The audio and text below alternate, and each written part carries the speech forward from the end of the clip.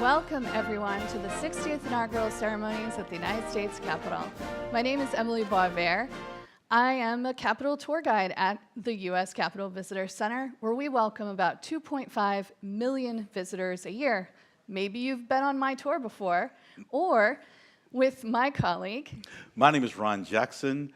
I've been a tour guide. Well, when President Abraham Lincoln was inaugurated the second time, I was here and it just continued. Glad to have you today. Some of you might recall 4 years ago, my broadcast partner, Janet. Janet is watching. She's helping us.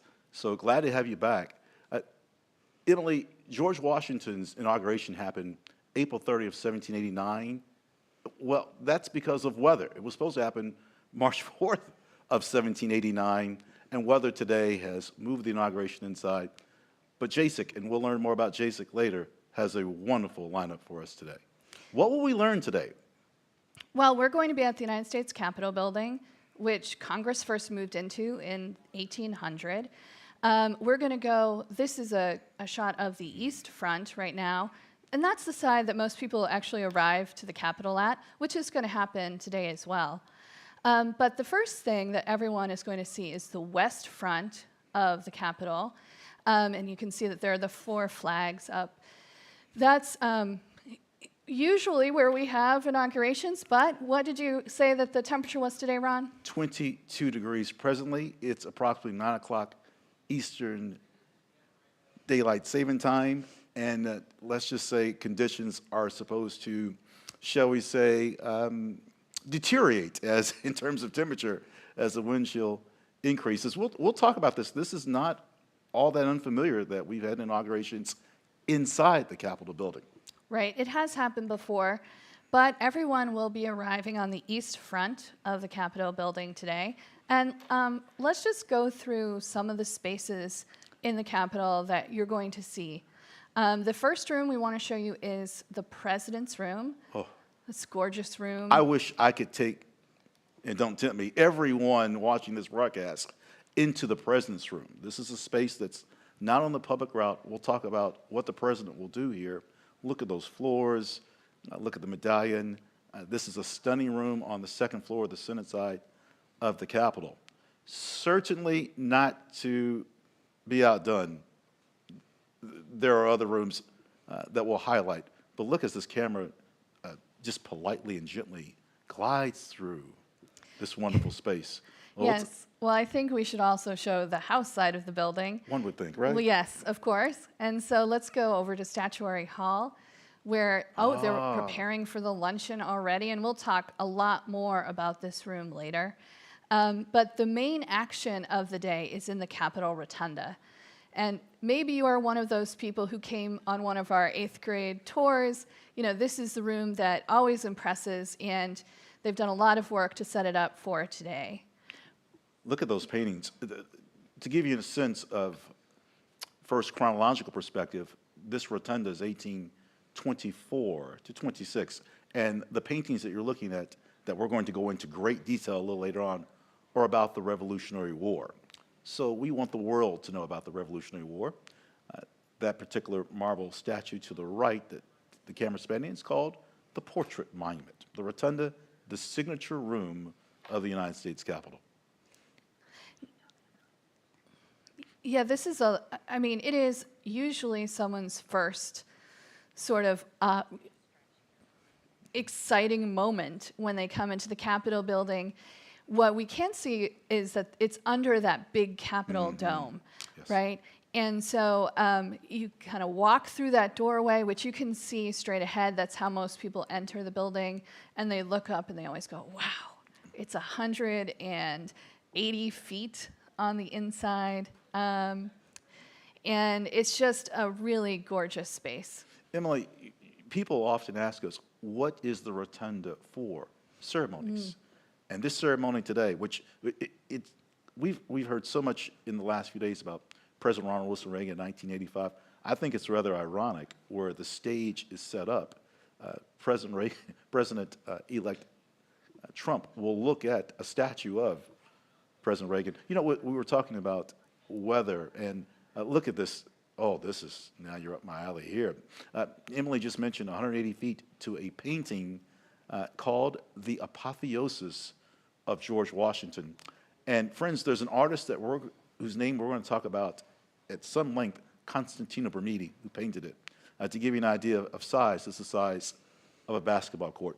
But Emily, doesn't this room look familiar to some of us? I shouldn't say some, but quite a few thousands were here just 2 weeks ago. Right. This is a really a great ceremony that we're going to have today, but it's not the only ceremony that we have in the Capitol Rotunda. And this was the site of President Carter's lying in state just a few days ago. It's not quite 2 weeks ago. And certainly Ron and I were here for that as well. President Ronald Wilson Reagan laying in state the summer of 2005. I remember distinctly lines extending to the Air and Space Museum. To give you an idea, friends, that's about 5 to 7 blocks away from the Capitol. It was a long wait. But today we'll witness the transition of power. Vice President-elect J.D. Vance? How could I forget J.D. Vance from Ohio? J.D. Vance from Ohio and President Donald Trump. Yes. And, we've had how many of these at the Capitol? We've had quite a few ceremonies, inaugural ceremonies at the Capitol building. Of course, they weren't all here because they only moved here in 1800. Yep. And so before 1800, they were in New York and then in Philadelphia, and now finally here in Washington. This is a great shot here of the paintings. Now, those paintings in the background that we're seeing, they're by John Trumbull. And Ron, do you want to say a little bit about them? John Trumbull from Lebanon, Connecticut, lost use of his left eye. He fell downstairs. He became an aide-de-camp to George Washington, and he's commissioned to paint these paintings. Now, I would say if we have any students, and I hope that we do, I hope we have a school group watching, the painting on the left-hand side very likely is recognizable to our 5th and 8th graders. Yes, it is Independence Hall in Philadelphia. It's not Independence Day. And President Thomas Jefferson, I hope we can zoom in even closer on the red vest. That's Thomas Jefferson. Look at that paper. That is not just point by point, Emily. That is page by page as to why we're leaving the crown. What a pointed moment. 2026, the country's birthday is 250 birthdays just ahead, but also President Jefferson, President Adams, who died the same day, they will be highlighted as well. But look at this, to John Hancock, as to why we're leaving the crown. That is a stunning, stunning view. Can I get into a little bit of symbolism here? Notice this. Sunlight is on the floor, but did we notice the curtains? Oh, the curtains. Sunlight is on the floor. Did we notice the drapes? How could one interpret that? One could, it's some level of secrecy. Now, it's not unfounded. You see this a lot during this time period during the Revolutionary War. I think who's interesting as well, the person to the far left in that, I'm not good with colors, Emily, but it's kind of mauve. I don't know. It's kind of pinkish. It's a reddish color jacket. That's George Wythe. He's the first law professor. Just to aside, George Wythe, the first law professor in our country. But there's a lot going on in this painting. This painting's 12 by 18. Frame is curved, painting's flat. I think that's bigger than my freshman dorm room. Also, in this shot, we're seeing that beautiful bronze of George Washington by Houdon. And this is, if you've ever been to Richmond, to the Capitol in Richmond, the state capitol, this is a copy of that lovely marble that's the original by the French artist. And we have the bronze, which is part of the state statue collection. It's just one of those iconic pieces of art that we see in the Capitol building. A lot of the sculpture in the Capitol building is of presidents. The next one over is Truman. That's one of our newest statues. And you can see there also, looks like the Marine Band is starting to set up there in the Capitol Rotunda. So we're all just getting ready for the ceremony a little bit later. We're going to transition to the east front of the Capitol, the scene of where President Jackson was inaugurated on the East Portico. That's the center under the flag. Just, you can call it, for layman's terms, a porch, if you will. This is a Senate side view, and there's a pediment to the right of the dome that's in form of a little bit of a triangle. It's called the progress of civilization. But the East Front has seen inaugurations. Let's think about this. When President Biden leaves, that's the same side that President Carter had inauguration. We mentioned Eisenhower, Kennedy. For a lot of people, this is the side of the Capitol for, if you're a certain age. This is, we don't say front or back, but the East Front is pointed. That centerpiece, genius of America. We'll slowly start to see people arrive. I love this plaza. This is where the helicopter, Marine One, will take the departing president. There it is. Mm-hmm. Yeah, I'm curious to our audience. I wonder what, when they see this particular piece of aircraft, is the white top more prevalent than the green? You know, and there's a ceremony that we'll talk about for the departure, but there's plenty of people on the Supreme Court Library of Congress side that this is the moment they look forward to.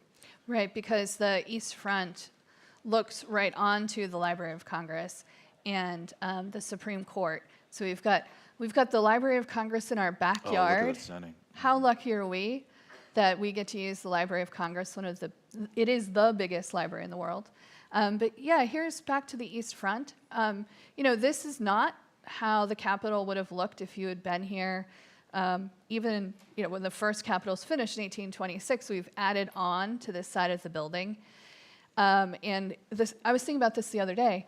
The space where President Lincoln would have stood for his swearing in is now inside. Yes. Right? Yes. And they moved that whole piece out about 30 feet, right, in the 1960s. So we're looking specifically at the Senate side of the Capitol right now. You know, you can almost split the Capitol down the middle. Half belongs to the Senate, half belongs to the House. But today, everybody's going to be arriving on this side of the building over to the Senate. I think what stands out for me is freedom. The statue on top of them, freedom, triumphant in war and peace.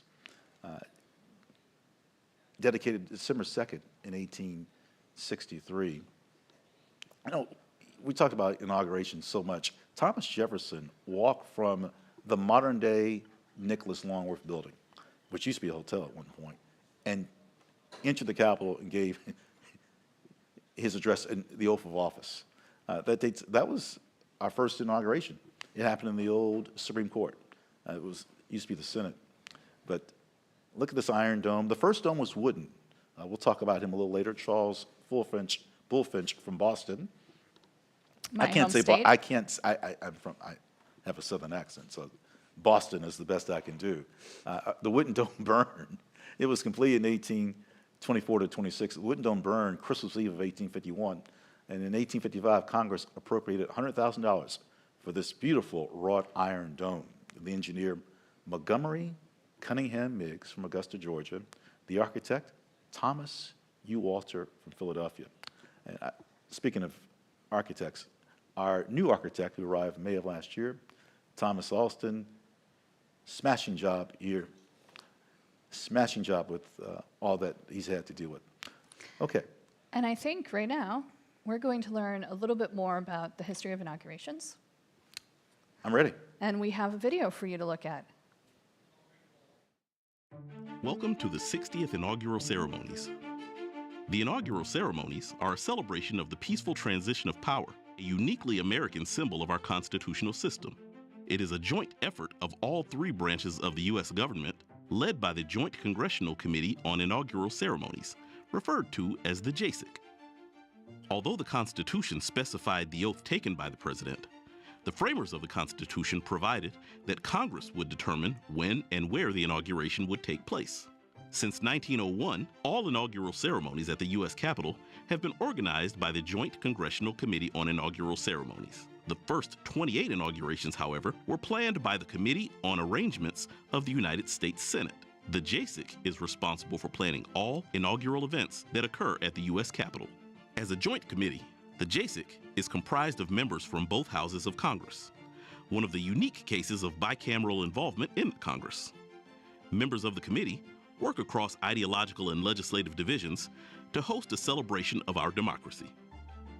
For the 60th inaugural ceremonies, the JASIC is chaired by Senator Amy Klobuchar and includes Senate Democratic Leader Charles E. Schumer, Senator Deb Fischer, Speaker of the House Mike Johnson, House Majority Leader Steve Scalise, and House Democratic Leader Hakeem Jeffries. The JASIC oversees all details of the inaugural ceremonies that happen at the U.S. Capitol. This includes the arrival of the presidential motorcade to the Capitol, the swearing-in ceremonies of the President-elect and Vice President-elect, the departure of the outgoing First Family, if applicable, the presidential signing ceremony, the luncheon in Statuary Hall, and the pass in review. JASIC members serve as ceremonial escorts for the President-elect while at the Capitol on Inauguration Day. The JASIC works closely with local and national law enforcement to ensure the safety of inaugural guests and spectators. The inaugural ceremonies are comprised of the following 8 events. By tradition, members of the JASIC travel to the White House to escort the President-elect, Vice President-elect, and their spouses to the Capitol for the inaugural ceremonies. After a brief meeting, the President-elect and the outgoing President will then proceed together to the Capitol for the swearing-in ceremonies. The Vice President and Vice President-elect will follow, as will family members, cabinet members, and members of the JASIC. Since the first inauguration of George Washington in 1789, the procession to the inaugural ceremonies has provided an occasion for much celebration. In 1845, outgoing President John Tyler joined President-elect Polk for the carriage ride to the Capitol, firmly establishing the tradition first carried out by Van Buren and Jackson in 1837. The 1877 inauguration of Rutherford B. Hayes started the tradition of the President-elect going first to the White House to meet the outgoing president before proceeding to the Capitol. The Vice President and Vice President-elect followed in a separate carriage, and after them, members of the Senate Committee on Arrangements. Future inaugurations would follow this precedent. Just before the President-elect takes the oath of office on Inauguration Day, the Vice President-elect will step forward on the inaugural platform and repeat the oath of office. Although the United States Constitution specifically sets forth the oath required by the President, it only says that the Vice President and other government officers should take an oath upholding the Constitution. The present oath, repeated by the Vice President of the United States, senators, representatives, and other government officers, has been in use since 1884. The oath reads, "I do solemnly swear or affirm that I will support and defend the Constitution of the United States against all enemies, foreign and domestic, that I will bear true faith and allegiance to the same, that I take this obligation freely, without any mental reservation or purpose of evasion, and that I will well and faithfully discharge the duties of the office on which I am about to enter. So help me God." A variety of officials have administered the oath to vice presidents, including the President pro tempore of the Senate, the Chief Justice, the outgoing Vice President, as well as friends and associates chosen by the Vice President-elect. The location of the Vice President's oath-taking ceremony has also changed since John Adams became Vice President in 1789. Until 1937, most Vice Presidents took the oath of office in the Senate chamber, making it distinct and separate from the President's.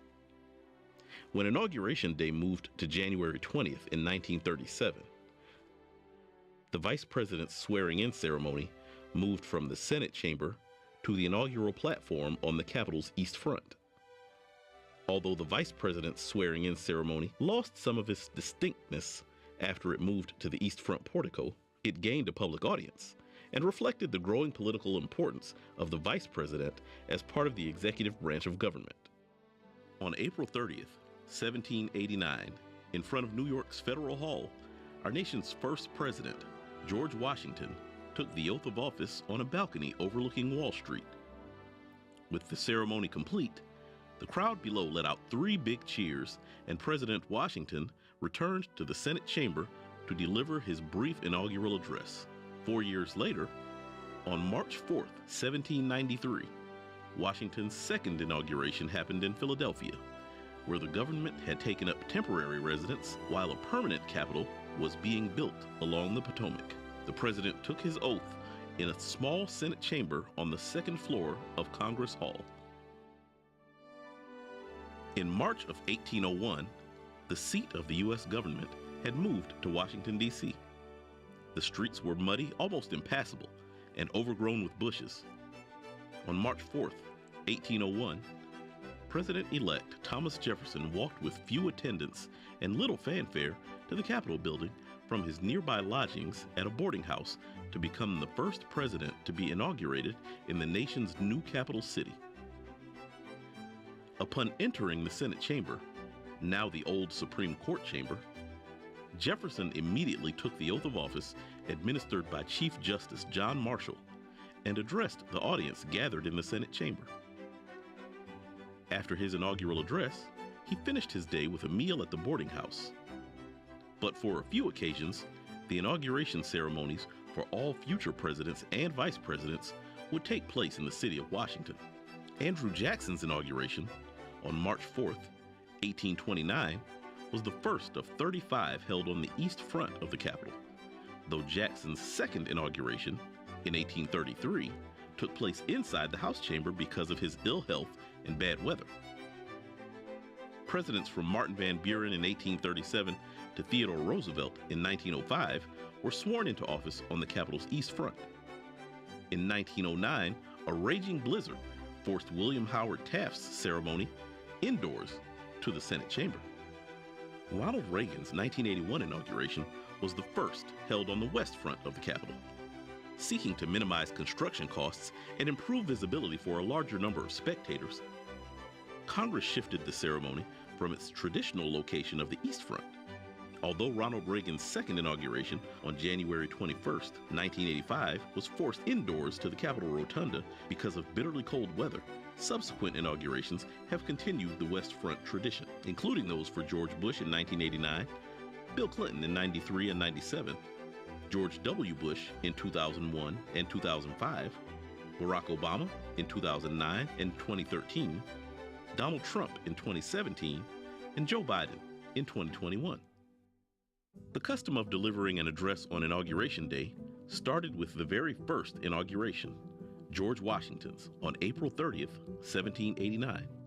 After taking his oath of office on the balcony of Federal Hall in New York City, Washington proceeded to the Senate chamber, where he read a speech before members of Congress and other dignitaries. At his second inauguration in Philadelphia on March 4th, 1793, Washington gave the shortest inaugural address on record, just 135 words. Every president since Washington has delivered an inaugural address. While many of the early presidents read their addresses before taking the oath, current custom dictates that the Chief Justice of the Supreme Court administer the oath first, followed by the president's speech. William Henry Harrison delivered the longest inaugural address at 8,445 words on March 4th, 1841. John Adams' inaugural address, which totaled 2,308 words, contained the longest sentence at 737 words. In 1921, Warren G. Harding became the first president to take his oath and deliver his inaugural address through loudspeakers. In 1925, Calvin Coolidge's inaugural address was the first to be broadcast nationally by radio.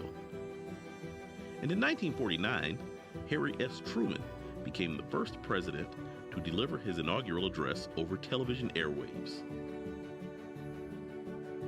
Most presidents use their inaugural address to present their vision of America and to set forth their goals for the nation. Some of the most eloquent and powerful speeches are still quoted today.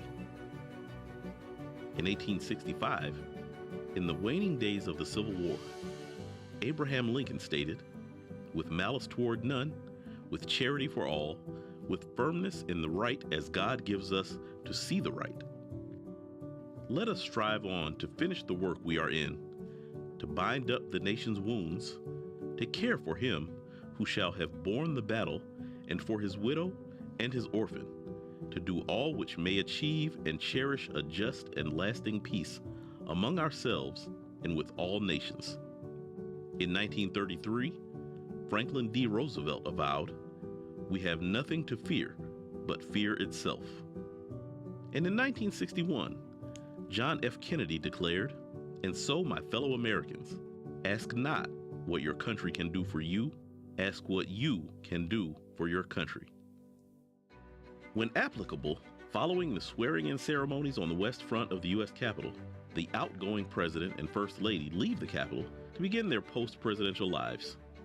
Traditionally, the President's departure takes place with little ceremony. In 1797, George Washington attended the inauguration of his successor, John Adams. With few exceptions, subsequent departing presidents followed Washington's example. Until the early 20th century, the departing president also usually accompanied the newly elected president on the carriage ride from the Capitol to the White House following the inauguration. In the early 20th century, a new tradition evolved, whereby the outgoing president quietly left the Capitol immediately following the swearing-in ceremony. In 1909, after congratulating President William Howard Taft, former President Theodore Roosevelt left the Capitol for Union Station, where he took a train to his home in New York. Outgoing Presidents Coolidge and Hoover also left the Capitol for Union Station, where they traveled home by train. Outgoing Presidents Truman, Eisenhower, and Johnson left the Capitol by car. In recent years, the newly installed President and Vice President have escorted their predecessors out of the Capitol after the swearing-in ceremony. The members of the JASIC gather on the stairs on the east front of the Capitol building and watch as the new Vice President escorts the outgoing Vice President and his spouse out of the Capitol through a military cordon. Then the new President escorts the outgoing President and his spouse through the military cordon.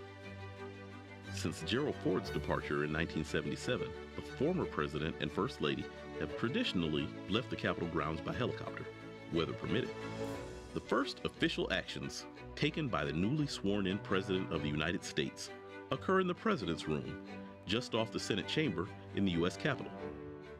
After the departure of the former President and First Lady, the new President gathers there with aides and members of Congress to sign nominations and sometimes memorandums, proclamations, or executive orders. This tradition began in 1981 with President Ronald Reagan. Prior to that time, nominations were often submitted to the Senate on Inauguration Day without ceremony. While the tradition of an inaugural luncheon dates as far back as 1897, when the Senate Committee on Arrangements gave a luncheon for President McKinley and several other guests at the Capitol, it did not begin in its current form until 1953. That year, President Dwight D. Eisenhower, Mrs. Eisenhower, and 50 other guests of the JASIC dined on creamed chicken, baked ham, and potato puffs in the now restored Old Senate Chamber. From the mid-19th century to the early 20th century, presidents left the Capitol after the swearing-in ceremonies and traveled to the White House for a luncheon prepared by the outgoing President and First Lady. In 1949, Secretary of the Senate Leslie Biffle hosted a small lunch for President Truman in his Capitol reception room. They dined on South Carolina turkey, Smithfield ham, potato salad, and pumpkin pie. In 1953, the JASIC began its current tradition of hosting a luncheon for the President, Vice President, and their spouses, Senate leaders, the JASIC members, and other invited guests. At the inaugural luncheon in 1981, newly sworn-in President Ronald Reagan announced the release of 52 American citizens who had been held hostage in Iran for 444 days. The luncheon often features cuisine reflecting the home states of the new President and Vice President, or the JASIC chairman, as well as the theme of the inauguration. The program includes speeches, gift presentations from the JASIC, and toasts to the new administration. After the conclusion of the inaugural ceremonies and the luncheon, the President and Vice President traditionally make their way to the east front steps of the Capitol, where they will review military troops before leading a procession of ceremonial military regiments, citizen groups, marching bands, and floats down Pennsylvania Avenue to the White House for the inaugural parade. The inaugural ceremonies may be a routine event, but it remains a unique symbol of our constitutional system. Today, as we celebrate the inauguration of our next President of the United States, we signal to the rest of the world that we are united as a people behind an enduring republic.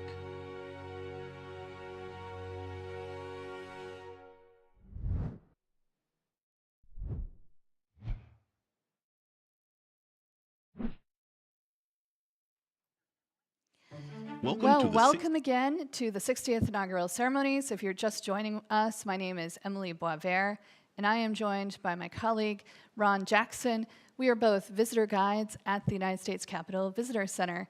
That was a great video, Ron. What did you think? Pointed video, specific. It states the purpose, why we're here. And it leads to a trivia question that we're going to have very shortly. But we'll see how people are paying attention. Yes, we will. Yes, we will. Purpose of JSIC, purpose of us, wonderful. Yeah, I was struck at how technology has changed so much. Here we are, we're live streaming on the internet, something that, past presidents would even know what we were talking about. But, okay, ready, trivia question. You ready, Ron? Okay. I'm ready. Whose inauguration was the first to be broadcast on radio? Repeat the question. Whose inauguration was the first to be broadcast on radio? Do I have an A, B, or C? Are you giving me options? Oh, okay. Yeah, sure. A, Calvin Coolidge. B, FDR. C, Millard Fillmore. Or D, President Kennedy. A. You are correct. Ding, ding, ding. 22 million people heard that broadcast for the first time. His vice president was Charles Dawes of Georgia. And as a matter of fact, President Coolidge would make 40 more addresses via the radio. But I think if you're a certain age, you would instantly think of Franklin Delano Roosevelt. It's tough to mention Franklin Delano Roosevelt without mentioning Anna Eleanor Roosevelt as First Lady. But that's almost 100 years ago. It happened March of 1925. Yeah, the 35th inaugural ceremonies. You mentioned about this medium of broadcast. 1901 is when we start to see images, and people love inaugurations. I want to be specific. Where do inaugurations happen? The People's Building. There are some exceptions, but it's important. It happens here, the Capitol, not the Supreme Court, not the White House, the People's Building. Right, and I think here we're getting ready for the Rotunda.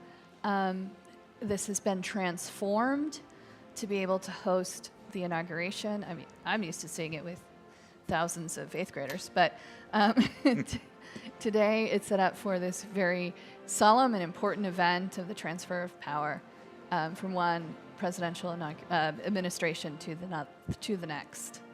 Expect a voice from the Military District of Washington to introduce all the ceremonial rituals that we'll see.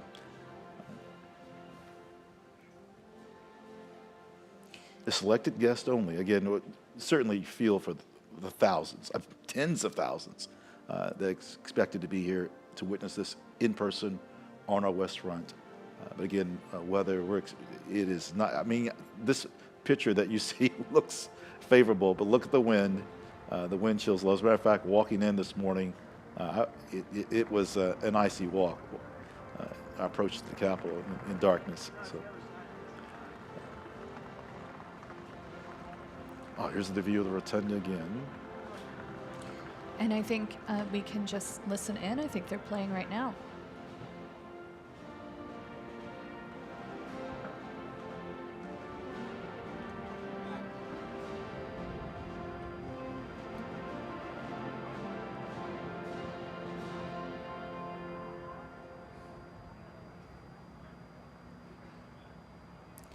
Yeah, so the Marine Band looks like they're on the left-hand side of the screen. It is a tradition that they come to inaugurations. It started with Thomas Jefferson. They think that that's the first time that the Marine Band ever performed at an inauguration, and also that President Jefferson is the one who really gave them the moniker, the President's Own Marine Band. President William Jefferson Clinton had a quote about the Marine Band. He said there's a lot of things in Washington he won't miss, but one thing he will miss, the Marine Band. Yeah, and I can see why. I mean, these are professionals. Look at the pageantry in their uniforms. I mean, it's always a treat when we get to hear them play. Emily, can you imagine if they were outside, wind instrument, Oh, your lips on a trumpet, on a flute? Yeah. Those brass instruments, they can freeze up really fast. So I bet they're happy that they're inside today. You mentioned earlier in the broadcast about President Truman being to the right of the George Washington statue. President Truman had the first broadcast, right, in terms of television. That happened in 1947. This is one of our new statues that we have. From Missouri. Missouri, yes. On his left hand, when you arrive in the Rotunda, get closer to him, look at, make your eyes work. That's a phrase I use to students all the time. Make your eyes work. Look at every part of a statue, their hands, their feet, their expression. It's wonderful. That Rotunda floor is made of Virginia sandstone, the same sandstone as the walls. Right, and I think we're going to go, maybe some people are starting to arrive. So I'm hoping to see who's coming. We're definitely still setting up, but people are going to trickle in as we go through this.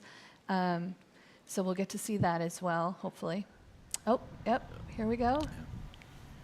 It's interesting, President Reagan's inauguration, 1985, so many were standing.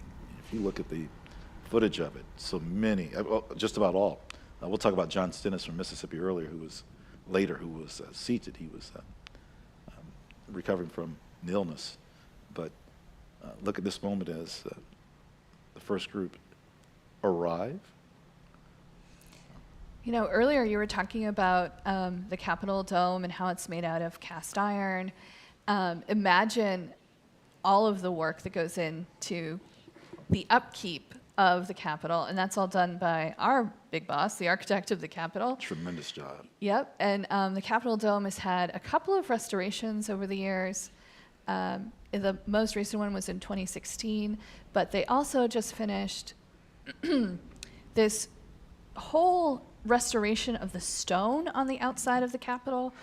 I mean, some of it is from the sandstone that you were just mentioning is also on the outside of the Capitol, kind of in the middle of the building, but then on the bigger wings with the pediments, that's all marble from Lee, Massachusetts. Yes. I have a lot of Massachusetts facts. I know Ron's from Kentucky, I'm from Massachusetts, and we each have our own, we each have our own special facts about where we're from.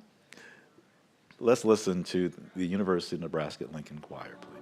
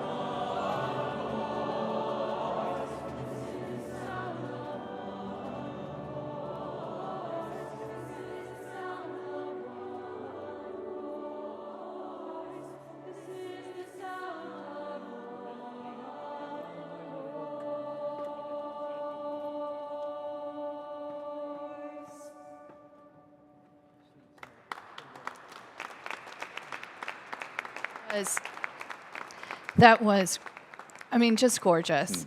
From the University of Nebraska. That is so hard to do, to change how you're going to stand for a performance like that. I'm a singer, and I've done many performances in all different types of places. That was amazing.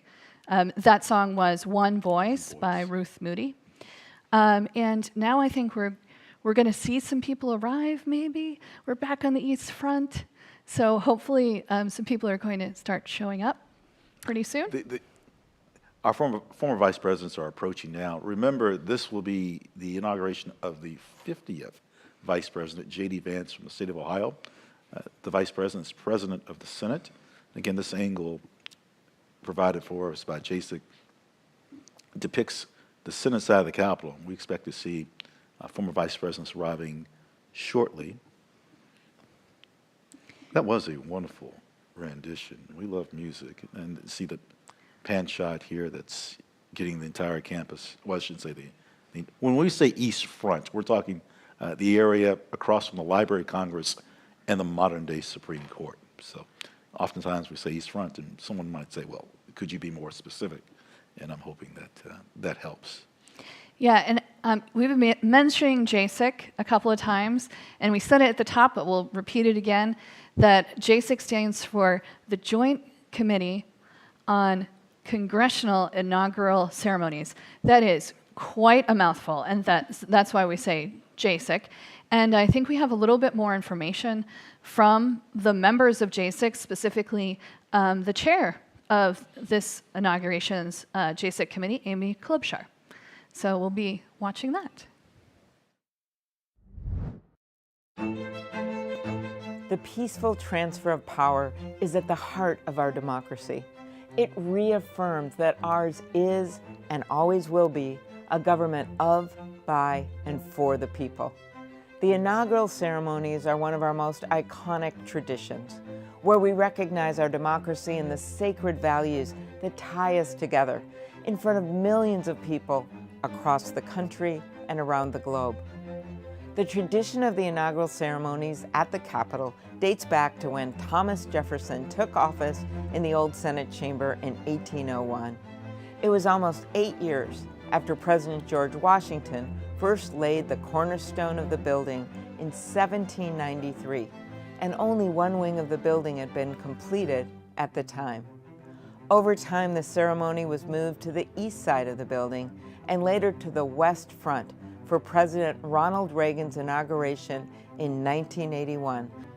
Through the years, our dedication to the continuity of our government has remained the same, and today we carry the torch forward yet again. The inaugural ceremonies are the culmination of nearly 250 years of our great American experiment in democracy. Our founding fathers intended for the stability of the country to be rooted in the will of the people. Whether or not our candidate wins, we as a nation recognize that when the president-elect raises his right hand and takes the inaugural oath of office, that signifies the peaceful transfer of power. That's what this ceremony is all about. Since George Washington was sworn in as our first president in 1789, the inaugural ceremonies have taken place every 4 years through times of peace, prosperity, and adversity. Today, we gather at the Capitol, a beacon of freedom, to fulfill the Constitution's promise to protect our enduring democracy for generations to come.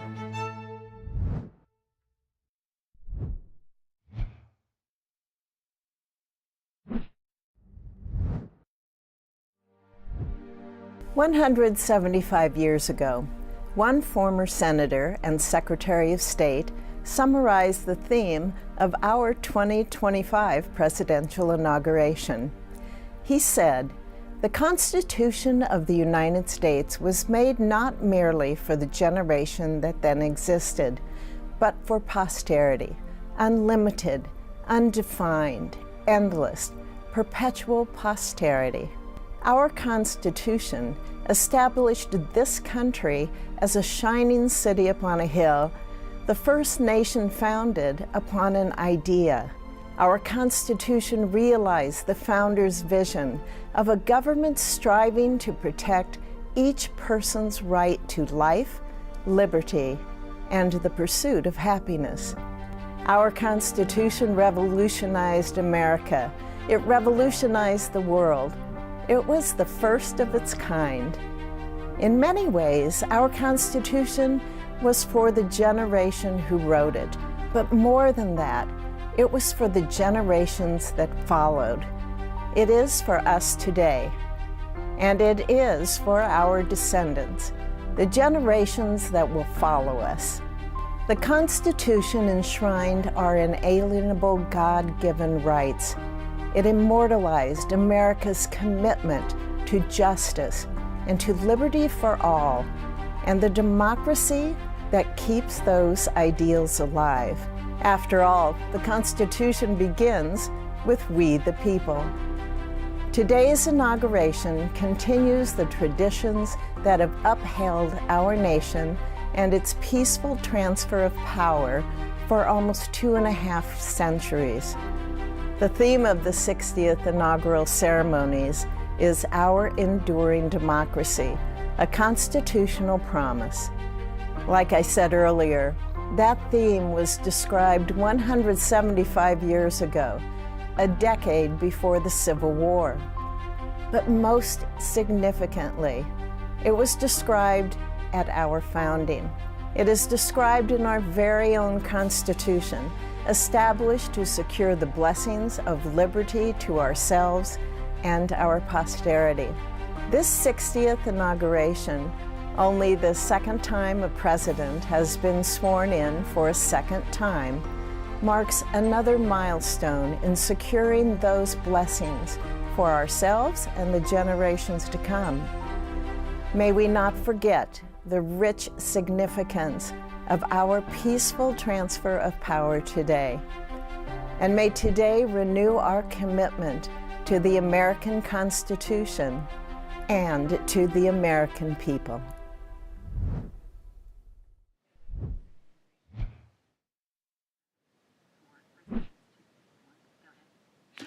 Welcome back to the 60th inauguration. You are looking presently at the east front of the United States Capitol. We look forward to welcoming the children of President George Bush.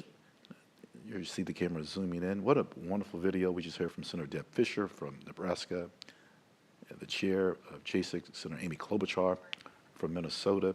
So as we continue to zoom in towards the east front, the buildup continues. I know it's noon that the oath of office is rendered, but there's so much to see prior to this on a rather beautiful but cold day.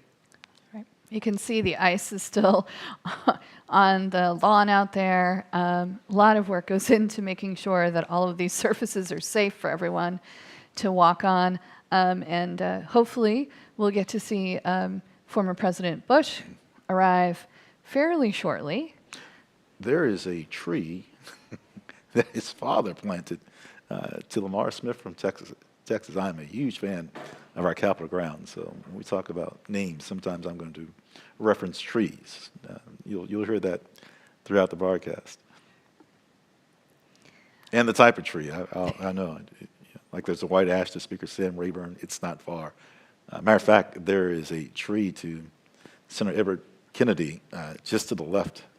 Actually, you can see it in this camera range now. That tree just to the left of the brick wall here. Oh, and here they are. Here's, this is, I believe, former President Bush and Mrs. Bush, Laura Bush. They're arriving now, coming around to the carriage door. Because at one point people arrived by carriages, right? Yes. And so they'll be coming in over on the Senate side of the building in just a few minutes, I think. I love that Laura and George Bush President, they met at the undergraduate library. Right?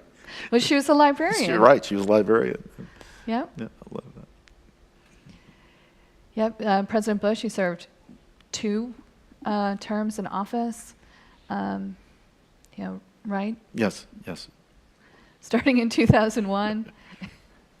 I don't know, could I go back that far? That was 20 years ago. I tell you, his inauguration wasn't exactly warm that day as well, at least the first one, as I recall. Look at everyone.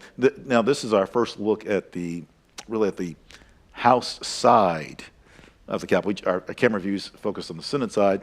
This extension happened in 1857. So for those that have watched a State of the Union or an address in the House chamber, that chamber is December 16th, 1857. Yeah, from this angle, you can really see the difference between the two types of stone as well. The older stone that is painted sandstone, and then the lovely marble on the other side. But you get a really good view of how the Capitol has been put together through time. But it looks seamless. Yes. Emily, we have another trivia question for everyone. We do. Okay. How many swearing-in ceremonies have occurred on the east front of the Capitol? Again, when we say east front, we're talking about if you're coming from the Library of Congress or the Supreme Court, looking back at the Capitol, how many inaugural swearing-ins have occurred on the east front? Can I give people numbers? Oh, sure. Okay. Yeah, give me Okay, here we go. give me a list. A, 14, B, 24, C, 26, just to throw you off, D, 34. Well, I read this last night, so I know it's 34.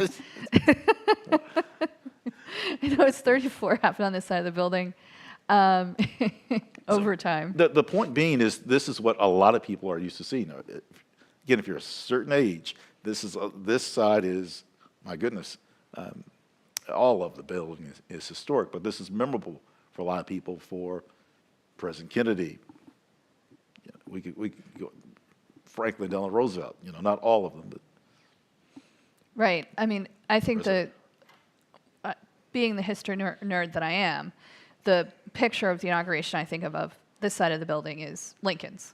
I mean, I mentioned him before, but I'll mention him again. Frederick Douglass, who attended the second inauguration of President Lincoln. Right. That's when I arrived. And, they're still building the Capitol, the new dome, when they had Lincoln's inauguration on this side of the building. So we've had inaugurations under all sorts of circumstances. And yet, there is a transfer of power, this enduring democracy that the two senators were talking about. It all goes on. And I mean, I saw another car come in, but I don't know who's arriving at the moment. But we will definitely see more and more people as we go through. While I'm looking at this, I'm looking at those lanterns. Oh, sure. And this landscape was done by Frederick Law Olmsted. If you think, oh, maybe I've heard of his name before, you might have heard of him because he's the one who designed. Ron, you're the expert. Oh, Central Park. Central Park. Every college campus, from Maine to the state of Georgia, Iowa State. There's a tree. Yes, there's a tree named after Frederick Law Olmsted, not far from this area. You'll have to come and take our Capitol Grounds tour. Not in January, for goodness sakes, in May and June. We anticipate more of dignitaries approaching more families. Just think about when their day started. This morning, with some of them with the prayer breakfast, some with, at St. John's Church, which is historic, just across from Lafayette Park. So again, this build-up continues. Yeah, and I think, here we go. Yes, this is the Trump family arriving now. That's hard to believe. The 2017 inauguration of Vice President Pence and President Trump, it was 48 degrees. You remember that, Emily? It rained. You remember it rained at least part of that day. And although I must say, people are walking as if it's not exactly recreational weather out there, but They're walking swiftly. Ambitiously. When I was looking at the inaugural movie that we saw before, the thing I noticed was how tiny Barron Trump was, because he was just a little boy. Well, not now. Not now. No, Yep, now he's in college. And so it looks like some folks are getting out of the cars now. But yeah, I believe all of the president's elect children, his children are attending today. It's a big event for families, real pinnacle moment. Mm-hmm. We're just watching They are them moving coming quickly. in. That's a Yeah. There they are, walking inside, yeah. reacting to the person in the brown overcoat, moving swiftly. Mm-hmm. That's like 2017. So this is something they're familiar with. This is Right, so I think in the green, that's Ivanka Trump. this fastest. Yeah. Yes. Lovely green jacket. We have There's more someone family in black members that I coming in. just missed.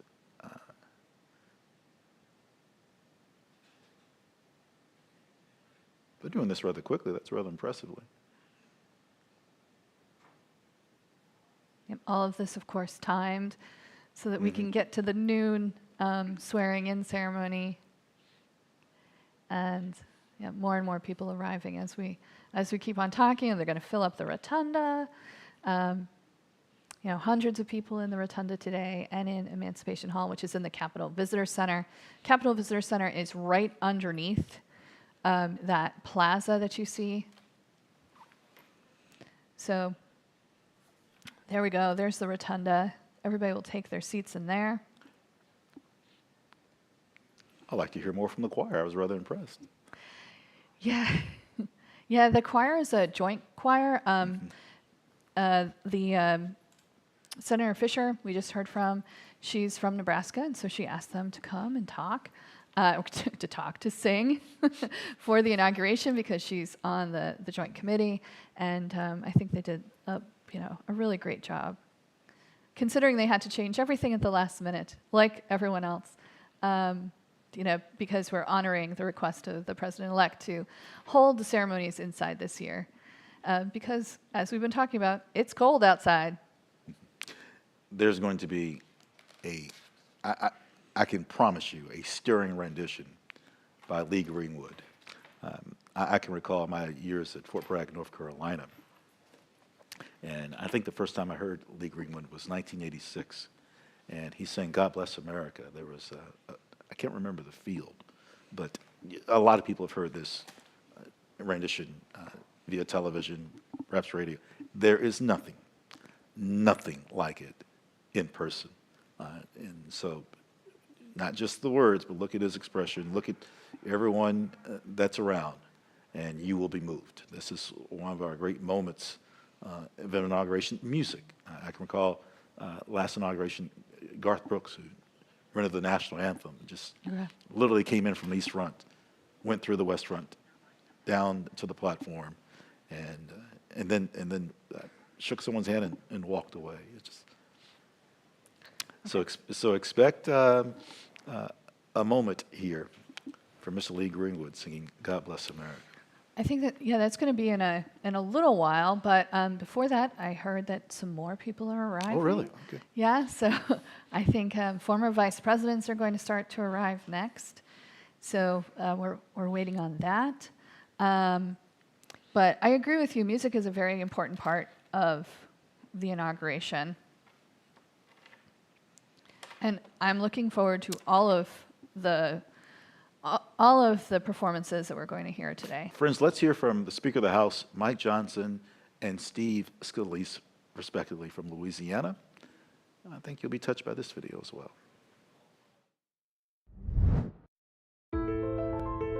The history of the inauguration is in part a history of our people and our government.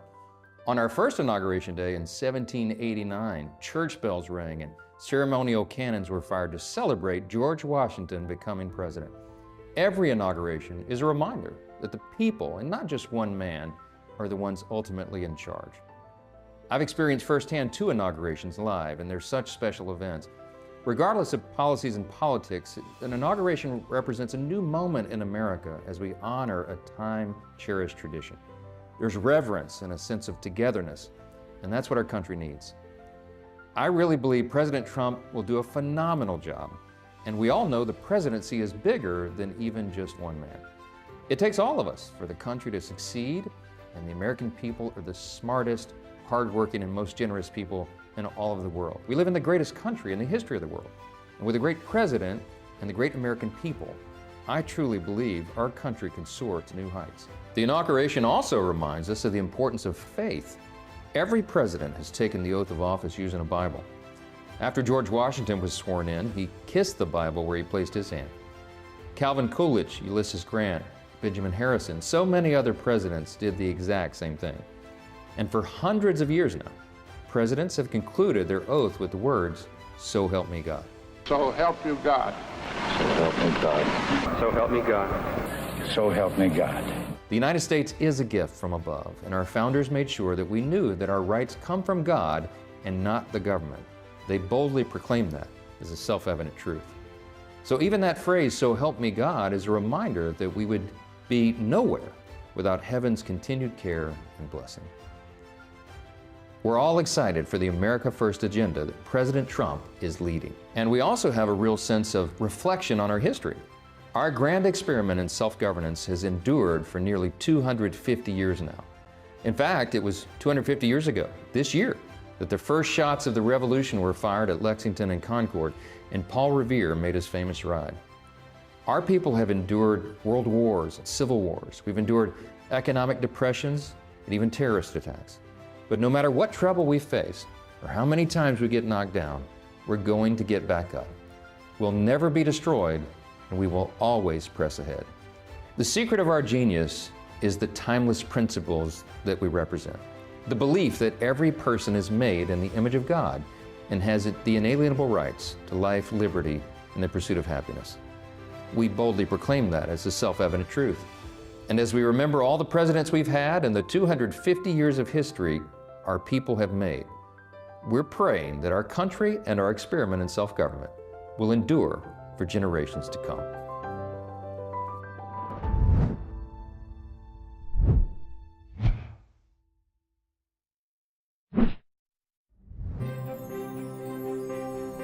A presidential inauguration is so important to our country because this shows the peaceful transfer of power from one president to the next.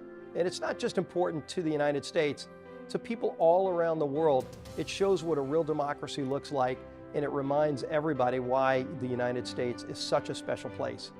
Every presidential inauguration is an opportunity for the new president to lay out their agenda for the country and their vision, especially to show the people of the nation what's ahead, that shining city on the hill.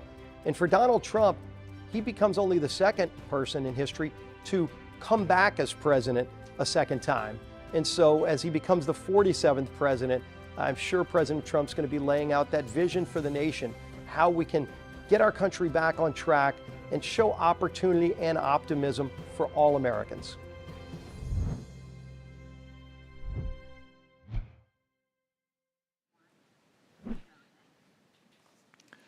Well, welcome, if you're just joining us, to the 60th Inaugural Ceremonies. My name is Emily Boisvert, and I'm joined by my colleague, Ron Jackson. And we're here at the United States Capitol. We're looking at the east front of the Capitol building right now, and we're waiting for everyone, anxiously awaiting for everyone to arrive here today for the 60th inauguration. Emily, that last video, I'd like to highlight what the House Majority Leader, Speaker Solis, referenced about inaugurations. And I wrote this quote down.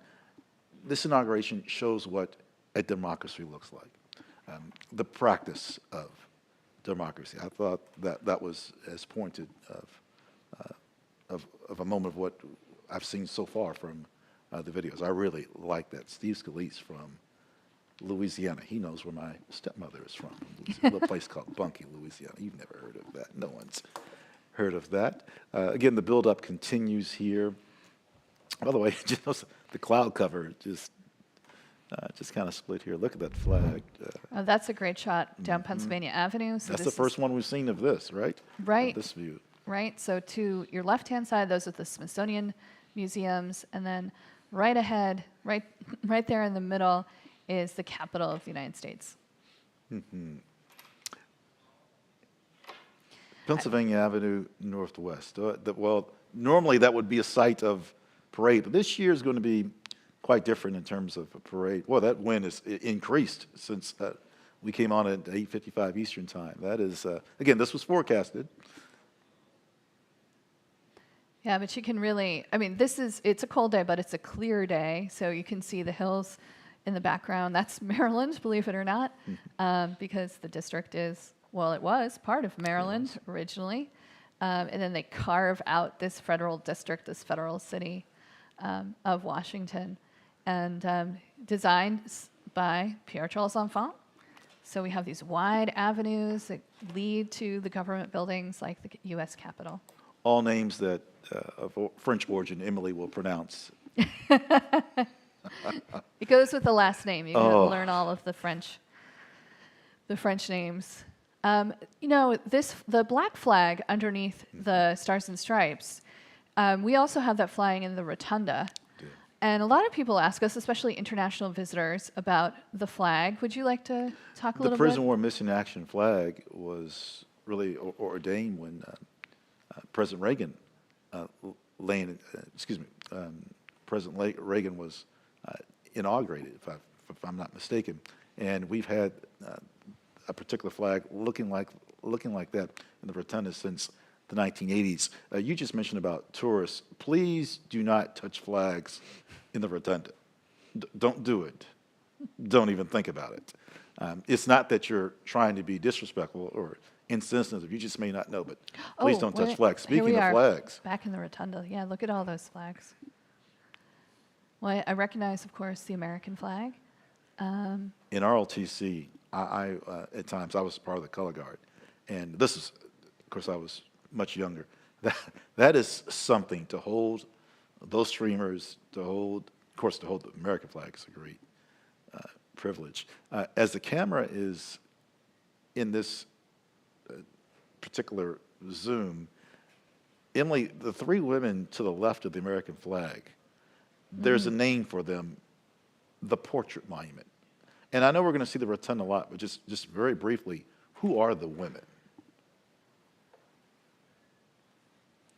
Oh, I think, well, we'll definitely talk about that before too long, but I believe that there are some members of the cabinet coming in right now, and cabinet spouses are also arriving. So we have these huge buses. With the Marine One. With Marine One in the background. And for those that have history of the Capitol, but you're not familiar with the new Visitor Center, those skylights, yes, they are new for some. But we anxiously await who's... A part of me can't believe that Marine One is on the roof of essentially our office, the Capitol Visitor Center, right? That's true. We anticipate Cabinet designees coming, the Chairman of the Joint Chiefs of Staff, and the department heads will be here shortly. Well, America is really on display when it comes to inaugurations. I don't know about you, but when I was coming in today, I felt like every bus, every mode of transportation has been requisitioned for this event to make sure everybody gets there on time, make sure the streets are clear. We anticipate seeing Mr. Musk and Zuckerberg leaving these vehicles. They've had a long 2 or 3 days. We're being selfish, or perhaps I'm being selfish in talking about the event for today, but this started, this crescendo to get us to this point has gone on for a couple of days. With no shortage of people gathering around. We'll give us a few seconds, take our time with this.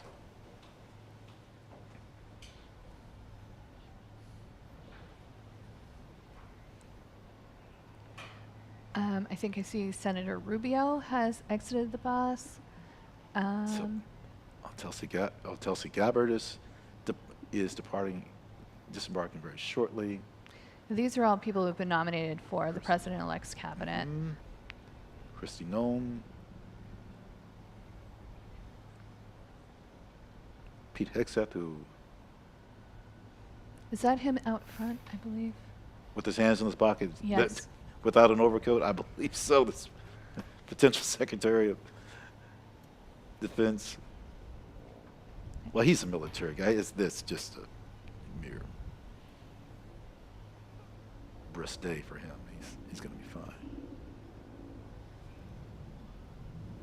Yeah, so it looks like they're getting a military escort into the Capitol.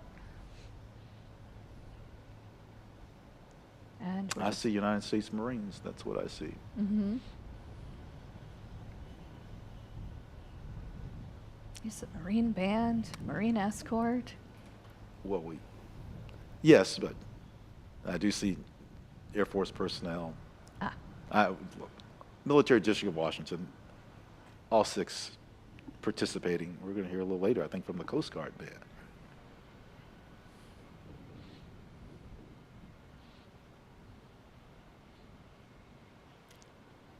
Yep. There's so much that goes into planning for all of these people to come to the Capitol building and gather together for this ceremony. All the little pieces, we're seeing all of them right now. Emily, I saw people running in shorts on Capitol Saturday. Yesterday morning, breezy. Then conditions changed. It was cold. It was windy. You wouldn't know, but look how beautiful the day is. It looks clear, but I'm telling you, it is very cold. Oh, and there's another shot of the Capitol right out front. Oh, Pennsylvania Avenue Northwest, yes. Yep. It's about a mile and a half between the Capitol building and the President's house. By the way, it's Theodore Roosevelt that renamed the President's house the White House. That's who did that. Yep. So it looks like everybody's making their way inside. I'm sure they're happy about that. Emily, I think we've seen no shortage of I'd say about 300 people that have entered the East Front. And we know the Rotunda. We saw chairs. There won't be that many to be seated, and there's other areas they'll be placed at. So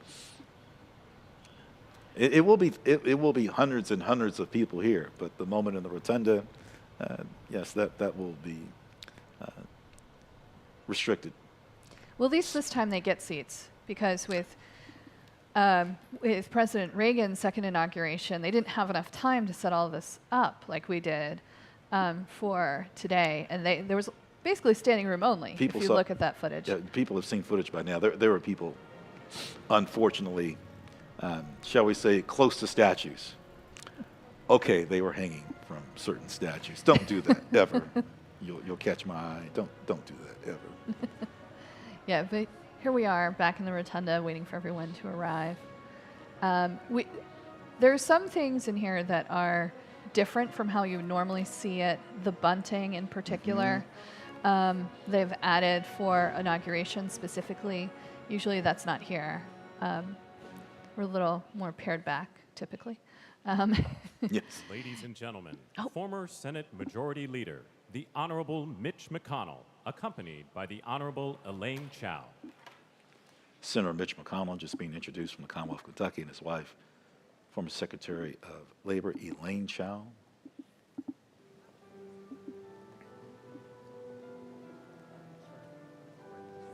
Yep, they're coming in from the Senate side of the building. Senator Mitch McConnell, who is no longer in leadership, but still very prevalent. Well, what he has seen, think about the years, he dates back to the 1960s, the early 60s, before the March on Washington, even when he arrived in terms of being an intern as well. Think about this, they just introduced the former minority and majority leader of the Senate, and President-elect Donald Trump won't be sworn in until approximately noon. Now again, stay with us.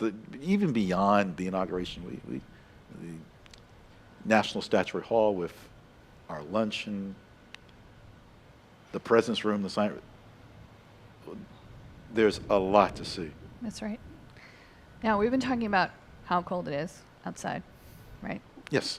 Did you notice when we were watching the inauguration that people weren't wearing hats? Didn't When we notice were that. in the video. Didn't notice that. So, which president was last, do you think, to wear a top hat? Well, did not President Kennedy take his hat off? He did. Well, he has good hair. I mean, who would? Yeah. Yeah. But now it's a stovepipe hat is what we're, in terms of tradition, right? That rather direct presence. It's kind of sharp. I've never worn one. No? No, I've never worn a stovepipe hat. That might change.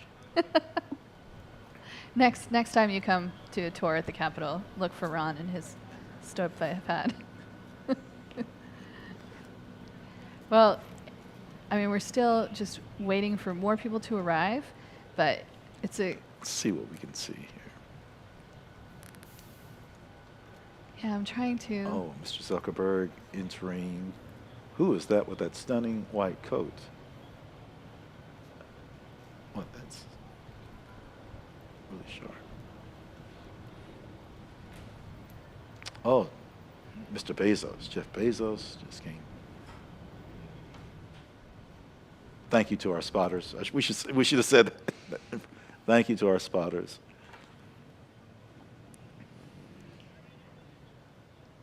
Yep, looks like more people are arriving right now.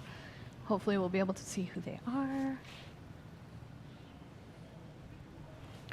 Oh, yes, it looks like they're going into the carriage door on the Senate side and then moving across and over to the House side again.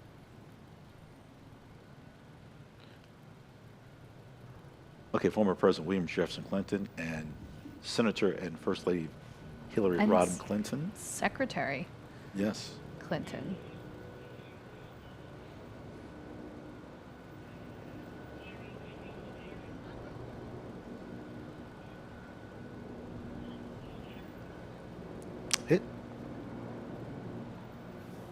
It's 1996 inauguration. I remember walking down the street from the Union Station.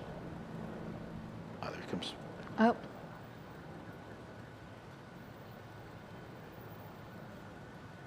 Yep, there's Secretary Clinton. You can Okay. see her in the black with the turquoise scarf. I was going to say teal. I'm glad you said turquoise. The Obamas are close behind. It's President Obama. I should say, excuse me, President Obama. Excuse me. Yep. President Obama's coming out next. Bill Clinton's 1997 inauguration was the first one broadcast on the internet. Correct. I remember looking that up. We still had dial-up internet at the time. Dial-up internet. Yeah. Thank goodness. We've That moved was on from brutal. that. Yes. But President Obama is going to be the next to arrive, we believe. And he's walking in now. Yep.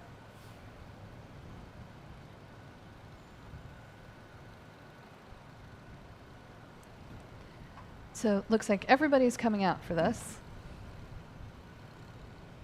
There he is. There he is. I can. Look at that distinctive walk. Yes, I was going to say the same thing. And without a coat, without a hat. He feels nothing waving at someone. Yep.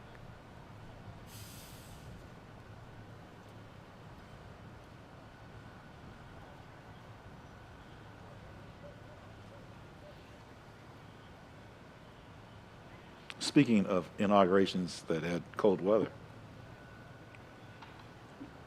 President Obama's was fairly cold. Fairly cold. My goodness.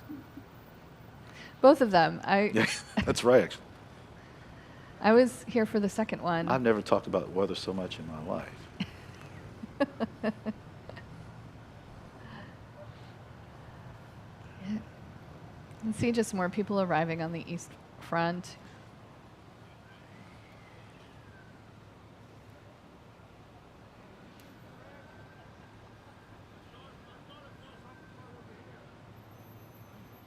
Well, Yep. just inching our way towards And you the can oath hear of office. You're going to remark about the instruments, the band. Mm-hmm. You can hear the Marine Band again. People taking their seats.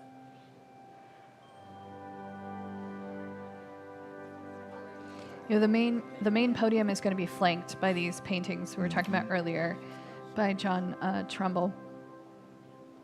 And these are all based on the really the founding of the United States. It starts, we have revolution scenes. Oh, here we have more people arriving.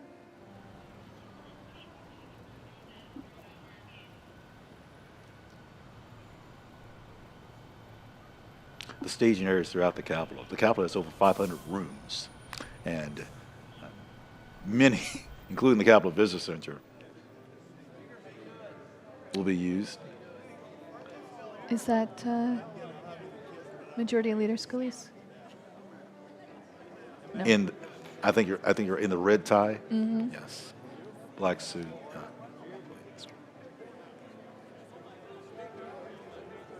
Yeah.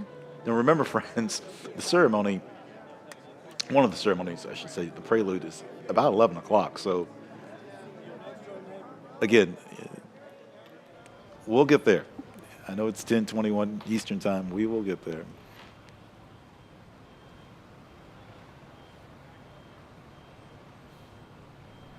We'll get to William Henry Harrison in a little while in terms of 1841 when he rode a horse from the Capitol from the White House and back. Yeah, the first, Let's see who can see. I'm sorry to interrupt you. That's okay.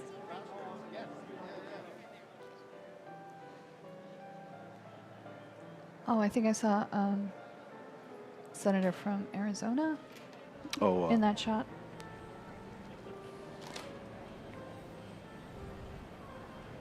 Senator Kelly. Yes, Senator Kelly.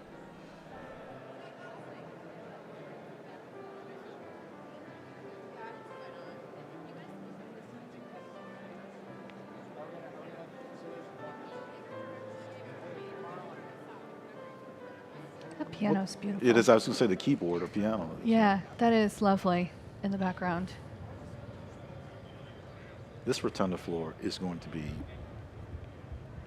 overwhelmed with people here in about another hour. Remember that the Supreme Court justices, we just mentioned about the presidents and, the vice presidents, former vice presidents, former presidents and their family. Where will everyone go?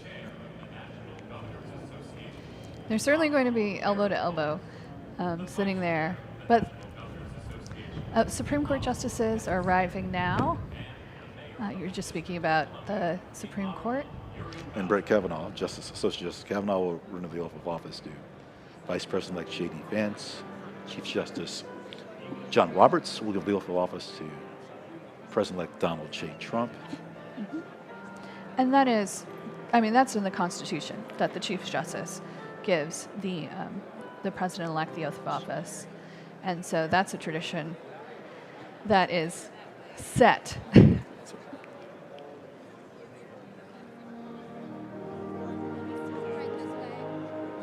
You know, when Vice President George Herbert Bush was sworn in, it was Associate Justice Potter Stewart. And again, the year's 1985, and unfortunately, Justice Stewart passed on later that year, 1985. Yeah, December of that year, December 7th, to be specific. But a longtime friend.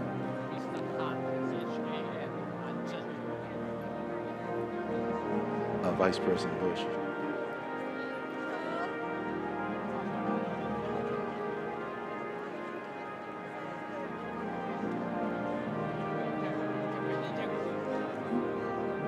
I'm looking forward to America the Beautiful. I'm looking forward to, of course, the national anthem. And they're playing My Country 'Tis of Thee right now. I almost sang along. Huh? I held it in, but. Well, I'm bass. You're probably alto. Yeah, alto. Yeah. We'll see. You never know.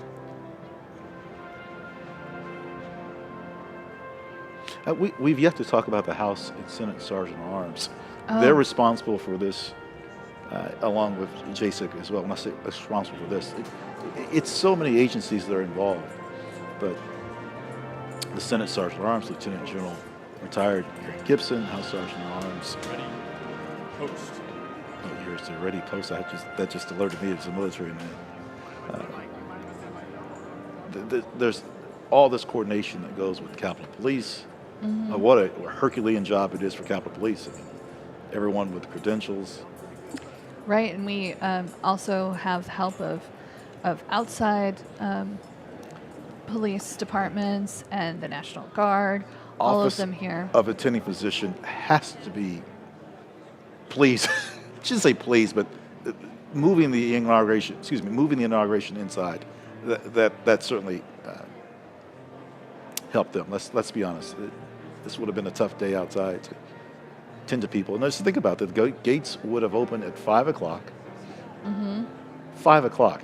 200,000 tickets, over 200,000 tickets were distributed. That's a lot to deal with. So I'm certain that attending physician's office, not that displeased that things were moved in proceedings. I'm hearing a song I haven't heard in years. This is my country. This is my country. I remember singing this as a little girl.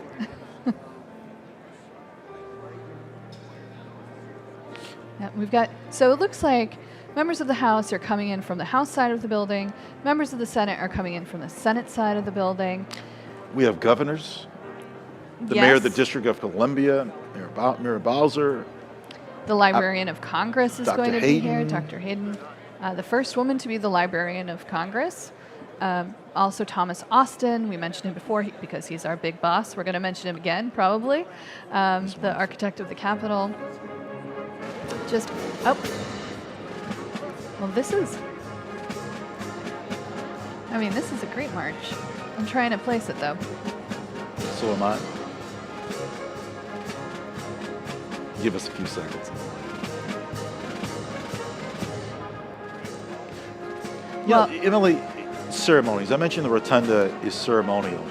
And besides inaugurations, besides Lion States, we've had statues unveiled here, Remembrance Day, victims, survivors of Holocaust Memorial. Quite a few ceremonies have happened. You know, we're talking about President Reagan in 1985 for his inauguration. Think about the planning for him. That happened the afternoon before. So it happened Sunday afternoon. The Joint Congressional Committee on Inaugural Ceremonies found out, if I'm not mistaken, it was announced Friday. So they've had just a little more time to coordinate. Now, again, it doesn't make everyone happy. There's a lot of people that just simply you can't put 200,000 people in the Capitol building. There's not enough space. So yes, we have 2.5 million visitors a year, but not all at the same time. Right. So, but I was just thinking about the Marine Band a little bit because they're playing right now. I think, of course, someone will tell me if I'm wrong, but the march that they were playing is one by John Philip Sousa. John Philip Sousa. Who was born in the district. He was the director of the Marine Band. Real influence on the patriotic music that we think of today when we think of American marches and American music. It's really John Philip Sousa who's one of the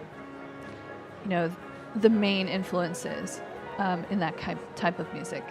There's so much named after him. There's bridges named after him, schools. He's buried in Congressional Cemetery in Washington, D.C., which is just down the road a little bit from the Capitol building.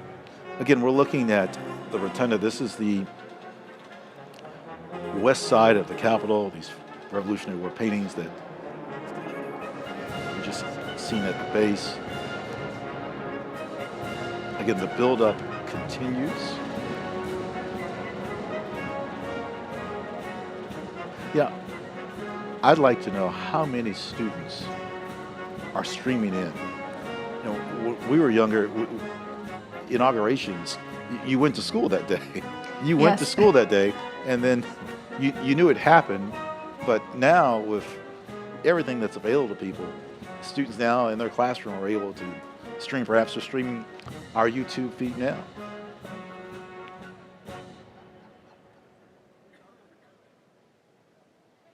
I think that's important. A lot of what we do is teach young people, and inaugurations is more than a teachable moment. So I think Franklin Graham has arrived. Oh, and he's going to be doing one of the Prayers. prayers during the ceremony. His father, Reverend William Franklin Graham, Billy Graham's statue was unveiled May 17th of last year. That statue is placed in the crypt. His wife, Ruth, is behind his left shoe. Yeah, That's speaking of ceremonies in the Rotunda. Reverend Billy Graham. Oh, there we go. There There's he is. Franklin Graham. Mhm. Oh, and there's I believe that's Cardinal Dolan next to him from Who- New York. He's on the program.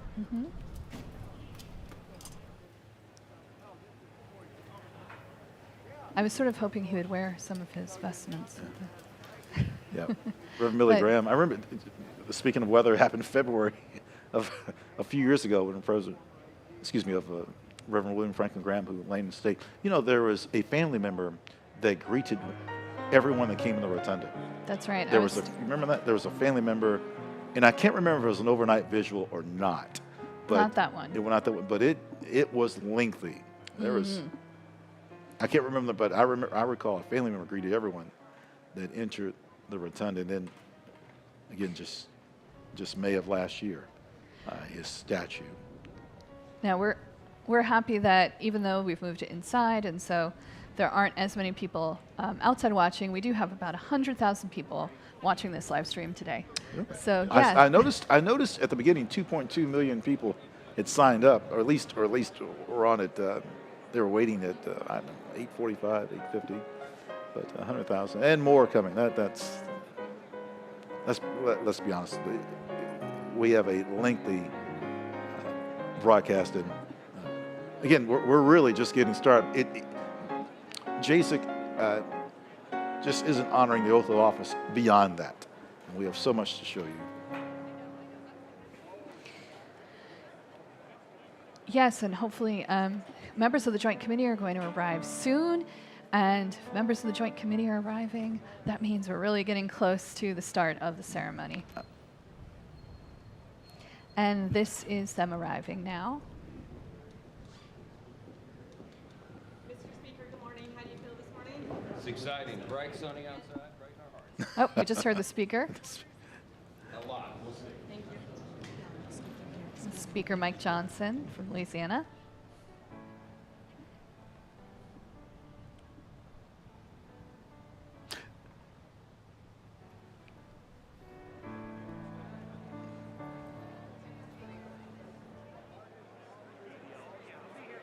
This isn't a trivia question, but I'm going to give one. Okay. The second coldest inauguration. The second coldest. We know the coldest. Everyone knows the second coldest. So I'm just going to throw out. I think I know it. You do? Is it Ulysses S. Grant? Yes, it is. Can't fool it. Yes. 20 degrees. In the morning, it was 4 degrees. Yeah. Ouch. How do you feel this morning? No interviews. Sorry. Thank you, sir. We're hearing some of the audio from the people who are coming in. The Speaker's office is close by. We should mention that the Speaker's office is just off the side of the house side of the Rotunda. That hasn't always been the Speaker's office. It's been on our beloved East Front lobby.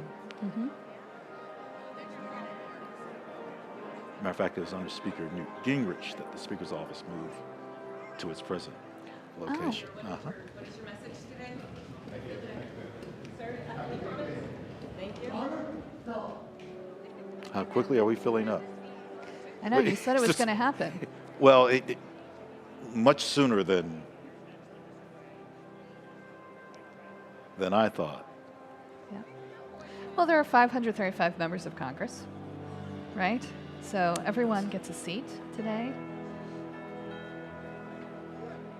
Plus yeah, you mentioned plus cabinet members, cabinet members. chairman, joint chiefs of staff. Yeah. Our boss has a seat someplace. I'm looking for Mr. Austin. He's probably, he'll probably work it up until the very second. And the delegates from the territories and District of Columbia. I think we mentioned Mayor Muriel Bowser and the governors and all sorts of people coming here today. The statue to the right that's in marble is President Abraham Lincoln. To the left will be President Ulysses S. Grant. And then to the left of that, the bronze statue, Harry S. Truman. That particular statue of President Abraham Lincoln dates back to 1870, sculpted by a woman. The first woman to sculpt a statue for the Capitol, Vinnie Ream. She was a teenager when she got this job. It's just amazing. Madison, Wisconsin. Yeah. She was able to do such a lovely piece of art. And then the Ulysses S. Grant statue was a gift, but not from a state this time. Mm-hmm. Right. That again, it's rather strange. Every state must give 2 statues, but some statues are gifts, like Thomas Jefferson, and then some are commissioned by Congress. Senator McConnell is talking to. Let's see if we get closer. Ladies and gentlemen, Oh. the members of the United States Senate, led by Majority Leader, the Honorable John Thune, Majority Whip, the Honorable John Barrasso, and Democratic Whip, the Honorable Dick Durbin. Senate leadership has arrived, led by Senator John Thune, Senator Barrasso from Wyoming, Senator Dick Durbin from Illinois,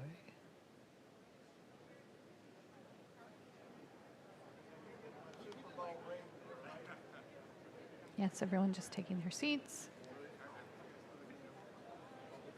Getting back to the Lincoln statue about Vinnie Ream, she's a wonderful story. She's buried in Arlington National Cemetery.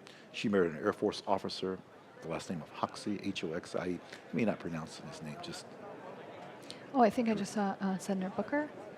Cory Booker from New Jersey. Yep. He's got the blue tie on. I think that's him.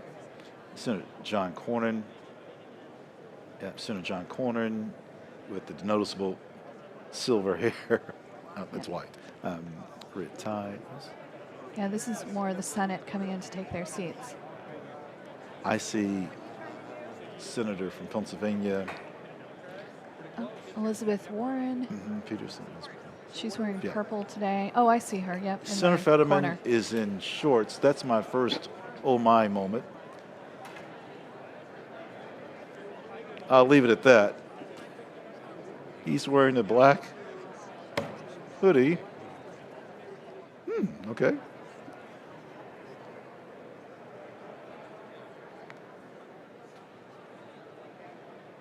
Oh, everyone's filling in. I think I Senator see- Cruz. Yep. Ted Cruz.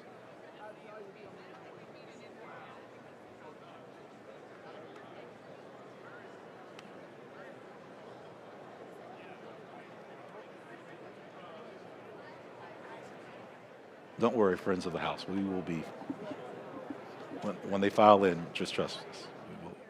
Yeah, some of them have already come in, but we'll pick them out as well.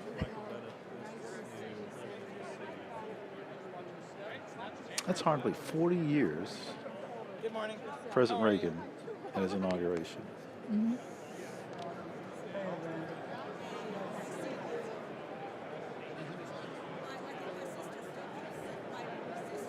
I'm told by former tour guides and just Washingtonians, that was a cold, cold day.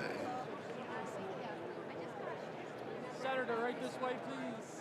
Hey, sorry. Resume focus.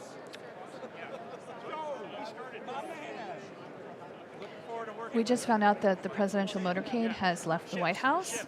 So they finished their tea, and they're going to be arriving in just a few minutes. Of course, we're going to speed down Pennsylvania Avenue because they've got a motorcade. and come right over to us. They're not taking a horse like President William Henry Harrison? No. No, they are not. The horse's name was Old Whitey. President William Henry Harrison in 1841 rode a horse without a coat and hat. And we'll talk about the words a little later, but gave his address and went back to the White House, and I think we know what happened after that. Well, this year, the chair of JSIC, of the Joint Committee on Congressional Inaugural Cemetery. Oh my goodness.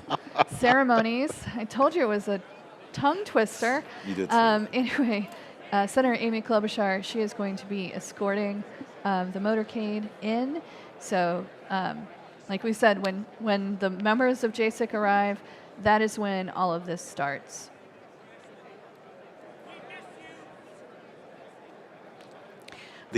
Which president do you think was the first to arrive by car, by automobile? By automobile. Mm-hmm.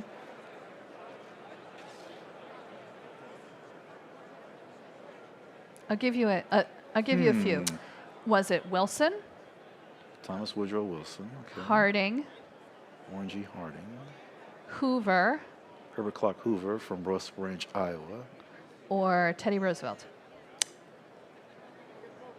Why do I think Theodore Roosevelt would have rode a horse? Well, I mean, that is the image we have of Theodore Roosevelt, right? I'm going to say Theodore Roosevelt. It's actually Warren G. Harding. Warren G. Harding. 1921. He's the first president to ride to the ceremony in an automobile. He should have taken a horse. Would have been faster. He would have. Well, I don't know what kind of car he had. I just know he came to the car. And as we're watching this, trying to pick out some more people to talk about so that we can tell you who we're seeing here. It's a lot of blue suits this year. I was watching your commentary from the last inauguration.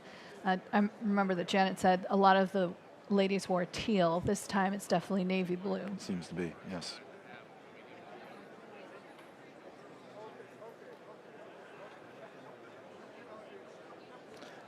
See the open seats.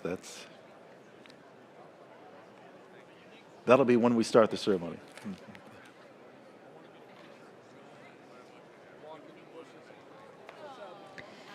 We're waiting. We're just waiting for the presidential inaugural arrival, and as soon as they show up, we are going to show you some footage of that. We'll go right to that camera. It looks like they're coming down. There we go. Looks like there they are. They're coming down Pennsylvania Avenue right now.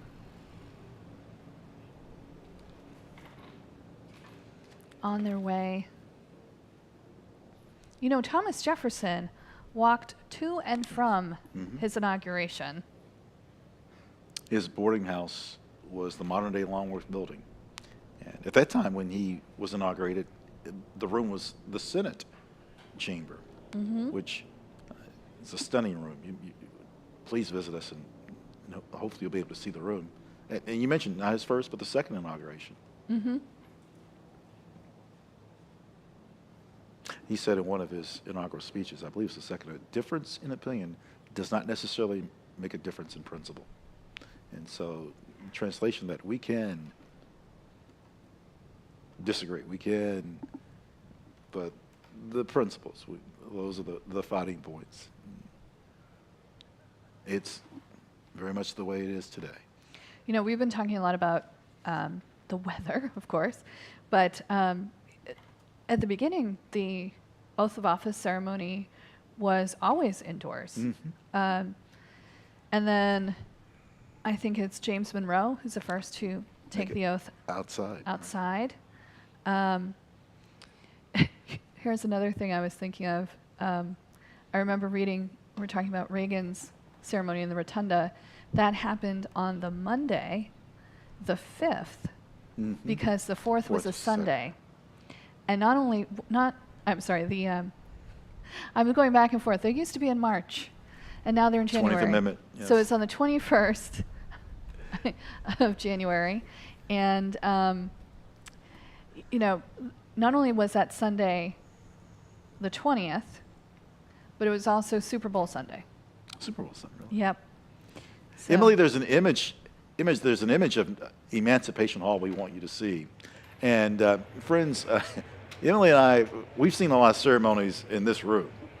And this is where, again, the Rotunda can only hold so many people. So you have others. I shouldn't say that's not a polite word to use, others, but those that were not able to make the Rotunda are going to this, our relatively new visitor center. I shouldn't say relatively new. 2008 when it's opened. And so this is another staging area. This is another view of the presidential motorcade. there we go, presidential motorcade arriving.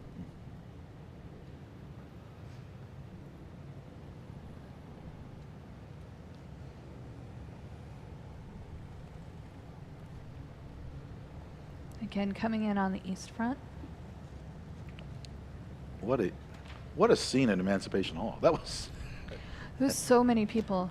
If I'm not mistaken, there's about 12,000 to 14,000 seats there. So I'm sure there's more than that around. Oh, there's the presidential seal on.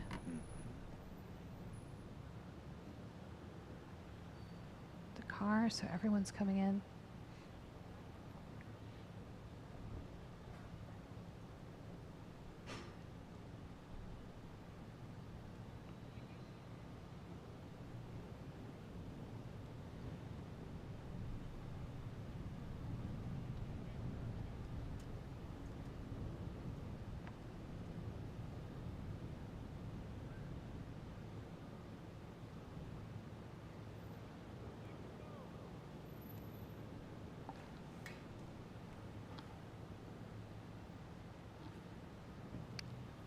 Expect the ceremony to start.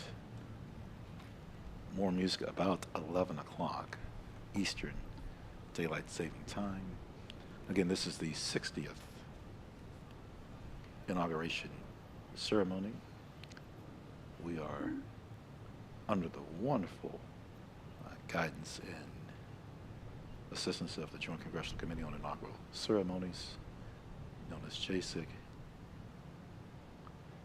We await the 47th presidential-elect Donald J. Trump, the 50th presidential-elect J.D. Vance.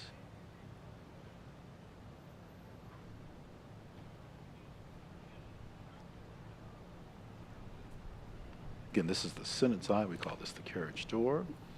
Right, and as we watch the presidential motorcade arriving, we're going to be listening to Lee Greenwood sing in the Rotunda.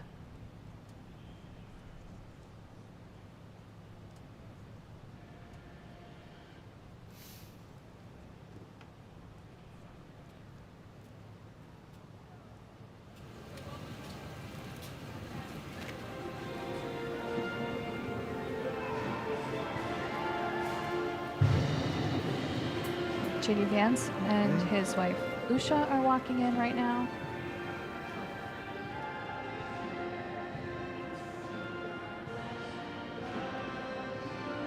Well,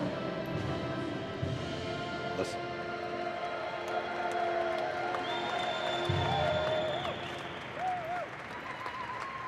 Lee Greenwood just finished his rendition of Proud to be American as he exits to the left.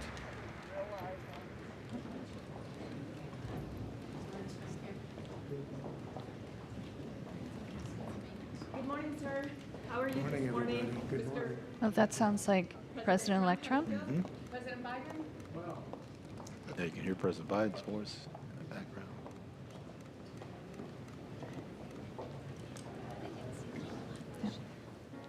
President Biden sworn in 78 years of age.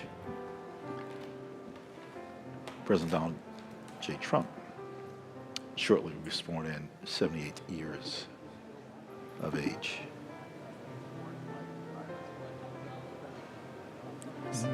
God bless America. Mm-hmm. Catherine Lee Bates. Is it foul mouth or foul mouth? Massachusetts. That's, Oh, Falmouth. Falmouth. Yes. Falmouth. Thank you. I was wondering where you're going with that one. Thank you. Oh, sounds like the vice president's arriving. I really would like to hear that rendition of God Bless America. A space was traveling to Colorado to lecture, specifically Colorado Springs, where I was spending some time last October. And so moved that she penciled a poem and then transformed into a song.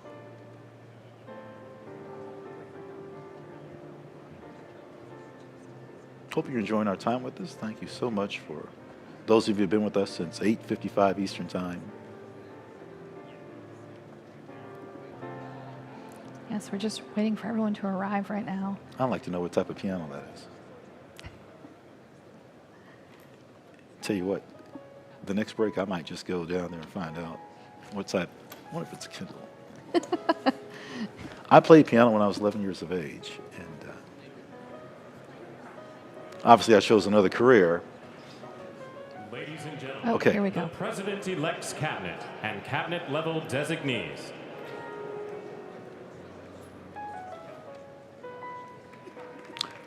President-elect Donald J. Trump's cabinet and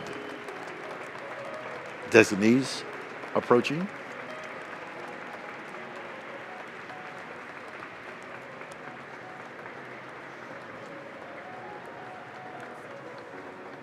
The president's cabinet is appointed by the president, but the Senate has a role in this. They confirm the appointments. It's showing the relationship between the legislative branch and the executive branch.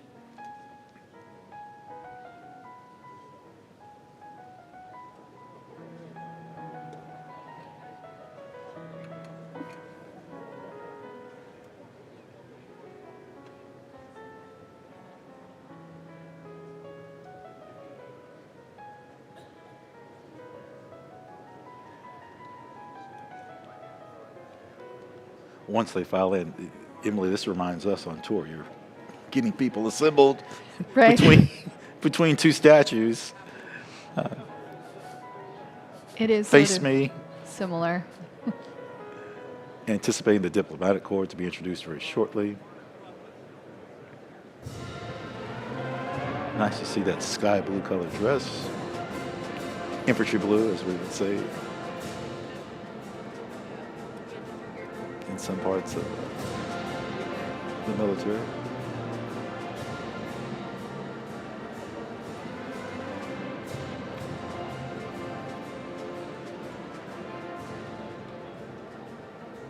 I just know someone with a cowboy hat on. Okay, I missed that person. You know, the members of the House of Representatives wore hats until about the 1830s, and the Senate took off their hats in the 1840s. That was a big deal. You used to wear your hat inside all the time in the 1830s. House said, okay, let's not do that, and the Senate continued until the 1840s. Thus, one of the many differences.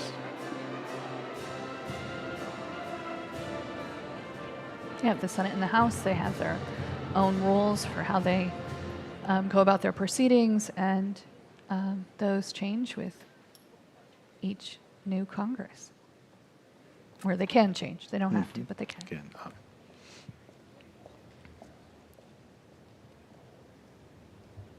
when the music's docile, that tells us what? Someone's Something's coming. Right. We're waiting for that curtain to open.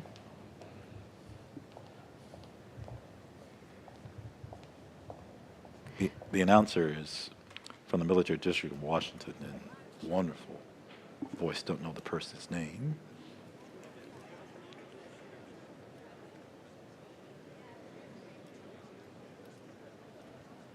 Now they're coming through what we would call the west door of the Capitol building. So even though we're not on the west front, we are on the west side of the Rotunda for the ceremonies. Today, that's where everyone's sitting who's part of the ceremony. The next time the drapes are separated, parted, Notice the flag that's there. That was placed there when President Ronald Wilson Reagan reigned in state. And someone thought it was a good idea, and they left it. They left it there. That flag hasn't always been there.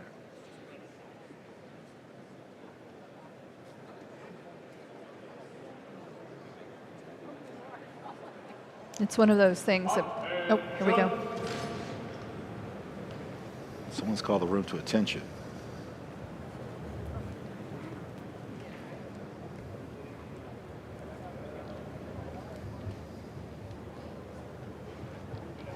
Okay, we're just waiting to see who's coming in.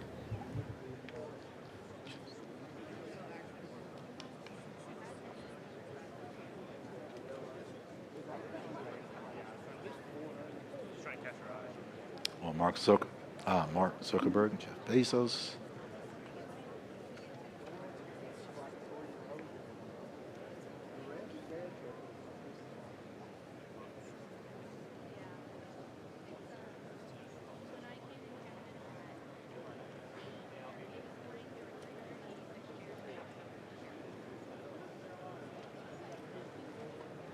No shortage of people in that room. That is.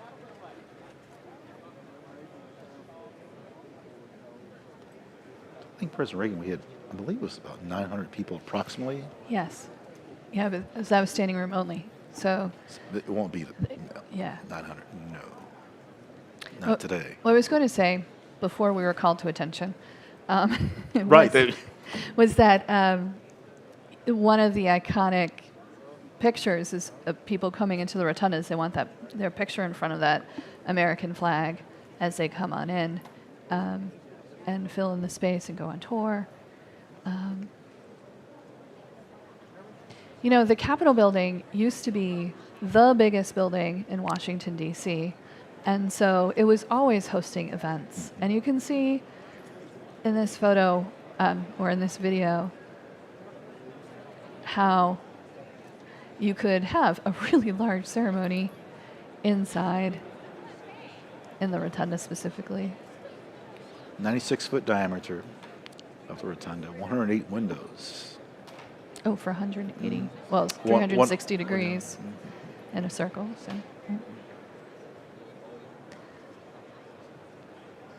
And one of the facts we always tell the kids is if you took the Statue of Liberty off her pedestal, Please don't do that.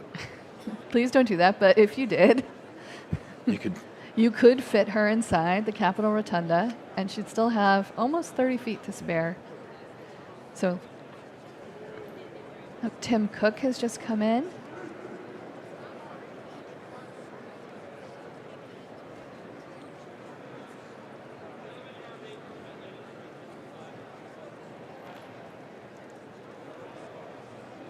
Few options when you come in. Go where you're assigned. Yeah, please follow your tour guide. Please follow your tour guide. Where have we heard that? Yep. Speaking of tours, are we touring tomorrow? We shall see. The Capitol is closed on holidays such as Thanksgiving, Christmas, New Year's.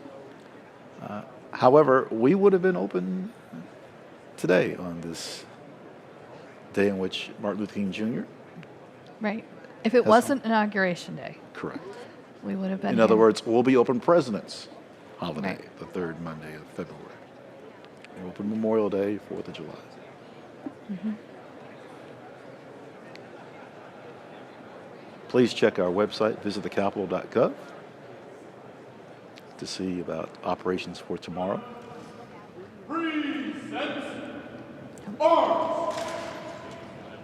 Listen to the sound of those rifles.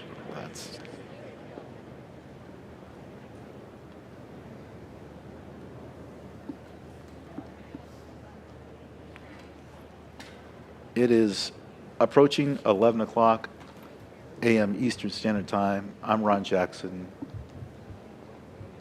Emily Valov is with us. We are happy to present on behalf of CHASIC the 60th inauguration. President-elect Donald J. Trump will be sworn in by Chief Justice John Roberts shortly. When I say shortly, in about another 45 minutes. And Associate Justice Brett Kavanaugh will swear in Vice President-elect J.D. Vance. Between that time, a lot to observe, including the announcement of the Supreme Court justices.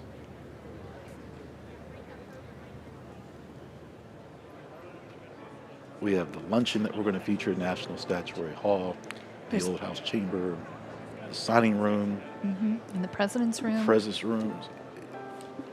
There's a lot. There's more than that. And we're going to be with you for it all. Thanks. We've been 2 hours just like that. Flew by. 2 hours. Have you ever given a tour 2 hours? Yes. My goodness. Yes. There's. Have you, Ron? I think you have. Oh, so get me started. I might do it after this broadcast. I'm feeling motivated. We're looking out. This is this is a view that we get to see a lot. Yes. On the right-hand side is the Library of Congress, biggest library in the world. And then on the other side, third branch of government, the Supreme Court. The Supreme Court used to be in the Capitol building all the way until 1935. That's hard to believe. In just another, 11 years, will be the 100th anniversary of the modern day Supreme Court. You're going to hear the name President William Howard Taft a lot. A lot. Case Gilbert, the architect, you're going to hear that name a lot. Speaking of President Taft, I think you mentioned this earlier about weather with President Taft in 1909. 9.8 inches. Yeah, they had a big blizzard, and so they had to move everything indoors. Yeah. But, the Supreme Court being sharing space with the Senate for so long, it seems unbelievable today, but, now they have their own building. Emily, we're having a moment here in which we're about to observe the departure.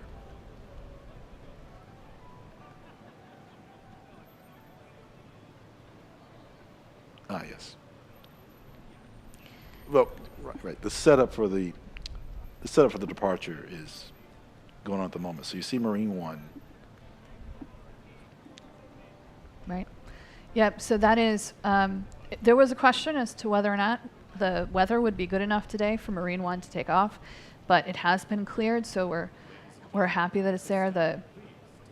And it sounds like we're taking our seats in the Rotunda. I heard. It's that time, 11 o'clock, the ceremonies. That piano player, I hope that person, I'd like to know that person's name again. Acknowledgement.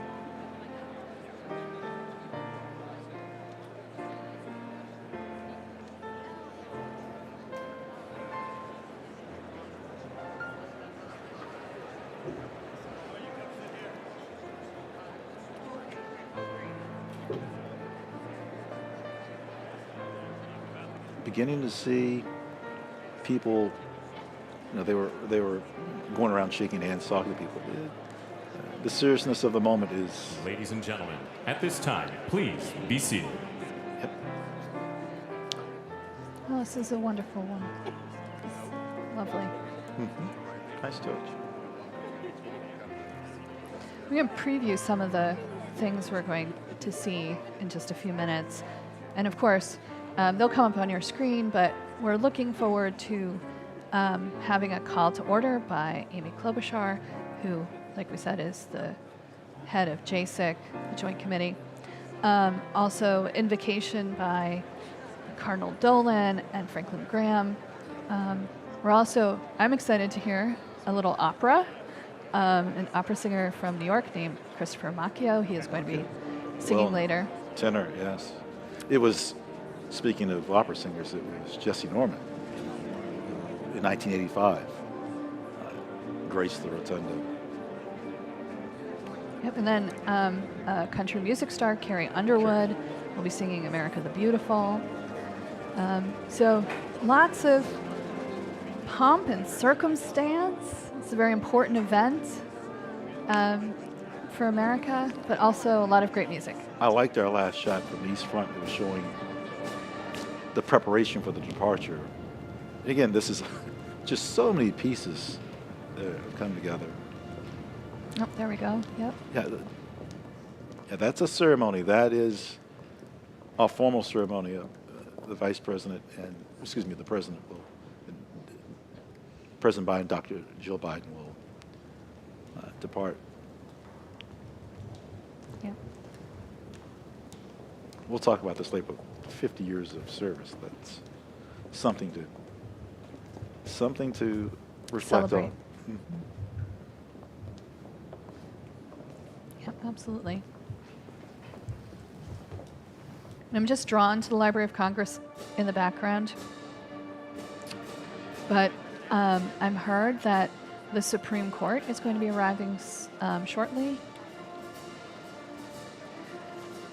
They have such a long trek from across the street to come to the Capitol building. Oh, they didn't walk, but it is long, lengthy. They didn't walk, but it is, you're right. Yeah. Of course, we have the old Supreme Court. We were talking about that a little bit earlier on the first floor on the Senate side of the building. We get to go in there quite a bit. So many rooms. It's such a wonderful building. We'll talk about visiting again a little later. Right. Okay, here we go.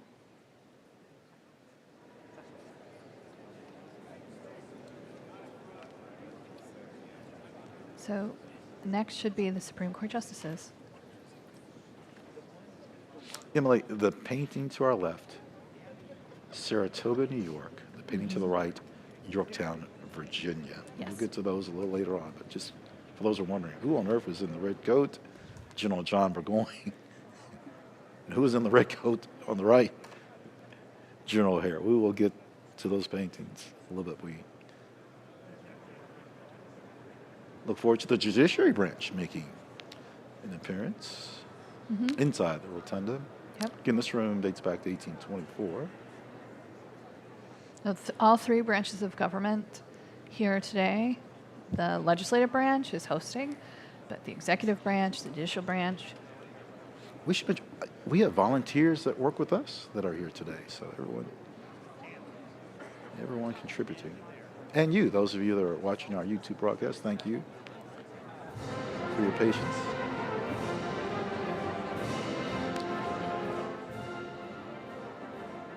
Music playing, that means just give it a second or two, right?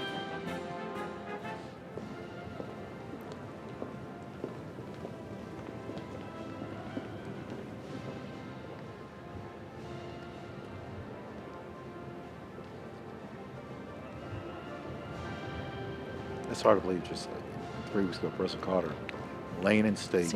Right. A very different ceremony, a very solemn affair.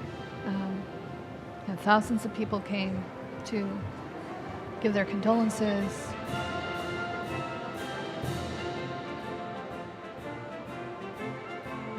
And today we're celebrating our government. Yes. What we're supposed to do as a democracy. Well stated. Well stated.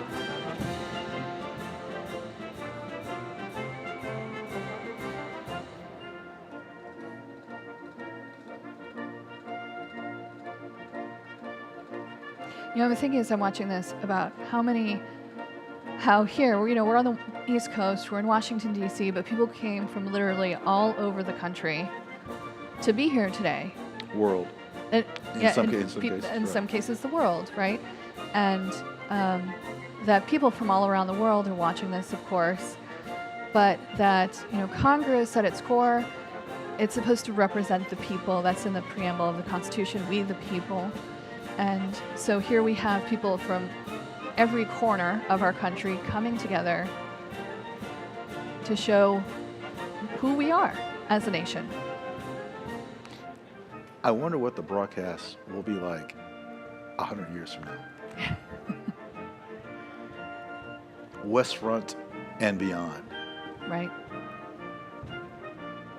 I mean, there are things, there are new things about this ceremony that I never thought would happen. We now have a Space Force, right? And they're part of... Space Force, yes.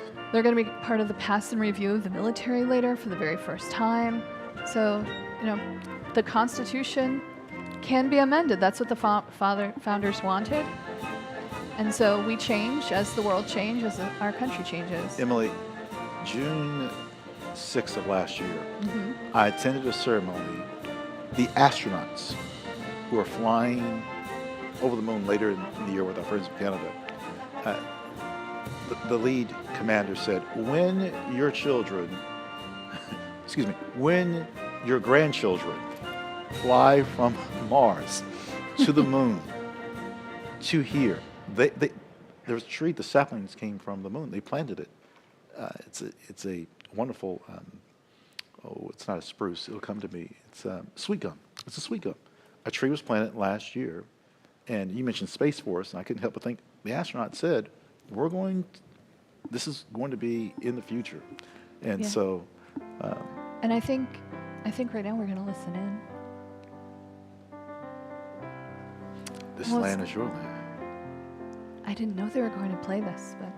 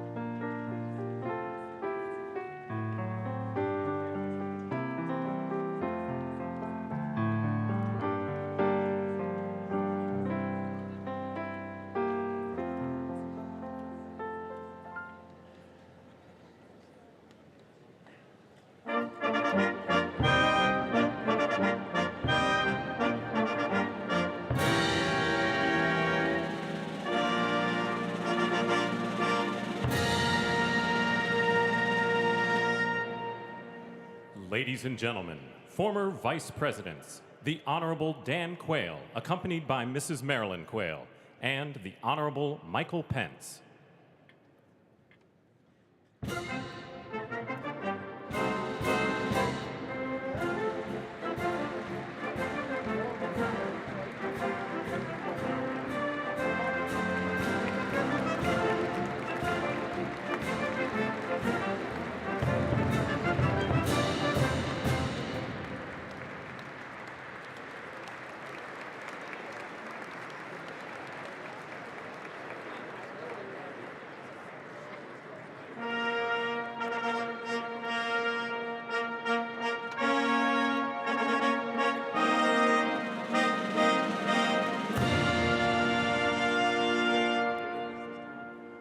Ladies and gentlemen, the 42nd President of the United States, the Honorable William J. Clinton, accompanied by the Honorable Hillary Rodham Clinton.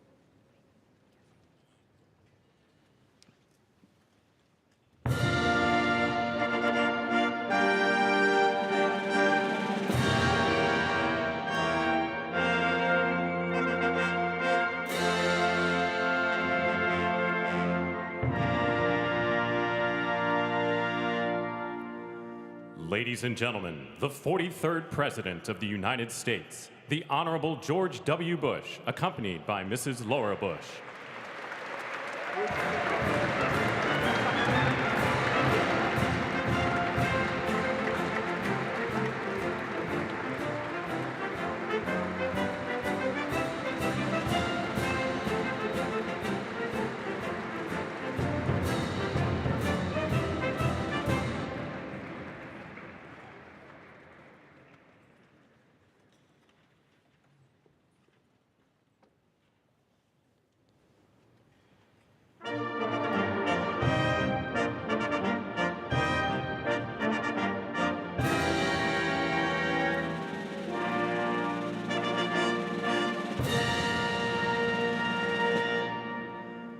Ladies and gentlemen, the 44th President of the United States, the Honorable Barack H. Obama.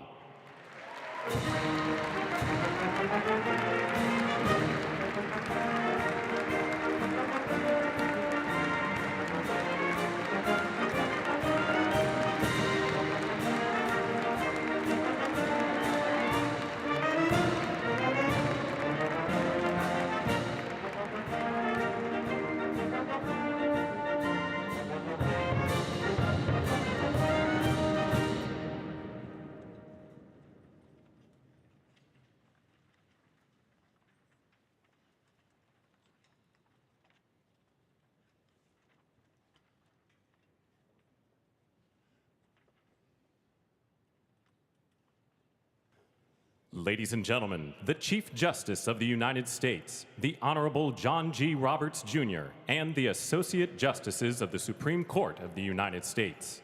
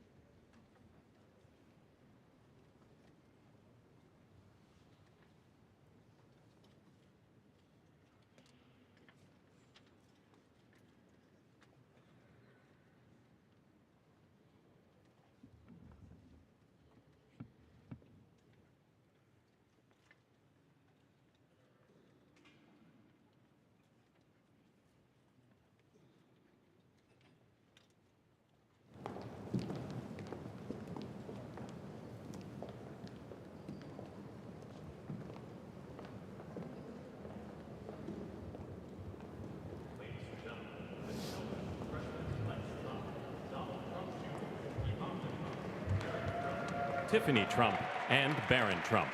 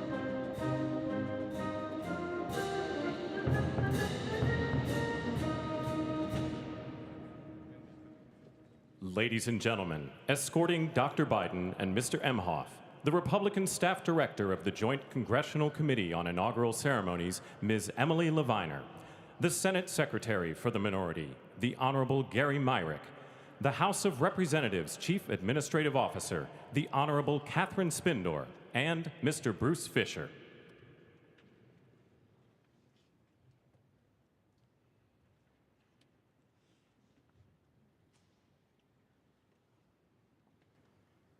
Ladies and gentlemen, Dr. Jill Biden and Mr. Douglas Emhoff.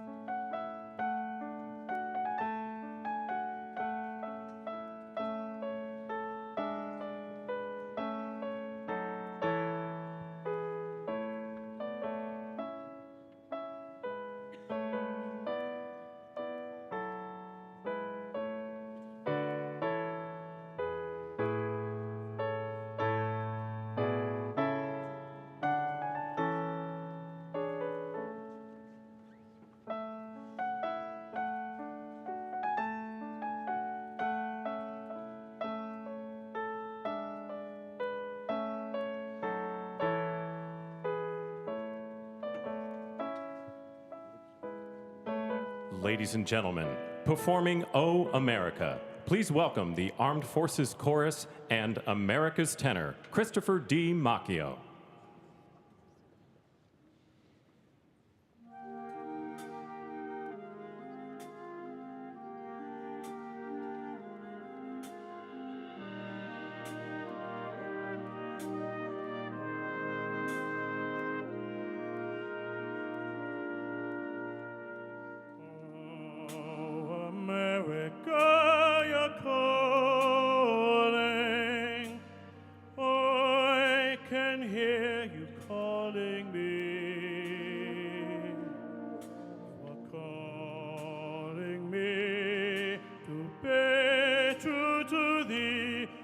To thee I will be. Oh, America, no weeping, let there be no wounded heart. I will keep you in my keeping till there'll be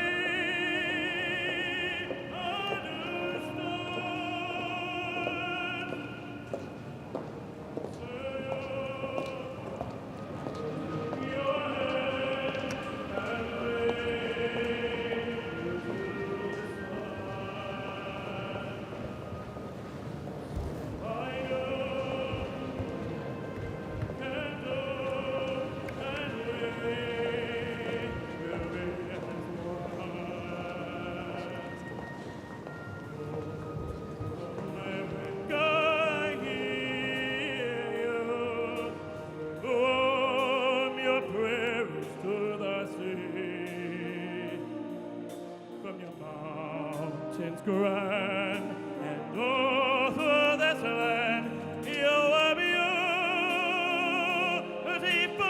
to me.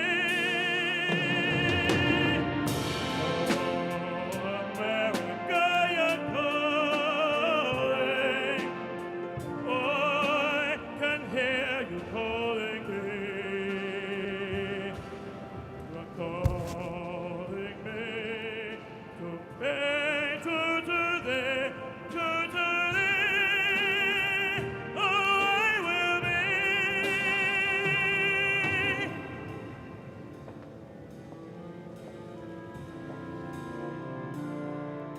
And we will be as one.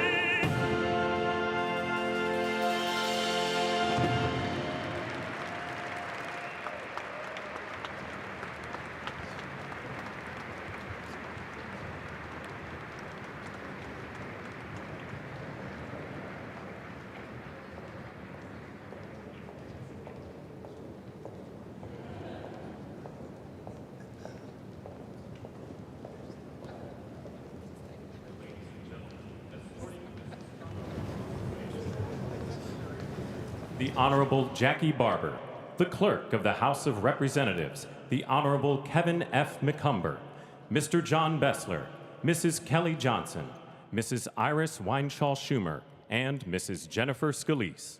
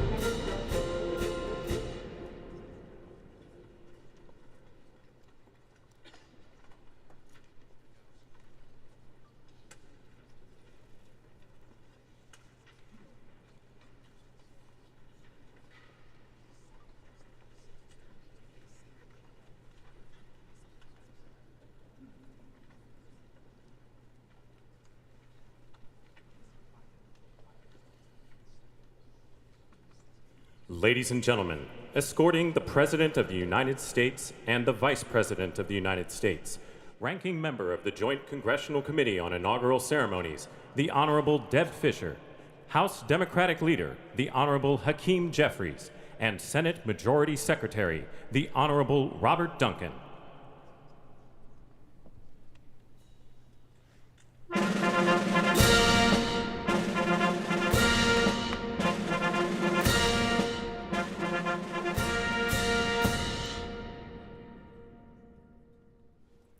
Ladies and gentlemen, the President of the United States, the Honorable Joseph R. Biden Jr., and Vice President of the United States, the Honorable Kamala Devi Harris.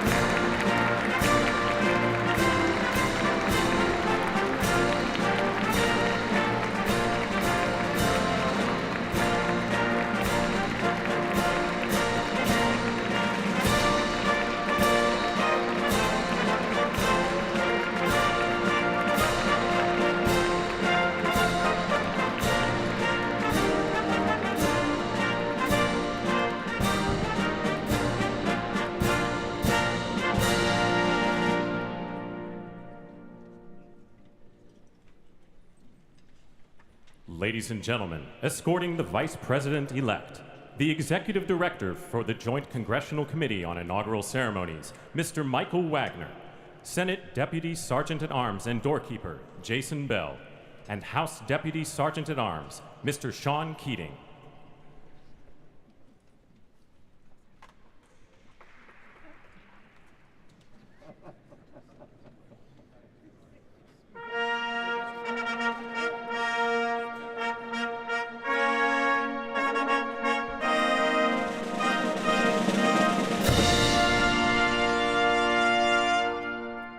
Ladies and gentlemen, the Vice President-elect of the United States, the Honorable J.D. Vance.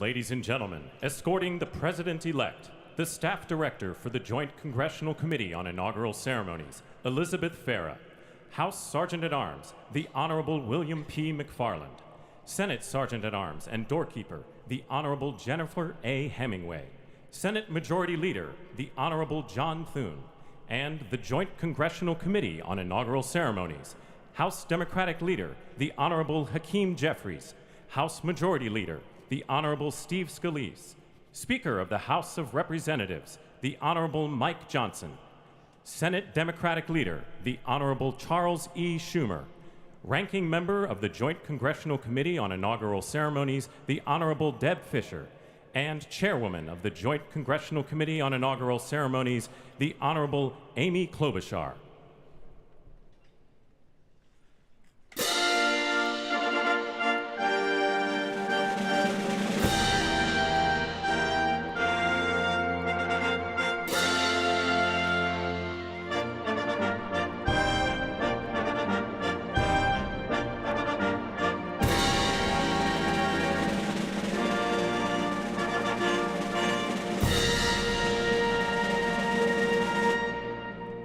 Ladies and gentlemen, the President-elect of the United States, the Honorable Donald John Trump.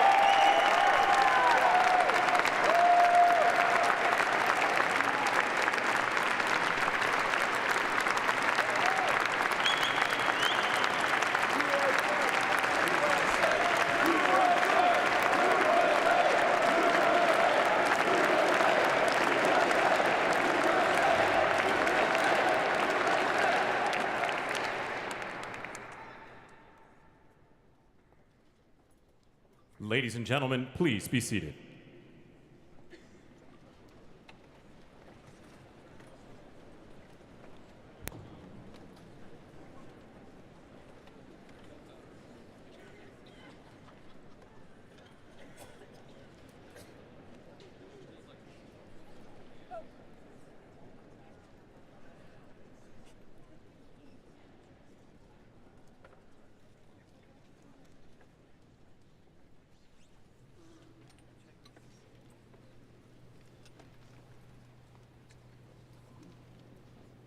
Please welcome the chairwoman of the Joint Congressional Committee on Inaugural Ceremonies, the Honorable Amy Klobuchar.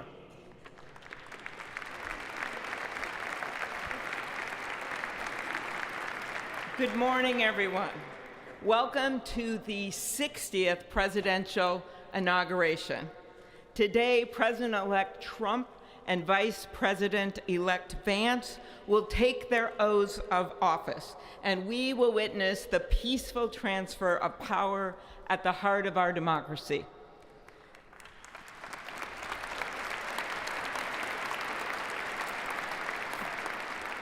For the past year, I've chaired the Inaugural Ceremony Committee, which includes the leadership of Congress from both parties. We thank the committee and Capitol staff and law enforcement who worked so hard over the last year, and especially the last 3 days. You've done a beautiful job, and you have shown grace under pressure.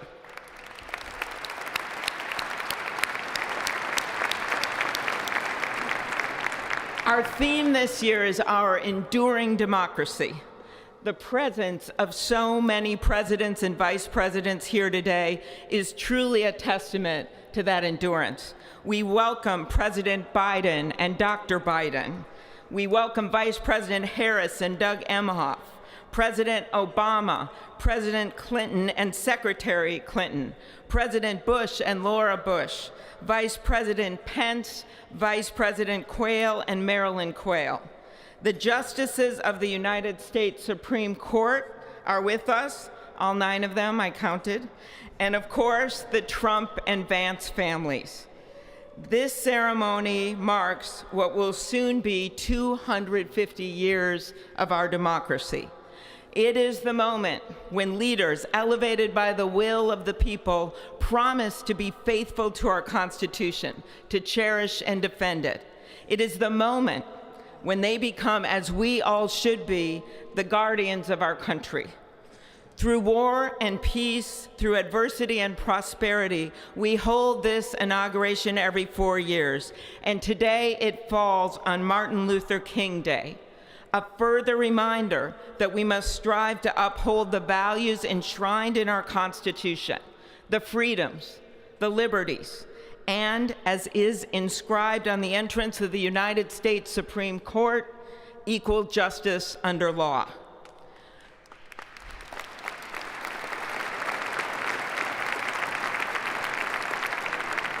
But what makes this moment more than a passing ceremony is all who are watching it across the country, the people of this nation, the ordinary people doing extraordinary things. President Kennedy, who at one point worked as a senator in this building and would often walk through this very rotunda, once said, "In a democracy, every citizen, regardless of interest in politics, holds office. Every one of us is in a position of responsibility." With that responsibility of citizenship comes an obligation not to seek out malice, as President Lincoln once reminded us, but to view others with a generosity of spirit despite our differences. With that responsibility of leadership comes an obligation to stand our ground when we must and find common ground when we can. With everything swirling around us, the hot mess of division, it is on all of us, to quote an incredible songwriter who just happened to be born in my state, to ensure that our nation's democracy is our shelter from the storm. There's a reason this ceremony takes place at the Capitol. In other countries, it might be in a presidential palace or a gilded executive office building. Here it is traditionally held at the Capitol, the People's House. It is a fitting reminder of the system of checks and balances that is the very foundation of our government, 3 equal branches of government. That is how, for nearly 250 years, our great American experiment, grounded in the rule of law, has endured. So, as we inaugurate a new president and vice president, let us remember that the power of those in this room comes from the people. The construction workers who build our country, the teachers and healthcare workers who nurture us, the troops defending our freedoms, and yes, the firefighters in Los Angeles putting themselves on the line for us.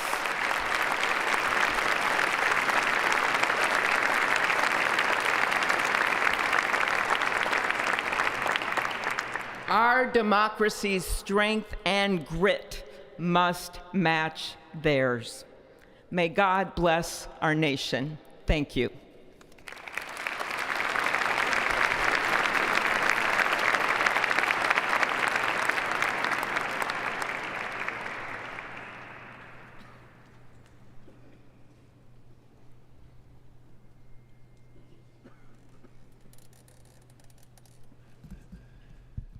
Good afternoon. Endurance through the years is the ultimate test. To persevere through time is the truest measure of an idea, an institution, and a nation. Our founders wrote the Constitution so that America could withstand all the twists and turns of time. They wrote it to guide us and to preserve forever our right of life, liberty, and the pursuit of happiness.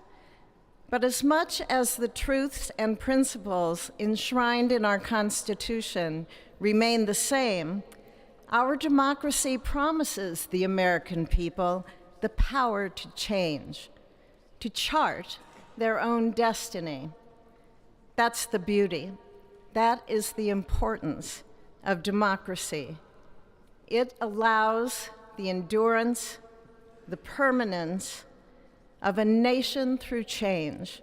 It allows nations like our United States both to avoid the obstacles and to seize the opportunities God has placed before us, all while staying true to our founding principles.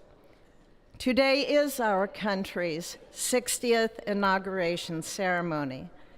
Like all the others before it, it is a celebration of our right to set our uniquely American course.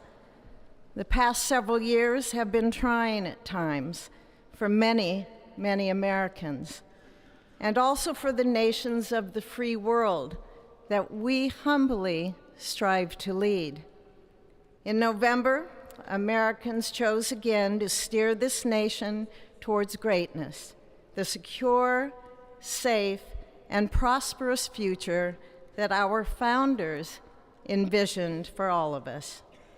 And today, we celebrate not only their decision to do so, but also the simple right and wisdom of a free people to make their own choice so that their nation might endure.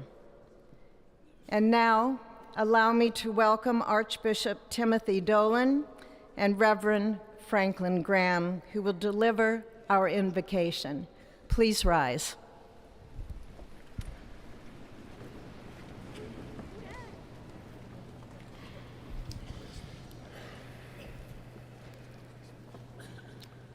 Be still and know that I am God, supreme among the nations, supreme on the earth.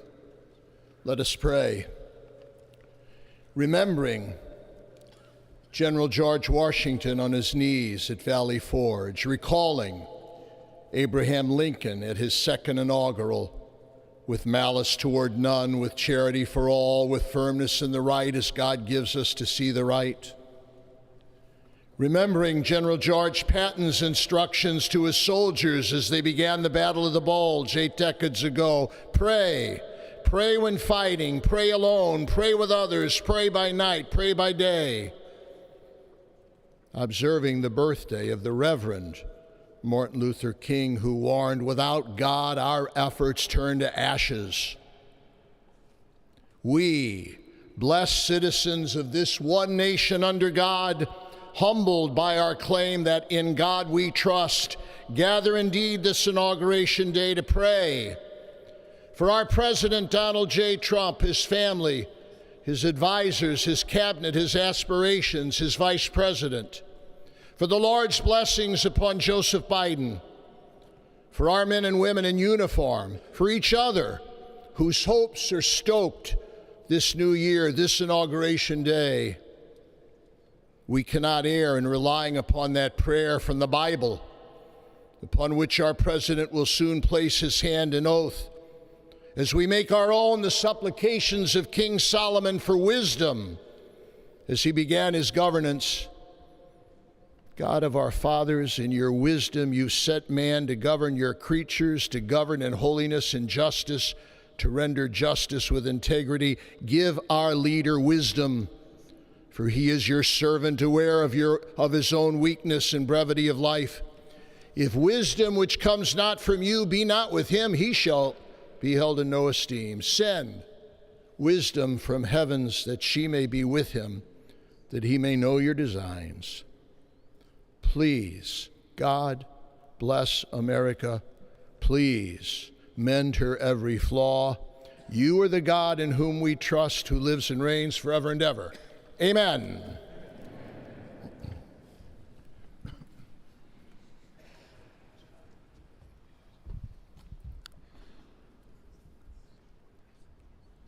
Mr. President, the last 4 years, there are times I'm sure you thought it was pretty dark. But look what God has done. We praise him and give him glory.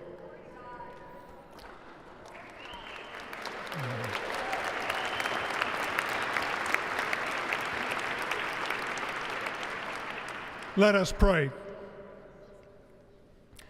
Our Father and our God, thou hast said, blessed is the nation whose God is the Lord. As the prophet Daniel prayed, blessed be the name of God forever and ever. For wisdom and might are his. He changes the times and the seasons. He removes kings. He raises up kings. He gives wisdom to the wise and knowledge to those who have understanding. Our Father, today, as President Donald J. Trump takes the oath of office once again, we come to say thank you, O Lord our God. Father, when Donald Trump's enemies thought he was down and out, you and you alone saved his life and raised him up with strength and power by your mighty hand. We pray for President Trump that you'll watch over, protect, guide, direct him, Give him your wisdom from your throne on high. We ask that you would bless him and that our nation would be blessed through him. We also ask that you would bless and protect Melania as First Lady. We thank you for the beauty, the warmth, and grace that she shows not only to this nation, but to the whole world. We thank you for Vice President-elect J.D. Vance and his wife Usha and their young family. May he be a strength to President Trump, to stand beside him, to hold up his arms like Aaron held up the arms of Moses in the midst of battle. The prophet Samuel reminded the people, it was you that brought them up from the land of Egypt. And he said, now stand still, that I may reason with you before the Lord. So, Father, we take this moment to stand still, to remember the great things that you have done for this nation. Thank you for the protection, the bounty, the freedoms that we so enjoy. We remember to keep our eyes fixed on you, and may our hearts be inclined to your voice. We know that America can never be great again if we turn our backs on you. We ask for your help, and we pray all of this in the name of the King of Kings, the Lord of Lords, your Son, my Savior, and our Redeemer, Jesus Christ. Amen. Ladies and gentlemen, please welcome Associate Justice Kavanaugh to administer the Vice Presidential Oath of Office.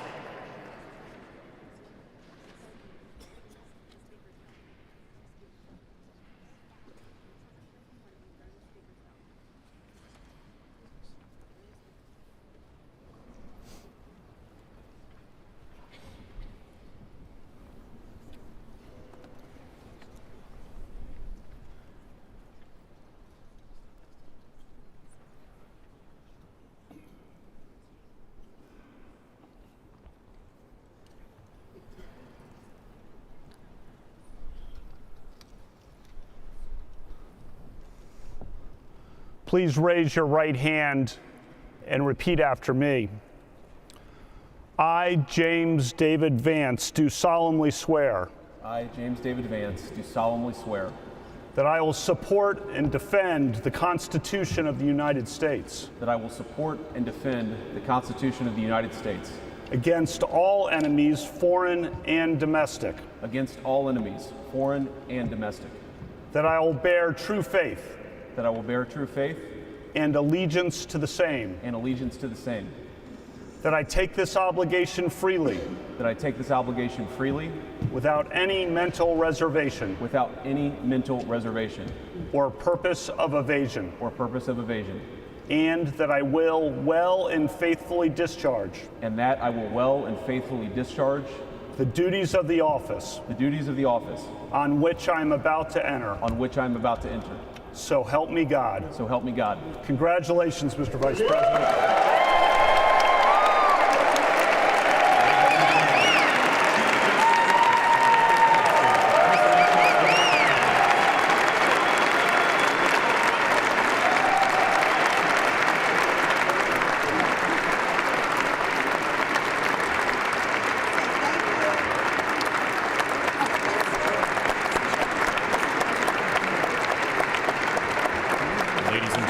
Please welcome Chief Justice Roberts to administer the Presidential Oath of Office.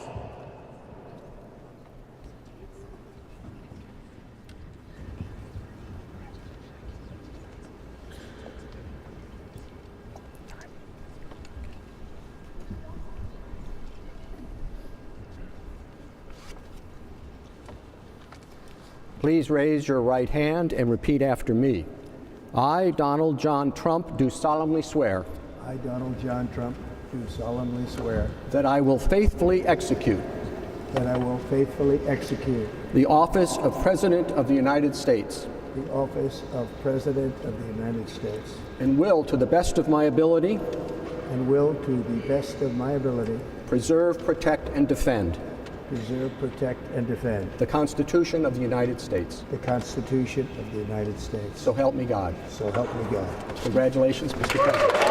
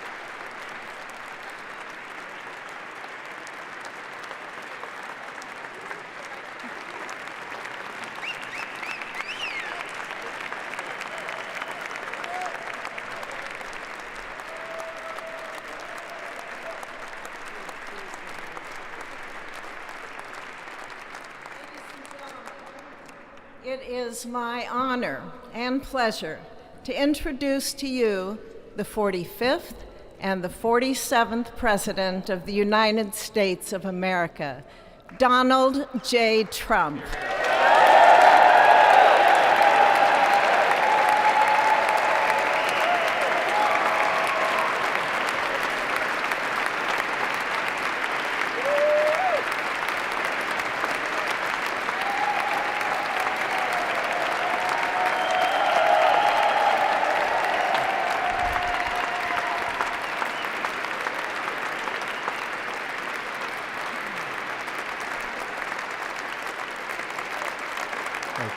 Thank you very much, everybody. Well, thank you very, very much. Vice President Vance, Speaker Johnson, Senator Thune, Chief Justice Roberts, Justices of the United States Supreme Court, President Clinton, President Bush, President Obama, President Biden, Vice President Harris, and my fellow citizens. The golden age of America begins right now.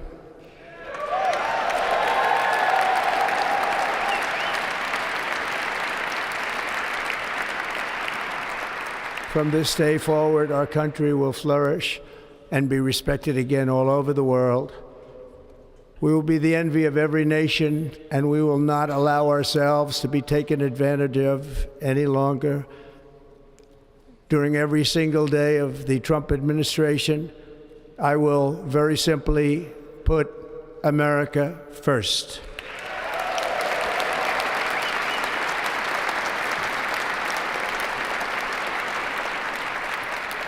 Our sovereignty will be reclaimed. Our safety will be restored. The scales of justice will be rebalanced. The vicious, violent, and unfair weaponization of the Justice Department and our government will end.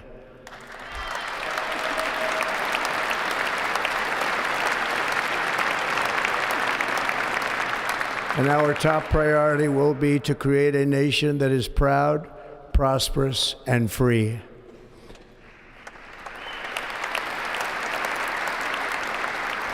America will soon be greater, stronger, and far more exceptional than ever before. I return to the presidency confident and optimistic that we are at the start of a thrilling new era of national success. A tide of change is sweeping the country, sunlight is pouring over the entire world, and America has the chance to seize this opportunity like never before. But first, we must be honest about the challenges we face. While they are plentiful, they will be annihilated by this great momentum that the world is now witnessing in the United States of America. As we gather today, our government confronts a crisis of trust. For many years, a radical and corrupt establishment has extracted power and wealth from our citizens while the pillars of our society lay broken and seemingly in complete disrepair. We now have a government that cannot manage even a simple crisis at home, while at the same time stumbling into a continuing catalog of catastrophic events abroad. It fails to protect our magnificent, law-abiding American citizens, but provides sanctuary and protection for dangerous criminals, many from prisons and mental institutions that have illegally entered our country from all over the world. We have a government that has given unlimited funding to the defense of foreign borders, but refuses to defend American borders or, more importantly, its own people. Our country can no longer deliver basic services in times of emergency, as recently shown by the wonderful people of North Carolina, been treated so badly.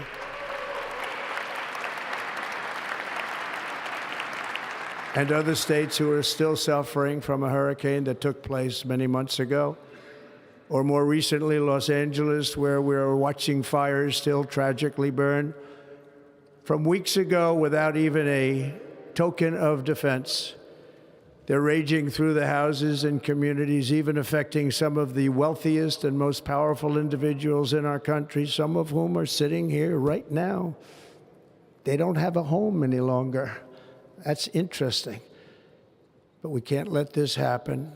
Everyone is unable to do anything about it. That's going to change. We have a public health system that does not deliver in times of disaster, yet more money is spent on it than any country anywhere in the world.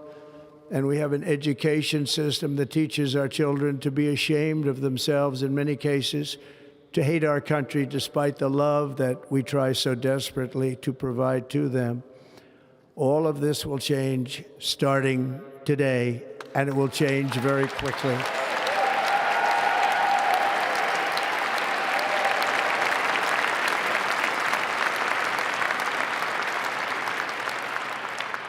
My recent election is a mandate to completely and totally reverse a horrible betrayal and all of these many betrayals that have taken place, and to give the people back their faith, their wealth, their democracy, and indeed their freedom.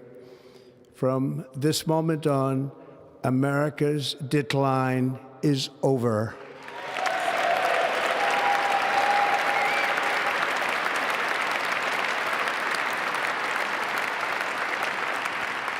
Our liberties and our nation's glorious destiny will no longer be denied, and we will immediately restore the integrity, competency, and loyalty of America's government. Over the past 8 years, I have been tested and challenged more than any president in our 250-year history, and I've learned a lot along the way. The journey to reclaim our republic has not been an easy one, that I can tell you. Those who wish to stop our cause have tried to take my freedom and indeed to take my life. Just a few months ago in a beautiful Pennsylvania field, an assassin's bullet ripped through my ear. But I felt then, and believe even more so now, that my life was saved for a reason. I was saved by God to make America great again.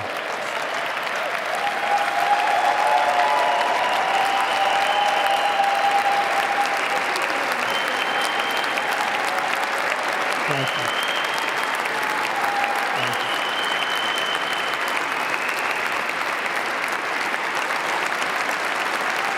Thank you very much.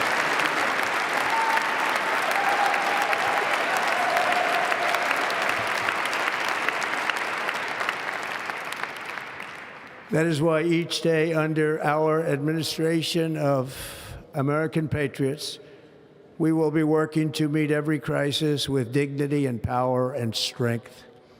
We will move with purpose and speed to bring back hope, prosperity, safety, and peace for citizens of every race, religion, color, and creed. For American citizens, January 20th, 2025 is Liberation Day.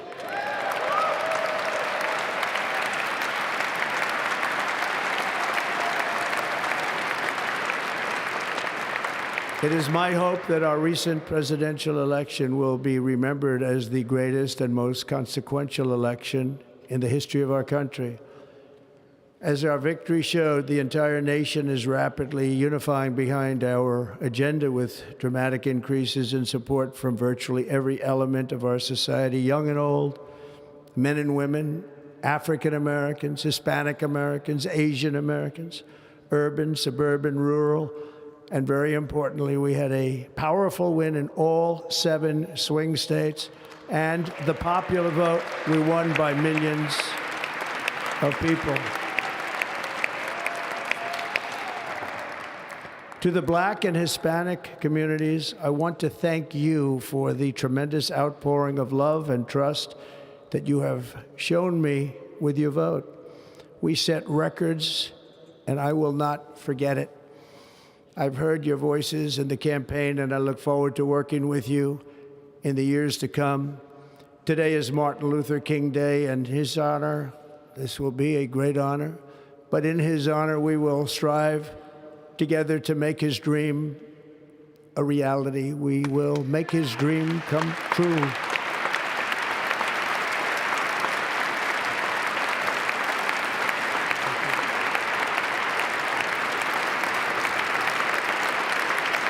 Thank you.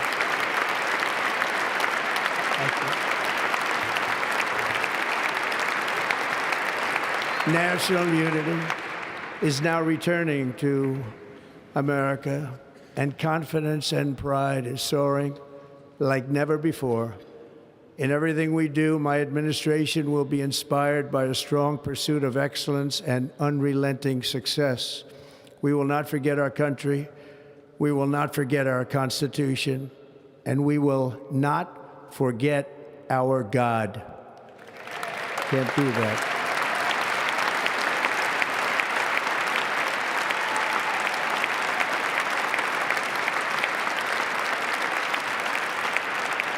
Today, I will sign a series of historic executive orders.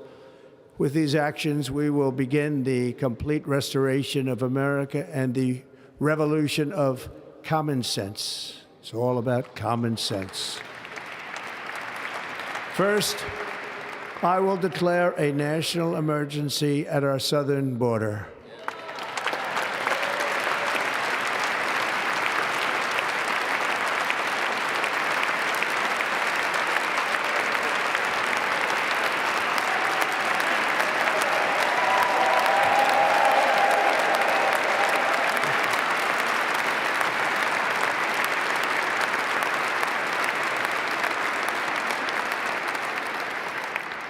All illegal entry will immediately be halted, and we will begin the process of returning millions and millions of criminal aliens back to the places from which they came.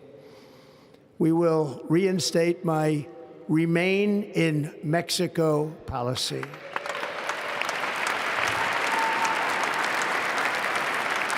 I will end the practice of catch and release. And I will send troops to the southern border to repel the disastrous invasion of our country.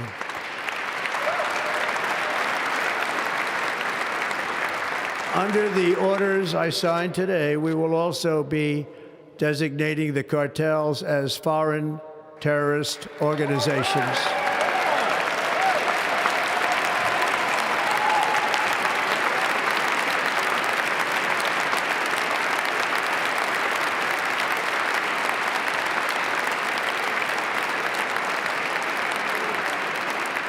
And by invoking the Alien Enemies Act of 1798, I will direct our government to use the full and immense power of federal and state law enforcement to eliminate the presence of all foreign gangs and criminal networks, bringing devastating crime to U.S. soil, including our cities and inner cities.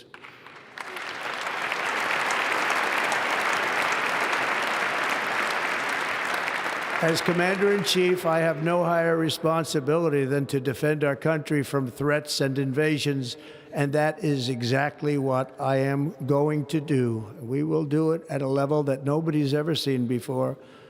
Next, I will direct all members of my cabinet to marshal the vast powers at their disposal to defeat what was record inflation and rapidly bring down costs and prices.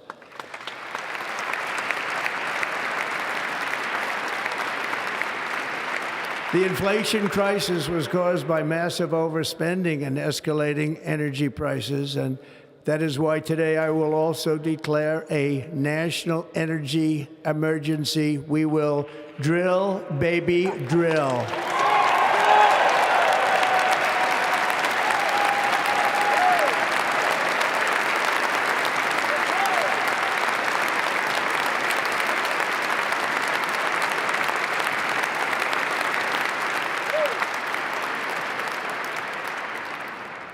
America will be a manufacturing nation once again, and we have something that no other manufacturing nation will ever have, the largest amount of oil and gas of any country on earth, and we are going to use it. We're going to use it. We will bring prices down, fill our strategic reserves up again, right to the top, and export American energy all over the world. We will be a rich nation again, and it is that liquid gold under our feet that will help to do it. With my actions today, we will end the Green New Deal and we will revoke the electric vehicle mandate, saving our auto industry and keeping my sacred pledge to our great American auto workers.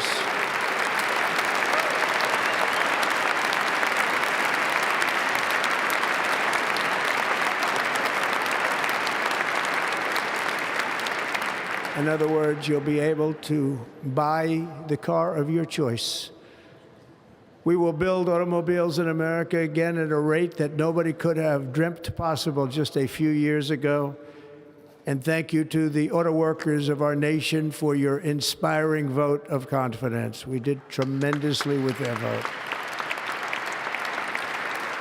I will immediately begin the overhaul of our trade system to protect American workers and families.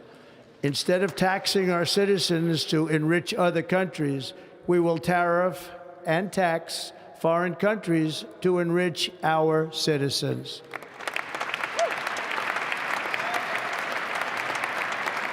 For this purpose, we are establishing the External Revenue Service to collect all tariffs, duties, and revenues. It will be massive amounts of money pouring into our treasury, coming from foreign sources. The American dream will soon be back and thriving like never before to restore competence and effectiveness to our federal government. My administration will establish the brand new Department of Government Efficiency.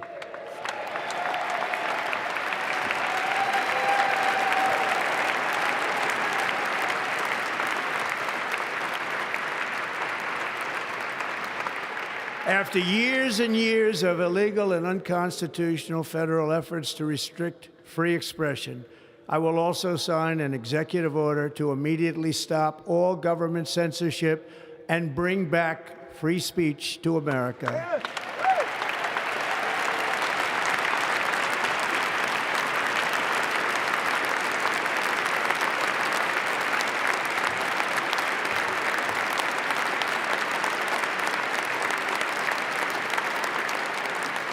Never again will the immense power of the state be weaponized to persecute political opponents, something I know something about. We will not allow that to happen. It will not happen again. Under my leadership, we will restore fair, equal, and impartial justice under the constitutional rule of law.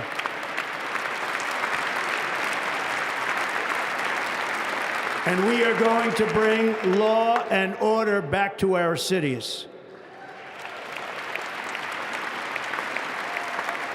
This week, I will also end the government policy of trying to socially engineer race and gender into every aspect of public and private life.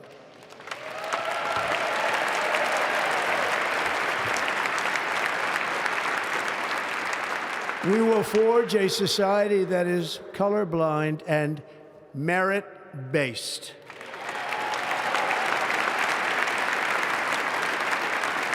As of today, it will henceforth be the official policy of the United States government that there are only two genders, male and female.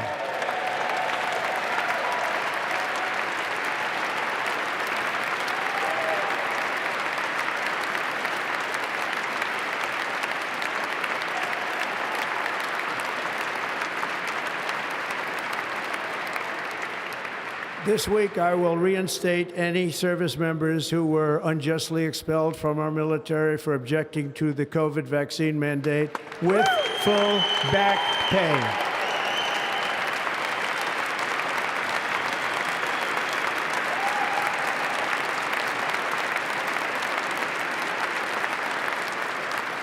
And I will sign an order to stop our warriors from being subjected to radical political theories and social experiments while on duty. It's going to end immediately.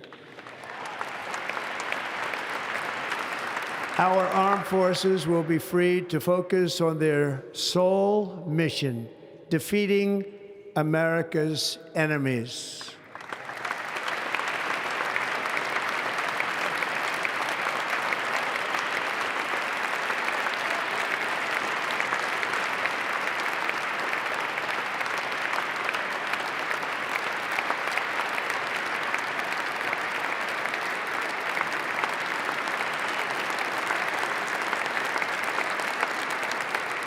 Like in 2017, we will again build the strongest military the world has ever seen.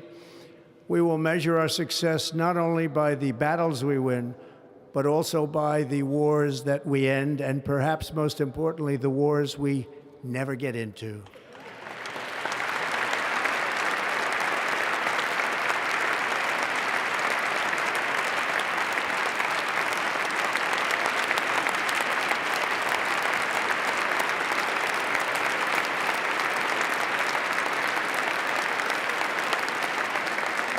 My proudest legacy will be that of a peacemaker and unifier. That's what I want to be, a peacemaker and a unifier. I'm pleased to say that as of yesterday, one day before I assumed office, the hostages in the Middle East are coming back home to their families.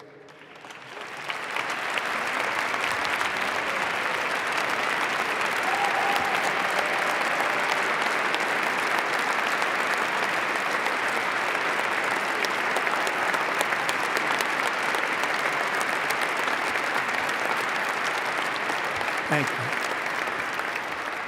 America will reclaim its rightful place as the greatest, most powerful, most respected nation on earth, inspiring the awe and admiration of the entire world. A short time from now, we are going to be changing the name of the Gulf of Mexico to the Gulf of America, and we will restore the name of a great president, William McKinley, to Mount McKinley, where it should be and where it belongs.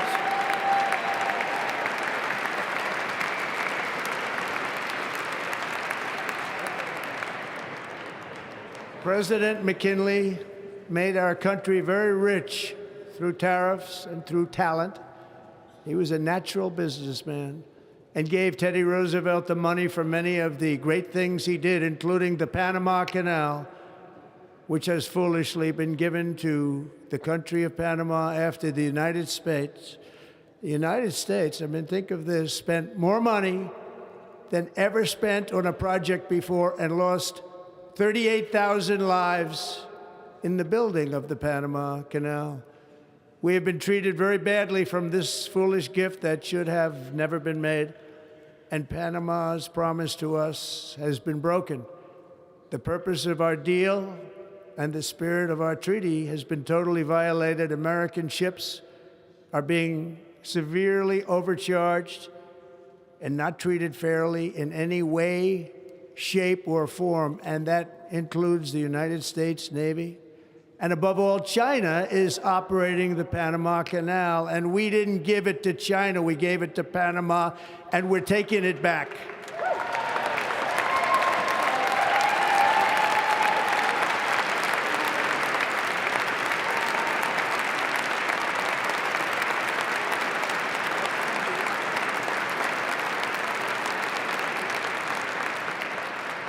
Above all, my message to Americans today is that it is time for us to once again act with courage, vigor, and the vitality of history's greatest civilization. So as we liberate our nation, we will lead it to new heights of victory and success. We will not be deterred. Together we will end the chronic disease epidemic and keep our children safe, healthy, and disease-free. The United States will once again consider itself a growing nation, one that increases our wealth, expands our territory, builds our cities, raises our expectations, and carries our flag into new and beautiful horizons. and we will pursue our manifest destiny into the stars, launching American astronauts to plant the stars and stripes on the planet Mars.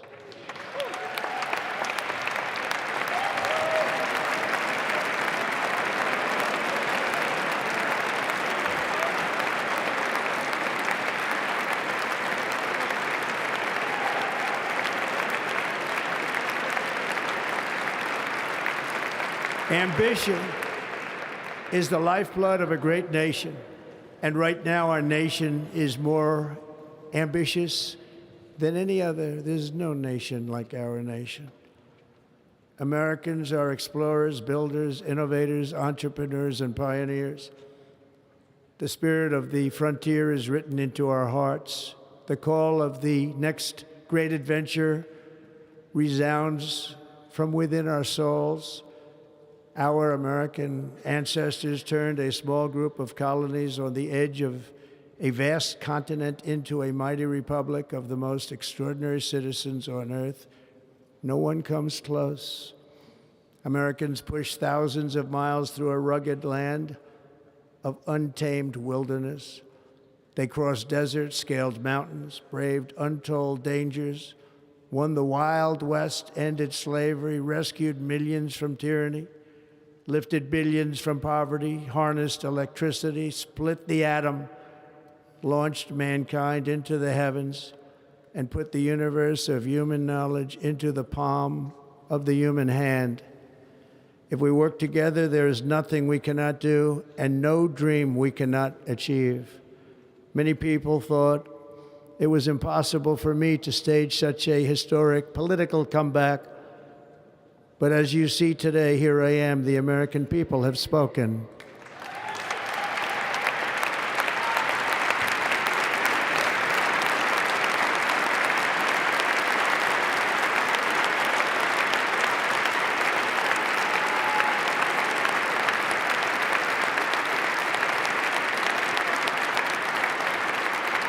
I stand before you now as proof that you should never believe that something is impossible to do. In America, the impossible is what we do best.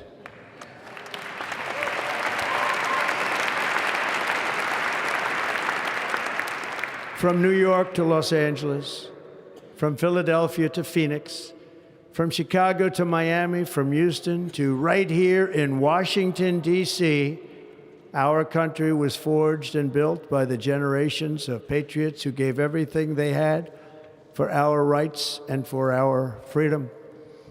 They were farmers and soldiers, cowboys and factory workers, steel workers and coal miners, police officers and pioneers who pushed onward, marched forward, and let no obstacle defeat their spirit or their pride.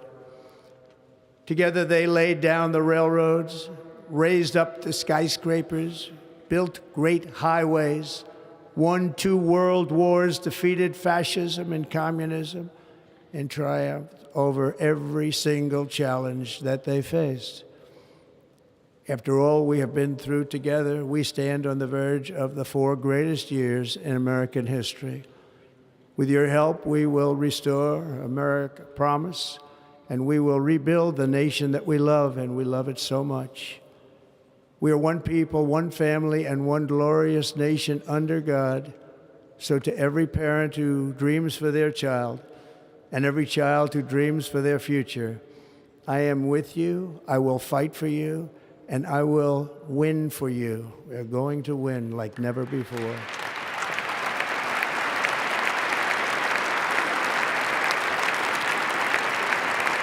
Thank you. Thank you.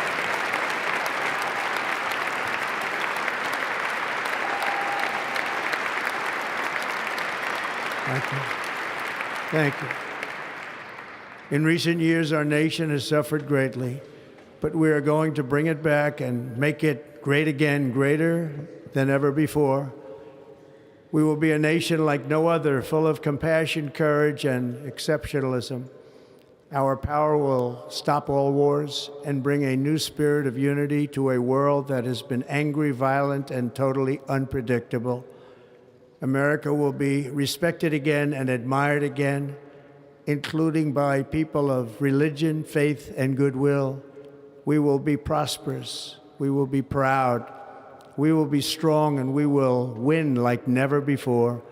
We will not be conquered, we will not be intimidated, we will not be broken, and we will not fail. From this day on, the United States of America will be a free, sovereign, and independent nation.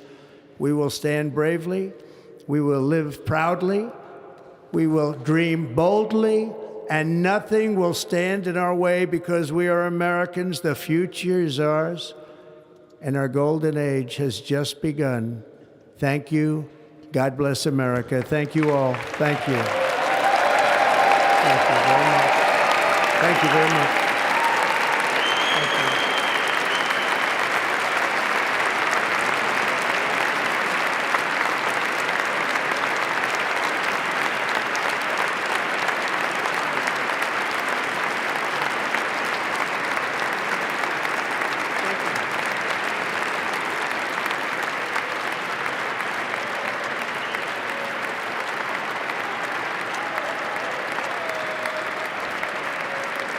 Ladies and gentlemen, performing America the Beautiful, please welcome the Armed Forces Chorus and Carrie Underwood.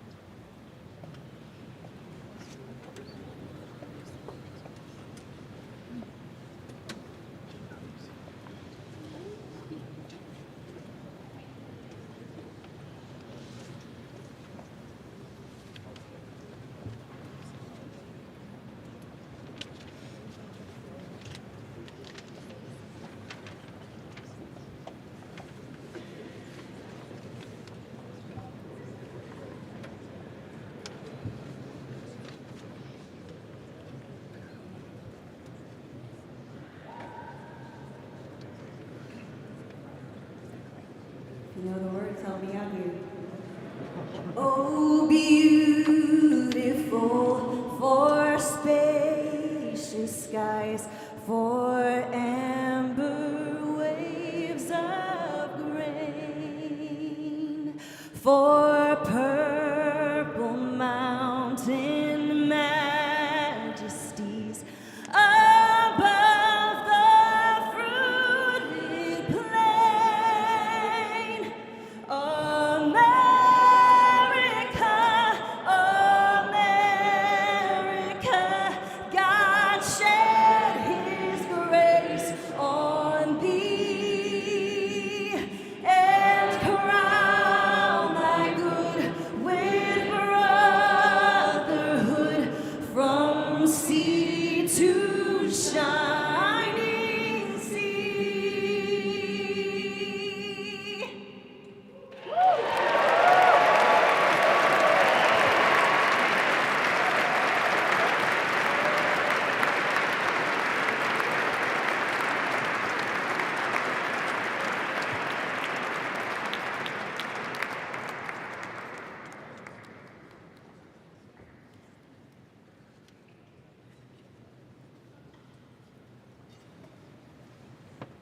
Ladies and gentlemen, Senator Fisher will now introduce the benediction clergy.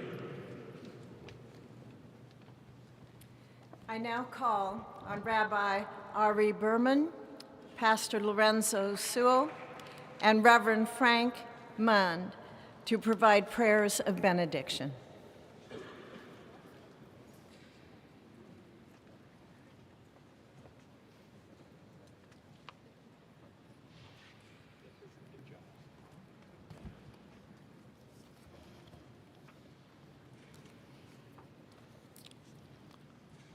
Let us pray. Almighty God, your prophet Jeremiah walked the streets of Jerusalem and blessed its inhabitants with the Hebrew words, Baruch HaGever Asher Yiftach BaHashem. Blessed is the one who trusts in God. Thousands of years later, this great nation, which adopted these words as its motto, "In God we trust," stands at a moment of historic opportunity.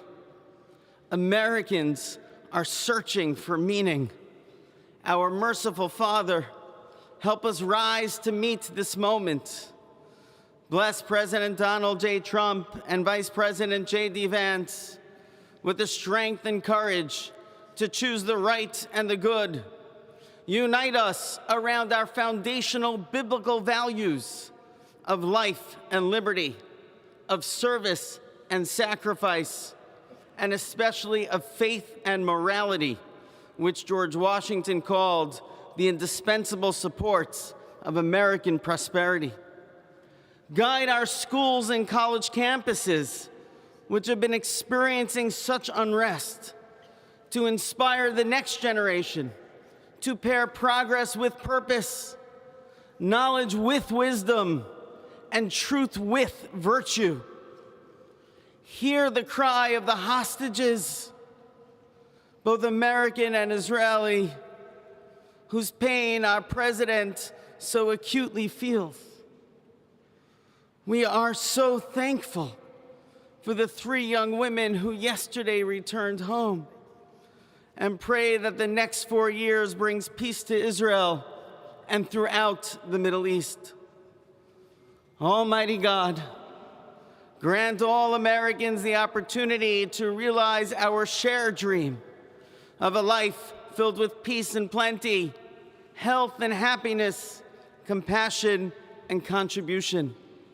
Stir within us the confidence to rise to this moment. For while we trust in God, God's trust is in us, the American people. America is called to greatness, to be a beacon of light and a mover of history. May our nation merit the fulfillment of Jeremiah's blessing, that like a tree planted by water, we shall not cease to bear fruit. May all of humanity experience your love and your blessing. May it be thy will, and let us say, Amen. Let us pray for our 47th president. Heavenly Father, we're so grateful that you gave our 45th and now our 47th president a millimeter miracle. We are grateful that you are the one that have called him for such a time as this, that America would begin to dream again. We pray that we would fulfill the true meaning of our creed, that we hold these truths to be self-evident, that all men are created equal. We pray that you use our president, that we will live in a nation where we will not be judged by the color of our skin, but by the content of our character. Heavenly Father, in the name of Jesus, we are so grateful today that you will use our 47th president so we would sing with new meaning, my country, 'tis of thee. Sweet land of liberty, of thee I sing. Land where my fathers died, land of the pilgrim's pride, from every mountainside. Let freedom ring, and because America is called to be a great nation, We believe that you will make this come true. So let freedom ring from the prodigious hilltops of New Hampshire. Let freedom ring from the mighty mountains of New York. Let freedom ring from the heightening Alleghenies of Pennsylvania. Let freedom ring from the snow-capped Rockies of Colorado. Let freedom ring from the curvaceous hilltops of California. But God, we're asking you not only that. Let freedom ring from Stone Mountain, Georgia. Let freedom ring from Lookout Mountain of Tennessee. Let freedom ring from every hill and every molehill in Mississippi, from every state, every city, every village, and every hamlet. And when we let freedom ring, we will be able to speed up that day where all of your children, black men and white men, Protestant and Catholic, Jew and Gentile, will be able to sing in the meaning of that old Negro spiritual, free at last. Free at last. Thank you, God Almighty. We are free at last. If you believe where the Spirit of the Lord is, there is liberty. Come on, put your hands together and give your great God great glory.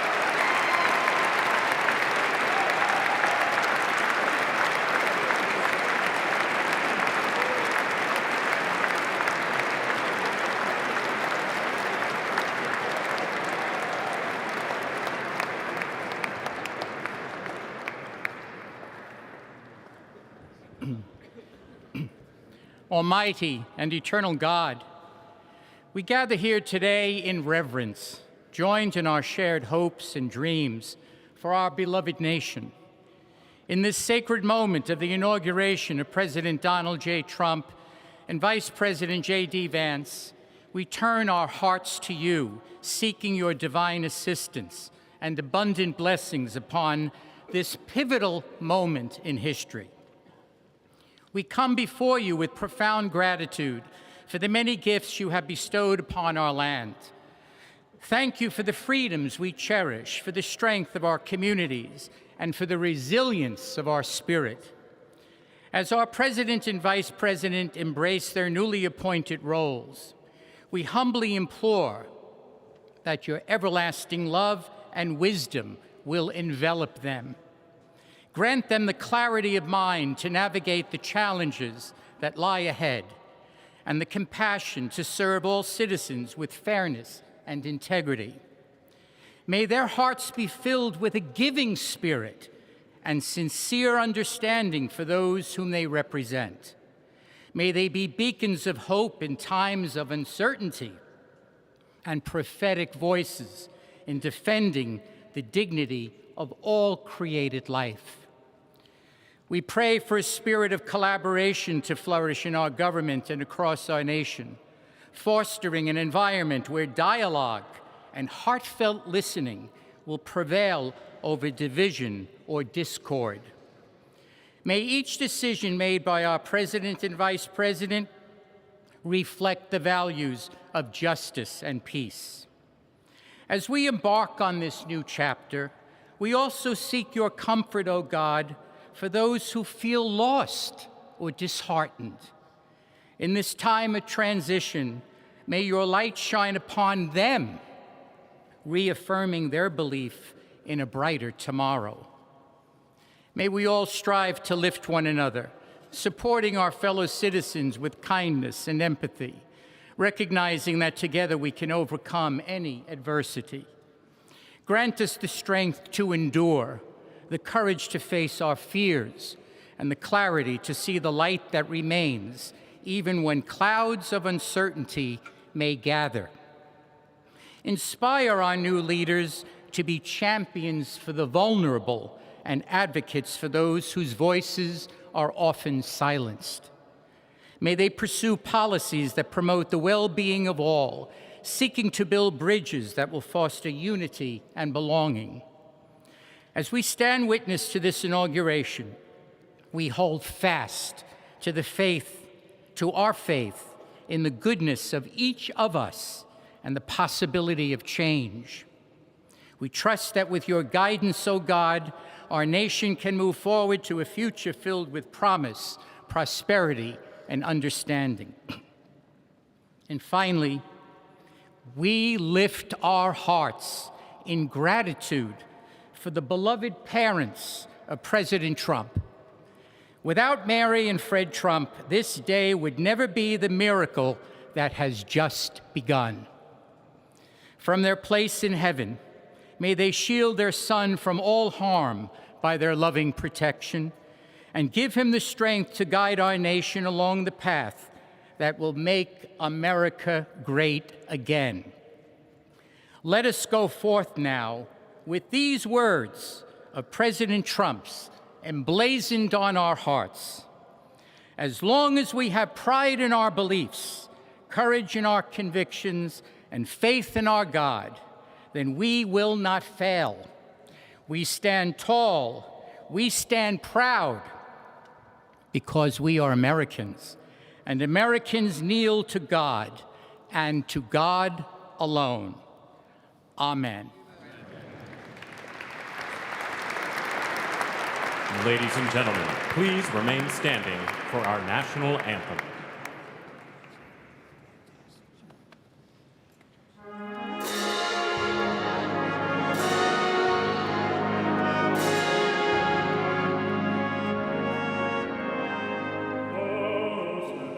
Can you say, o'er the dawns early light, what so proudly we hailed at the twilight's last gleaming, whose broad stripes and bright stars through the perilous fight of the ramparts we watched were so gallantly streaming, and the rockets had gleamed, the bombs bursting in earth, gave proof to the night that our flag was still there. Oh, say does that song bring us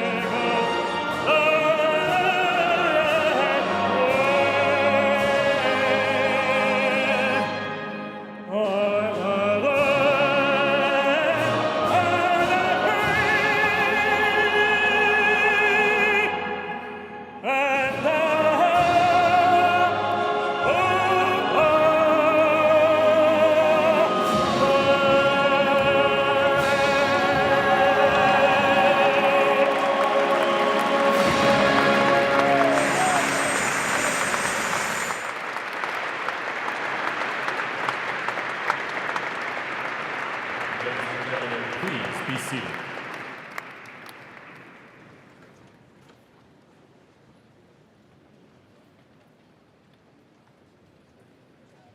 Ladies and gentlemen, please remain at your seats while the President and official party depart the platform.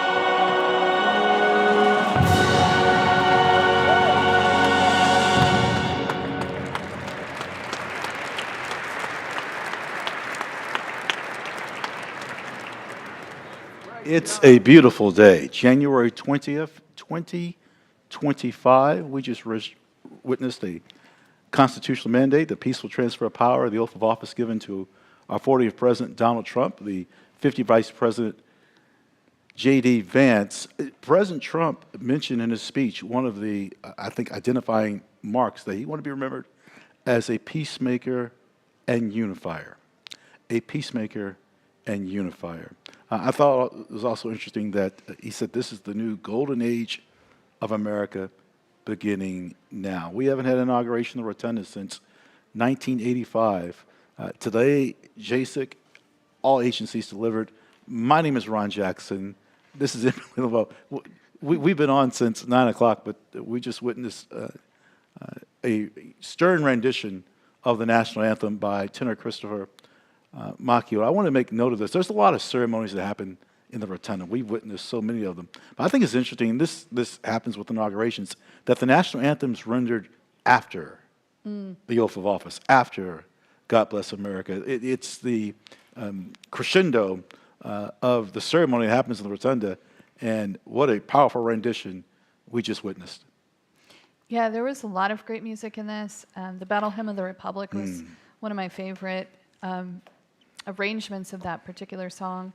And now we're just waiting for the departure ceremony. So at this point, we've had the inaugural swearing in, and the newly inaugurated, sworn in president and vice president are going to escort the now former president and former vice president out back to the East Front. We were talking earlier about Marine One, and we're going to see them. There we go, yes. So now former President Biden will get in Marine One with Dr. Jill Biden, and they'll head off, and then the vice president and Mr. Emhoff, they're going to leave by the motorcade. We have a departure video. I think you're going to like, I know you're going to like this, friends. So let's set this up. The outgoing, as Emily just stated, the outgoing administration in terms of President, Vice President will depart. But why and where? And please watch this video. We think you'll like it.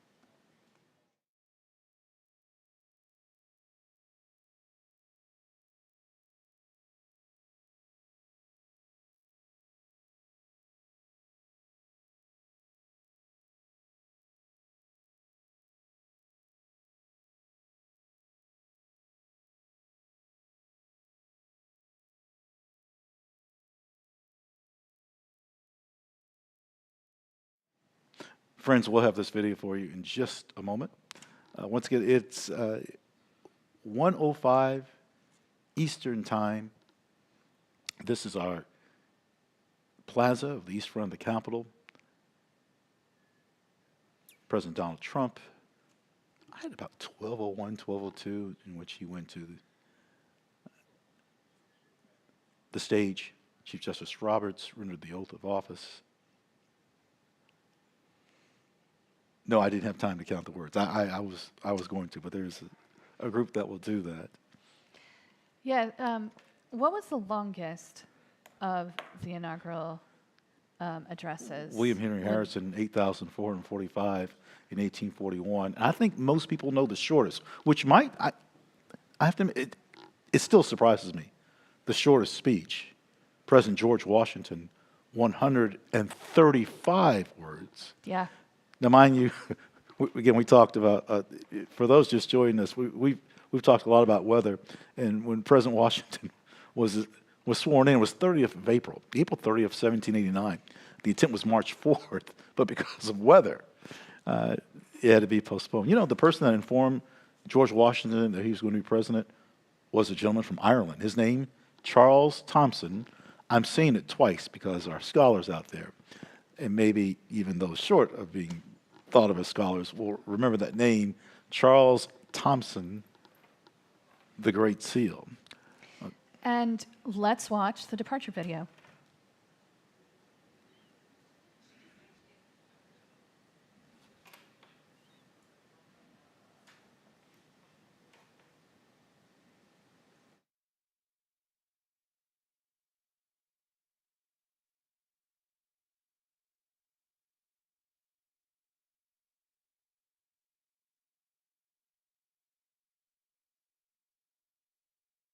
Time for that. Oh, here we go. Okay, so we're not going to talk about history. We're going to talk about what we're seeing in real time here. So there we see Mrs. Trump and President Trump out there. They've pulled the car up. Jill Biden's wearing the royal blue coat, staying next to President Biden. I can't imagine the feeling that the Bidens must have when Senator Biden defeated Senator Boggs in 1972. It's more than difficult circumstances in December of 1972, well documented about the tragedy. And then 1973, I mean, all that has gone on 1973, since 1973, 17 years, Judiciary Committee, Senate Foreign Relations, 5 justices, leadership periods. He's ran for president more than once, in which even once he withdrew. And now he leaves, they leave as great-grandparents. Right? Recently, a great-granddaughter born. Again, I can't imagine what's going on in their mind, but some reflection about all the inaugurations they've attended. Quite a few, I would imagine. I'm not sure for Senator Biden what President Carter was inaugurated on the East Front.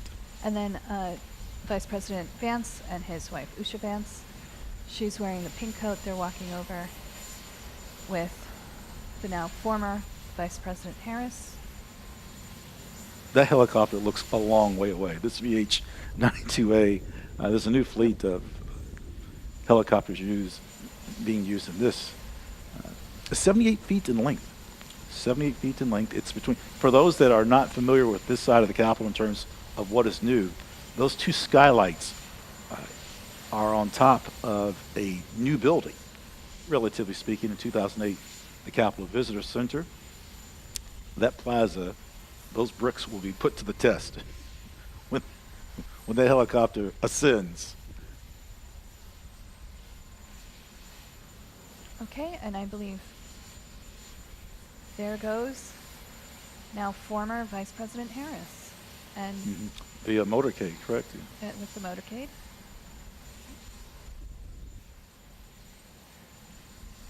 And now we should see the next group walking towards the helicopter. Yep, there they go.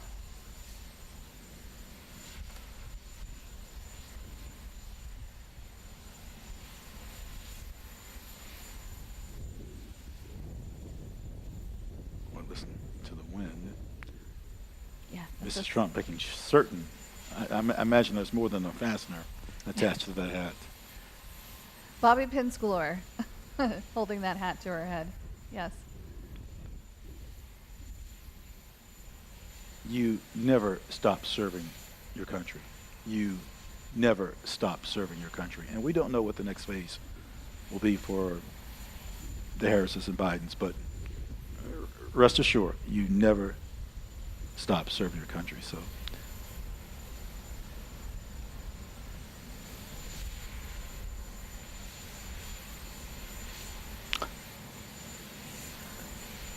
I would say that was an affectionate exchange between the families. Right. Now the former president getting inside the helicopter, and we should be able to watch it take off.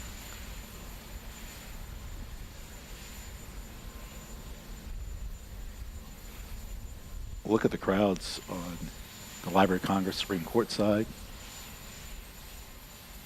This is really something to witness for those that are nearby. Marine One.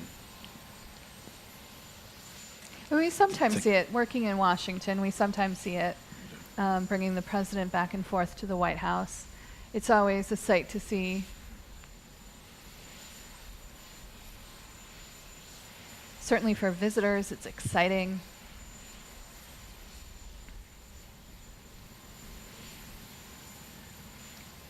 Why do I think a trivia question is coming about? You never know. It could be coming.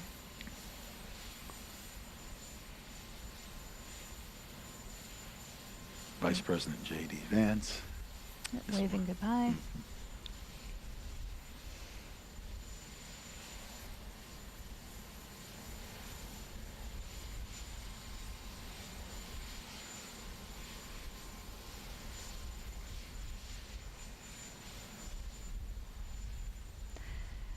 So now the president will go back into the Capitol building for more parts of the ceremonies. Or parts of the ceremony. We have a couple of more things to go through before he goes back to the White House this afternoon. That ceremonial luncheon is going to be devoured quickly, I think. Breakfast seemed long ago. In between that was everything, right? A prayer service.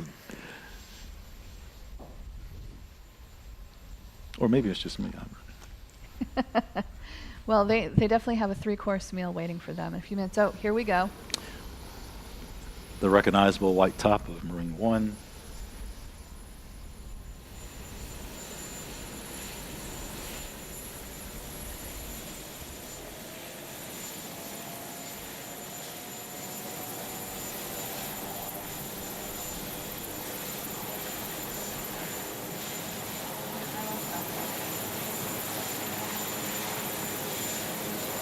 Yeah, we've lost.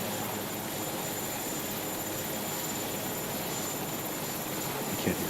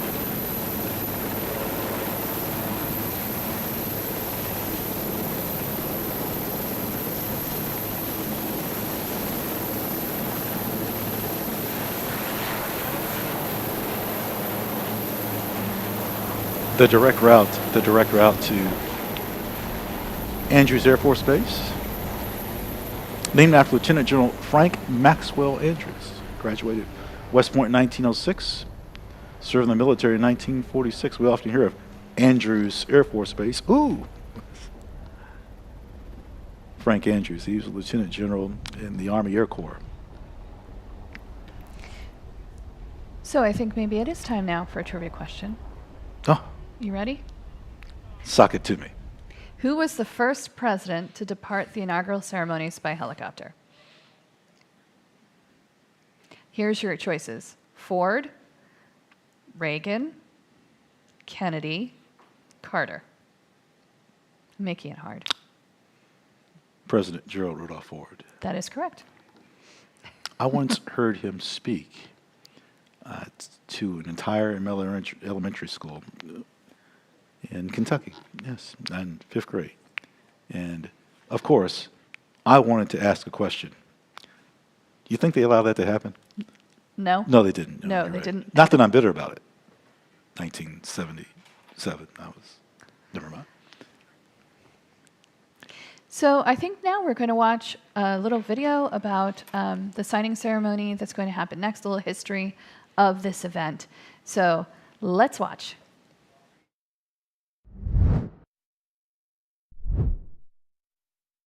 The first official actions taken by the newly sworn President of the United States occur in the President's Room just off the Senate chamber in the U.S. Capitol.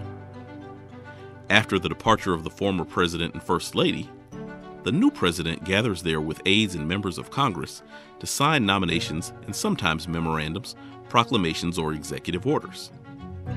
This tradition began in 1981 with President Ronald Reagan.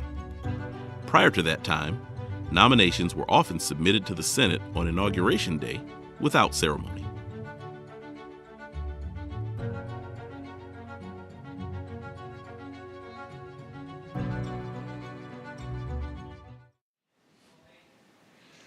Okay, so we're going to see that ceremony a little bit later, but we have something a little bit different next because so many people were in Emancipation Hall instead of being in the Rotunda this time. We're going to go to the Visitor Center, which is right underneath the plaza of the Capitol building, which is what we're looking at right now. Here we are, and I believe the President's going to speak some to the crowd. We'll see what's happening in just a few minutes. How many speeches he's made in the last 48 hours? Quite a few. I mean, I can see that JSIC, the Joint Committee on Congressional Inaugural Ceremonies, has come to the platform. It's a good thing that Senator Fisher is wearing that bright green. Yes, recognizable. I can point her out or pick her out right away. Look to the left of Senator Fisher, and you're going to see. Oh, who's arriving now? They're coming down this grand staircase into this room we call Emancipation Hall. There is a statue of the first woman to become a member of Congress, Jeanette Rankin, born in Missoula, Montana. Her brother Wellington was her campaign manager. Yep. She was elected in 1917, before women even had the right to vote nationwide, but they had the right to vote in Montana. They did. Mm-hmm. She traveled quite a bit, states of Washington, California, New Zealand. Mm. Her brother Wellington went to Harvard University. I believe this is the Speaker of the House. We should yield. All right. Ladies and gentlemen, we are here as witnesses to President Trump's triumphant return to the White House.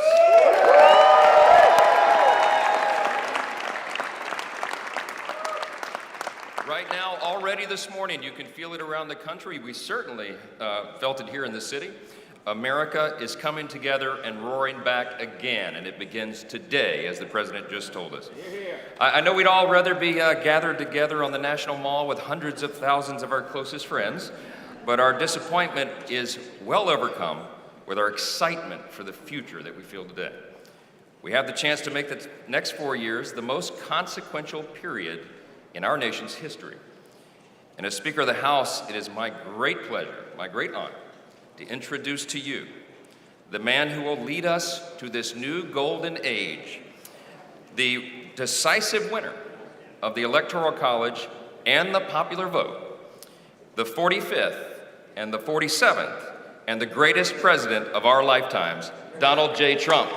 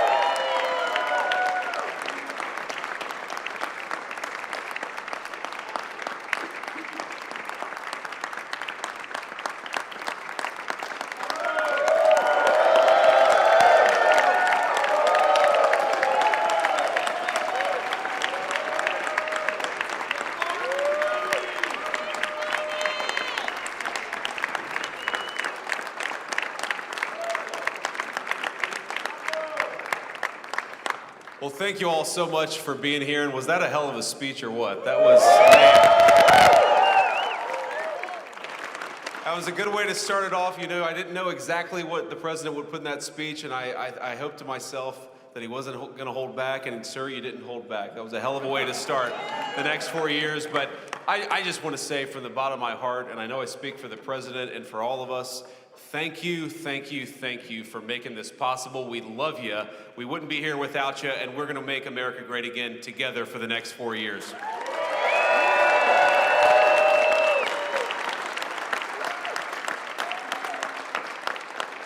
And the last thing I'll say is, you know, having stood outside for about 5 minutes to wave goodbye to the Bidens, thank God we moved that thing indoors because it was a beautiful ceremony and it was cold as hell outside. So, sir, the 45th and 47th President of the United States, Donald J. Trump.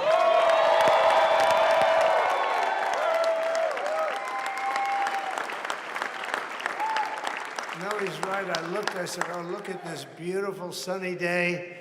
We blew it, and then I went outside and we were freezing. You would have been very unhappy. The sun was very deceptive, I will tell you. It is cold out. And I'm sort of saying, you know, that was so beautiful today. Maybe they should do it there every 4 years. Does that make sense? I don't know. Because, you know, the outdoor thing is really good, but it gets a little cold around this time of the year, as some people have noticed. And a lot of times they suffer through it. There was no suffering in that room. It was 72 degrees. It was perfect with the best acoustics I think I've ever heard in a room. This is not so bad either. But I just want to say, you're a younger, far more beautiful audience that I just spoke to. And I want to keep it off the record. I want to keep that off the record. Because I don't want to have all those big shots up there. I don't want to think you're more powerful than them, you look better than them, and I love you. Now, we just had a great time. We just had a great day.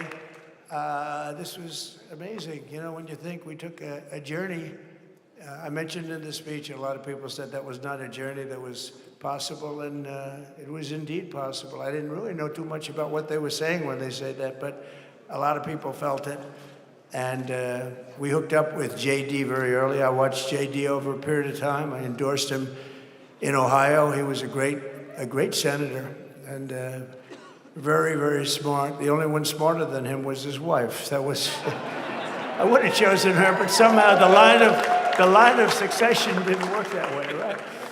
But now she's great, and he's great. This is a great, beautiful couple, and unbelievable career. I just said to him, you are very upwardly mobile, because he hasn't been doing it that long, but he picked it up so quickly. Remember, the first week was a little bit like the fake news was hitting him really hard.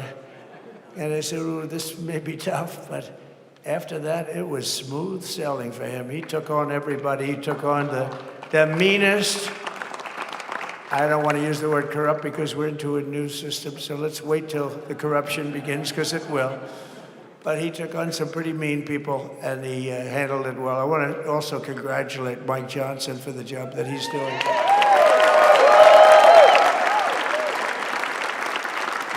Steve, we gave him a majority of almost nothing, and then I said to make it tougher on him, let me take 2 or 3 of the people, right? I said, he'll only have to suffer with that for about 3 months. How are they doing, by the way? Are they, is that moving along? Totally Uniform. I said, do you mind if I take this one, that one, and a couple of others? He didn't mind. He can handle it. No, he's a man that's liked by everybody. I've never met a man like this. You've got how many is it, 219 or 220 or something? 220. And of the 220, 219 really like him. I noticed he got 1 negative vote once about 2 weeks ago. But I think even 220 like him, if you want to know the truth. And that's very unusual. I know a lot of nice guys in Congress, and they have 35 people that hate him. So if you have 35 people that hate you and you only have 1 or 2 or 3 votes, you'll have 5, I think. But that's going to be like, you know, the good news is when we get to that 5 number, it's going to feel like a massive majority. You could be really nasty to a couple of them at least. You know? So it's going to feel like hitting your head on the wall and stopping. It feels so good to stop. But he's done a fantastic job. And Steve Scalise is, he's our hero because, you know, I was with him. You talk about being shot. I was with him. He got some bad ones, and his incredible wife, and she really loves him. You know, you never know about that. I've been with other people. They were doing poorly, and the wife is like looking at her watch. She can't get out of the hospital fast enough. How's he doing? Oh, I don't know. He's all right. That woman was a mess. She was crying and crying. No, they're going to take him. They're going to take him. I told Steve when he finally woke up, it was a while, too. The doctor told me it was the most blood they've ever transfused in any patient. They've never done anything like it. And here he is, the picture of strength, right? And he's been a great friend of mine. Right? With the family, because of the family. And what a job you did. It worked out pretty much better than we even thought, right? And I did have a couple of things, to say that were extremely controversial. And between JD and Melania and anybody else that heard, please, sir, it's such a beautiful, unifying speech. Please, sir, don't say these things. I said, I'm telling you, it's going to play great. They said, you're right. For this group of people, it's going to play great. You're the only ones I heard by that. Oh, but we had some beauties, didn't we, Melania? She said, sir, calls me sir when she's angry. I said, no, I'm only kidding. I better say I'm only kidding, or the press is going to pick that one up loud and clear. No, but she said, no, I think it would be terrible. It's such a nice speech. I think it's, it all depends on your delivery. How was the delivery? Was it good? But she said it's such a beautiful speech. You can't put things in there that you were going to put in. And I was going to talk about the J6 hostages, but you'll be happy because, it's action, not words that count. That's right. And you're going to see a lot of action on the J6 hostages. And I was going to talk about the things that Joe did today with the pardons of people that were very, very guilty of very bad crimes, like the Unselect Committee of Political Thugs, where they literally, what they did is they destroyed and deleted all of the information, all of the hearings, practically not a thing left.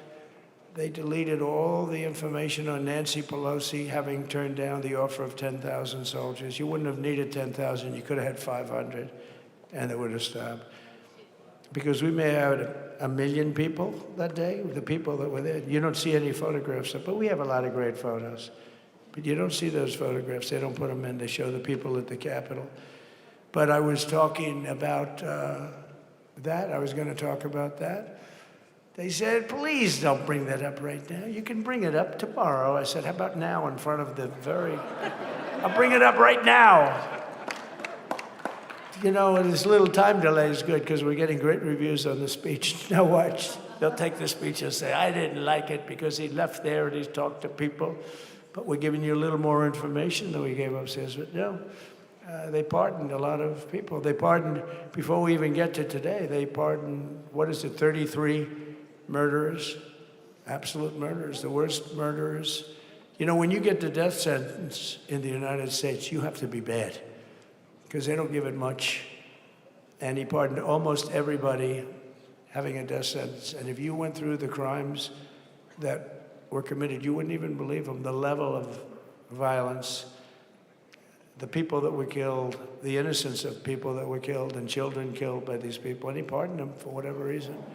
He spared them, but they didn't spare the people that they killed. And who knows what happens in the future. It's one of the worst because a lot of times they let them out early after that. They say you're going to be in for life, but then all of a sudden they get let out for good behavior, and then they go on a rampage. It's one of those little things, right? But I was going to talk about that. But I was really going to talk about the level of, what's going on. Why are we doing this? Why are we trying to help a guy like Milley? Why are we doing Milley? He was pardoned. What he said, terrible what he said. Why are we helping some of the people? Why are we helping Liz Cheney? Liz Cheney is a disaster. She's a crying lunatic and crying crying Adam Kinzinger. He's a super crying. I never saw the guy not crying. He's always crying. I looked at him. I remember years ago, he was actually on my side. And then one day, you know, when you don't want to kill people in wars, they turn against you. Liz Cheney hated the concept of not going to war with everybody. Let's kill everybody. Let's spend a lot of money on military equipment, you know, where her father works, right? And, but what she did was incredible. Think of it. They destroyed and deleted all of that information that went on for almost 2 years against Trump.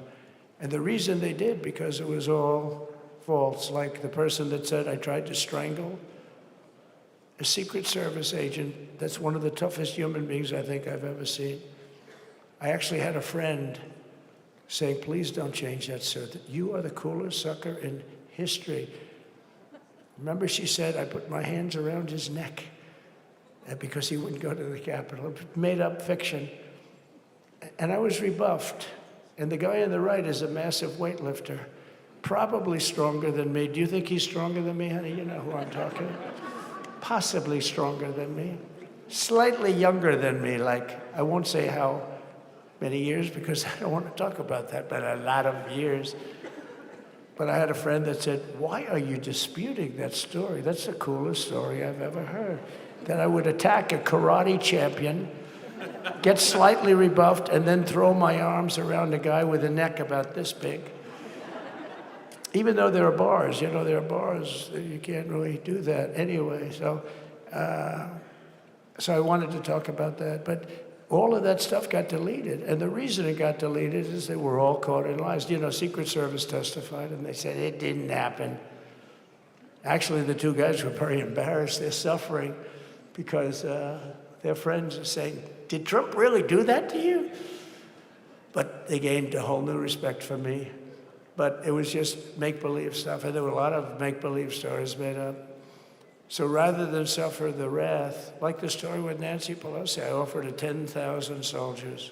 She knows it. She admitted it on tape that her daughter made. She's a videographer or whatever you call her, which I'm glad she is. So she can't be in good stead with Nancy.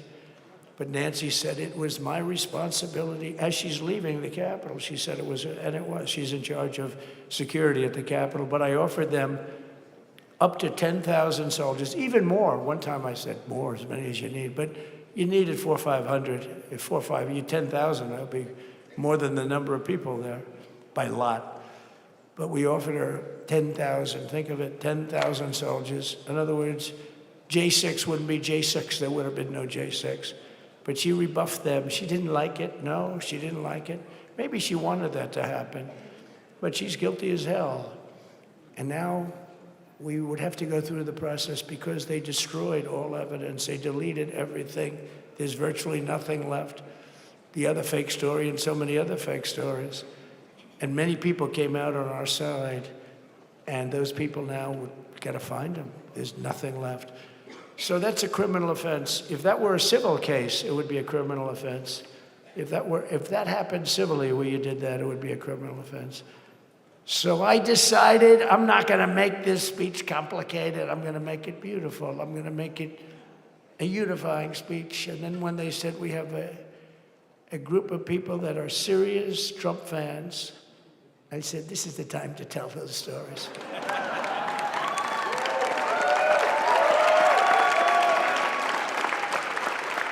He knows. So anyway, but seriously, I'd like to, I think it was a tremendous success. I think we're very lucky we put it inside because it is really cold. We just went to the helicopter out of respect to something that's taken place for a long time. I guess it's as old as helicopters. You used to get into a stagecoach, now you get into a helicopter. Times change. But it's pretty old custom. And it's a beautiful custom, actually. It's a beautiful custom. I wish we could have had a better relationship. I wish we could have had a better relationship between Republicans and Democrats. I was with Senator Schumer. I said, Chuck, I think it's time we all start getting along a little bit because it doesn't make sense. I mean, we literally never get a Democrat vote. They never get a Republican vote, almost. And although there is a bill coming up very shortly that we have a lot of Democrat votes, right? That's going to be a very beautiful bill. We're going to have a signing, I would say, within a week or so, I think. And it's going to be a very good bill. You all know what I'm talking about. So I just want to thank you all for being here. You have been our fans from day one. All these people all over. You've been our fans.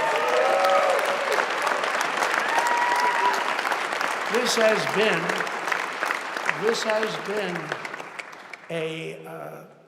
there's never been anything like it. There's never been anything like it. This has been a movement like no movement ever in history for probably any country, let alone this country. You know, if somebody's running for president, and if they go out and they announce they're going to Arizona, they're going to Nevada, they're going to someplace, if you have 200 or 300 people, that would be standard. Ronald Reagan would go out. I mean, outside of the last couple of days where people get a little excited, but even then you have a couple of thousand people. But if you're going to go someplace, any place, any one of the swing states, any one of the other states, I mean, how about the non-swing states? We won Alabama by 48 points. We won Tennessee by massive numbers. Wyoming, we won by numbers that are, nobody's ever seen numbers. And, you know, places like California, we did great, but when they send out like 38 million ballots, nobody knows where the hell they're sending them, and then they come pouring back, the whole thing. You know, they passed a law in California that if you work in an election bureau, and if you so much as ask for a voter ID, if you say, sir, ma'am, could I please look at your voter ID? They have the right to put you in jail. You're a criminal. Can you believe that? There's only one reason that happens. They want to cheat. So they had it where voter ID wasn't accepted. But now if you even ask for it, this is seriously a bill that was just signed. It passed in their legislature, and it was signed.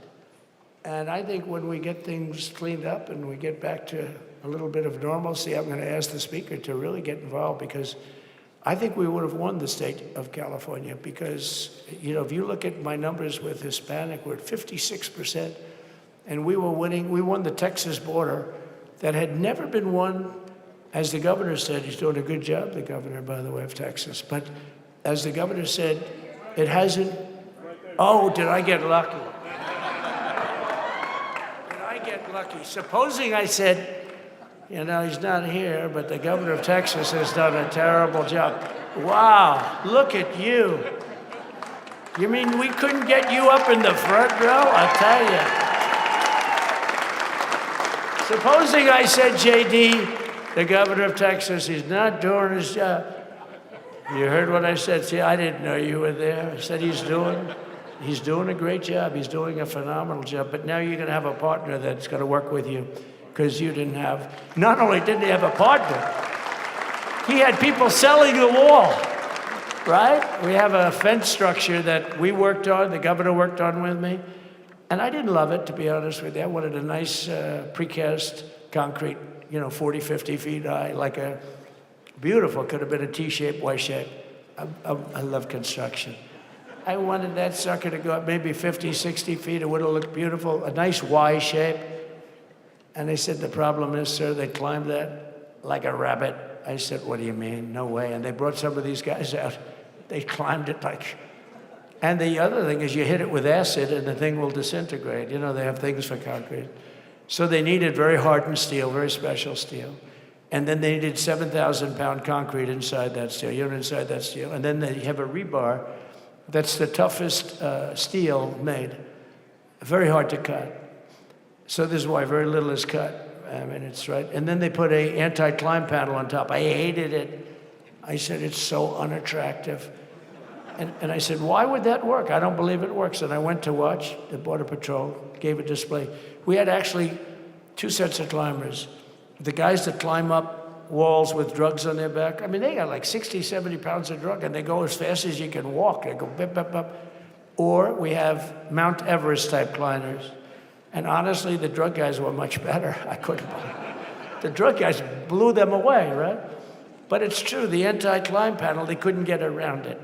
They just couldn't, you didn't have it.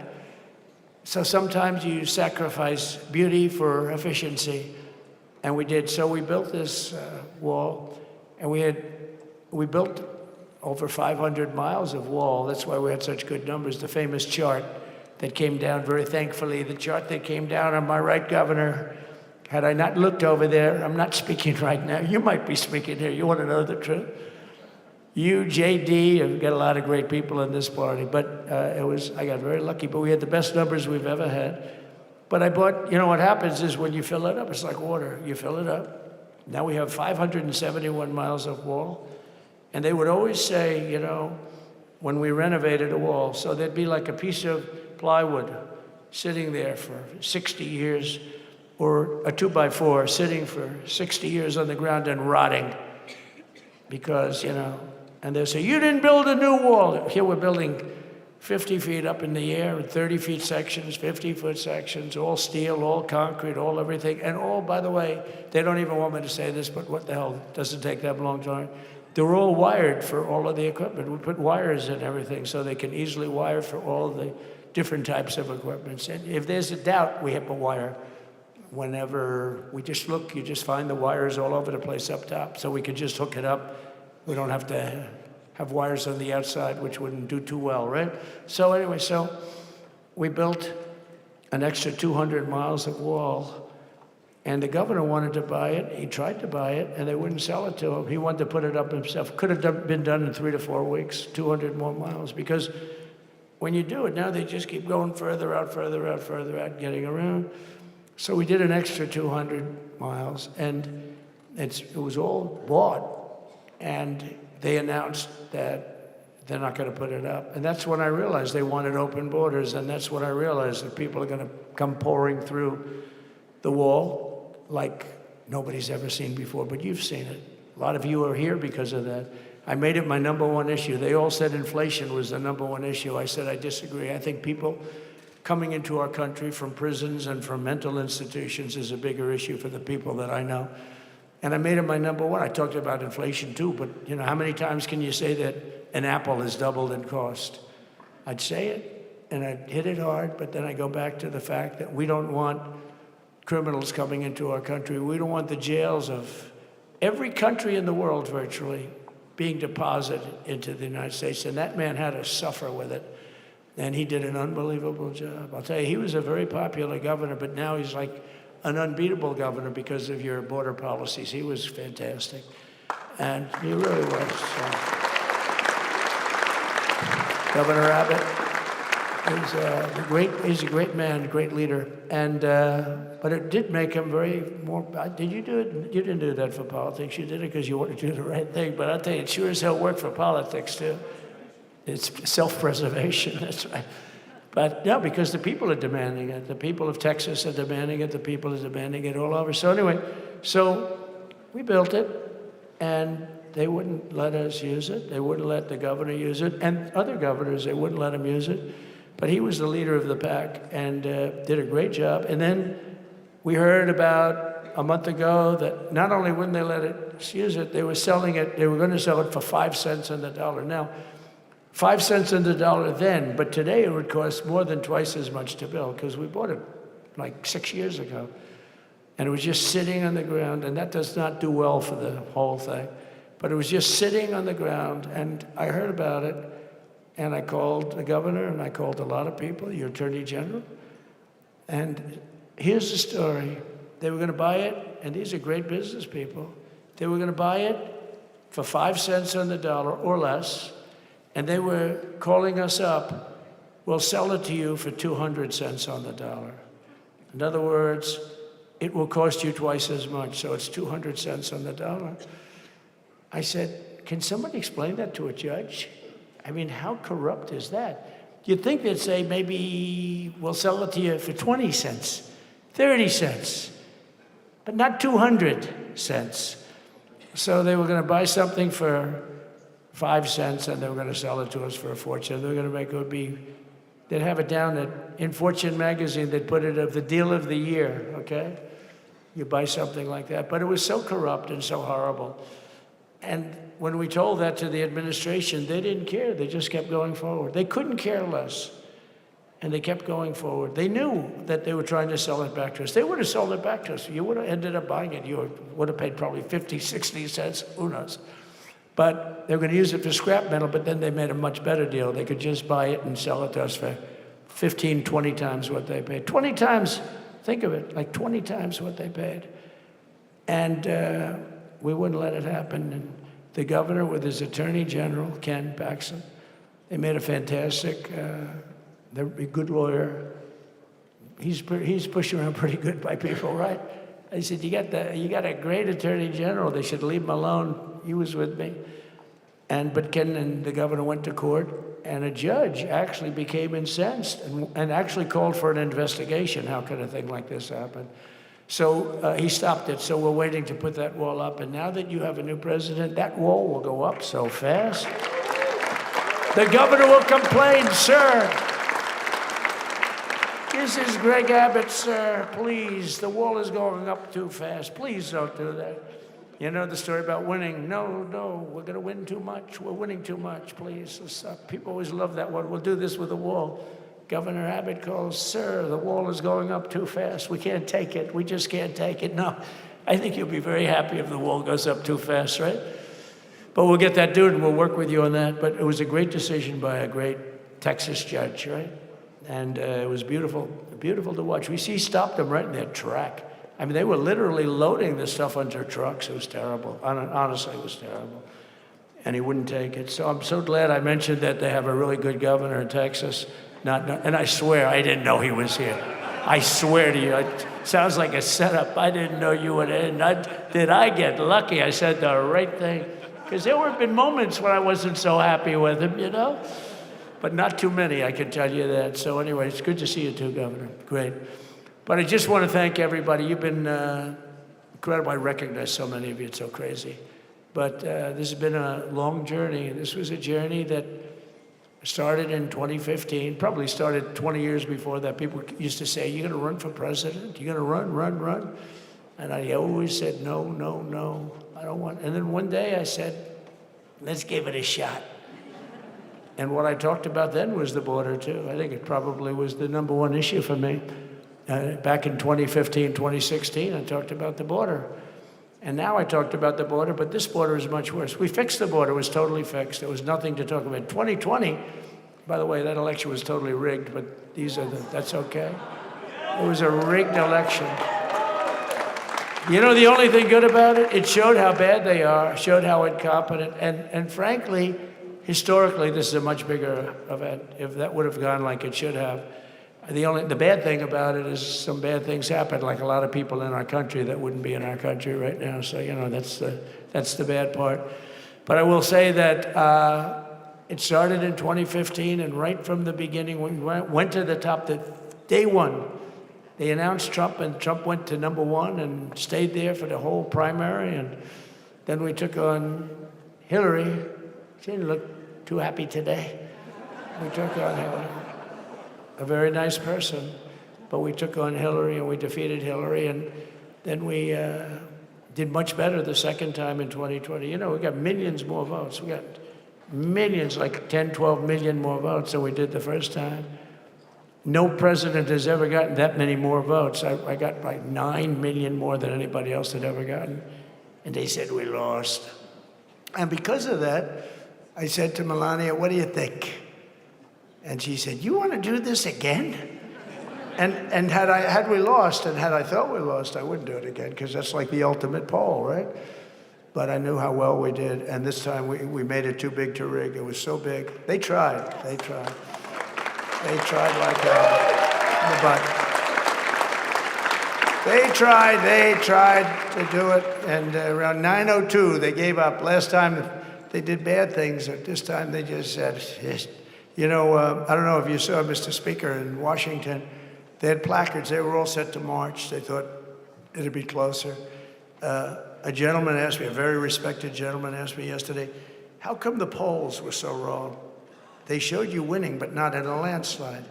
I said, because people that are true Trumpers are so angry at the whole polling system and at the writers, the fake news, that they don't want to talk to anybody. So when you call somebody from Trump, who are you voting for?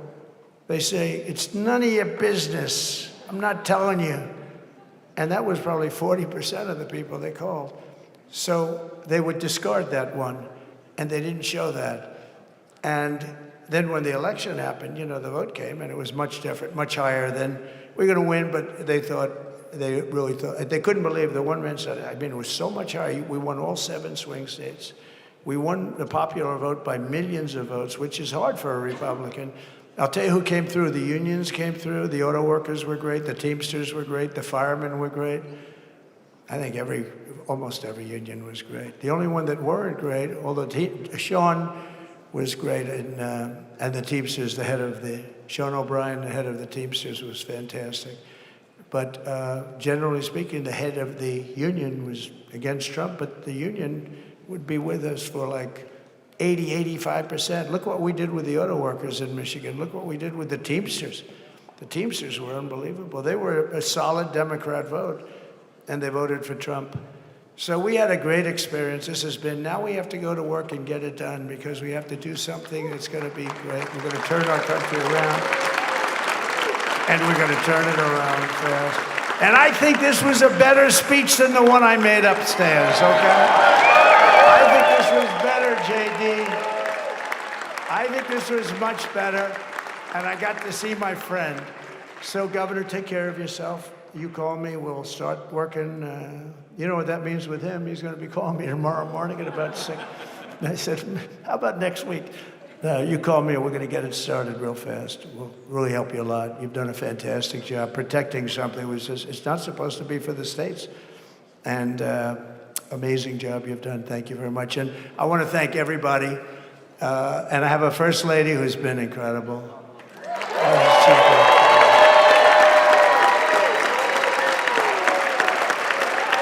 I shouldn't say this. I'm going to get hell when I say this, but her feet are absolutely aching. Those heels. And we thought we were leaving. We were going home. Sir, would you be able to go down and say hello to some of your other fans that are here? I said, oh, I didn't know that. Wow. Did you get to see pretty clearly the picture, I hope? Good. That's good. But because you wouldn't want to make the same speech again, right? But she said, darling, I love you so much, but my feet are killing me. I said, honey, let me just see how far it is. I asked the person. Oh, not that long, maybe 400 or 500 yards. That's 5 football fields. I said, can you make it? She said, we're going to make it no matter what. We're going to make it because we have to do it. Right?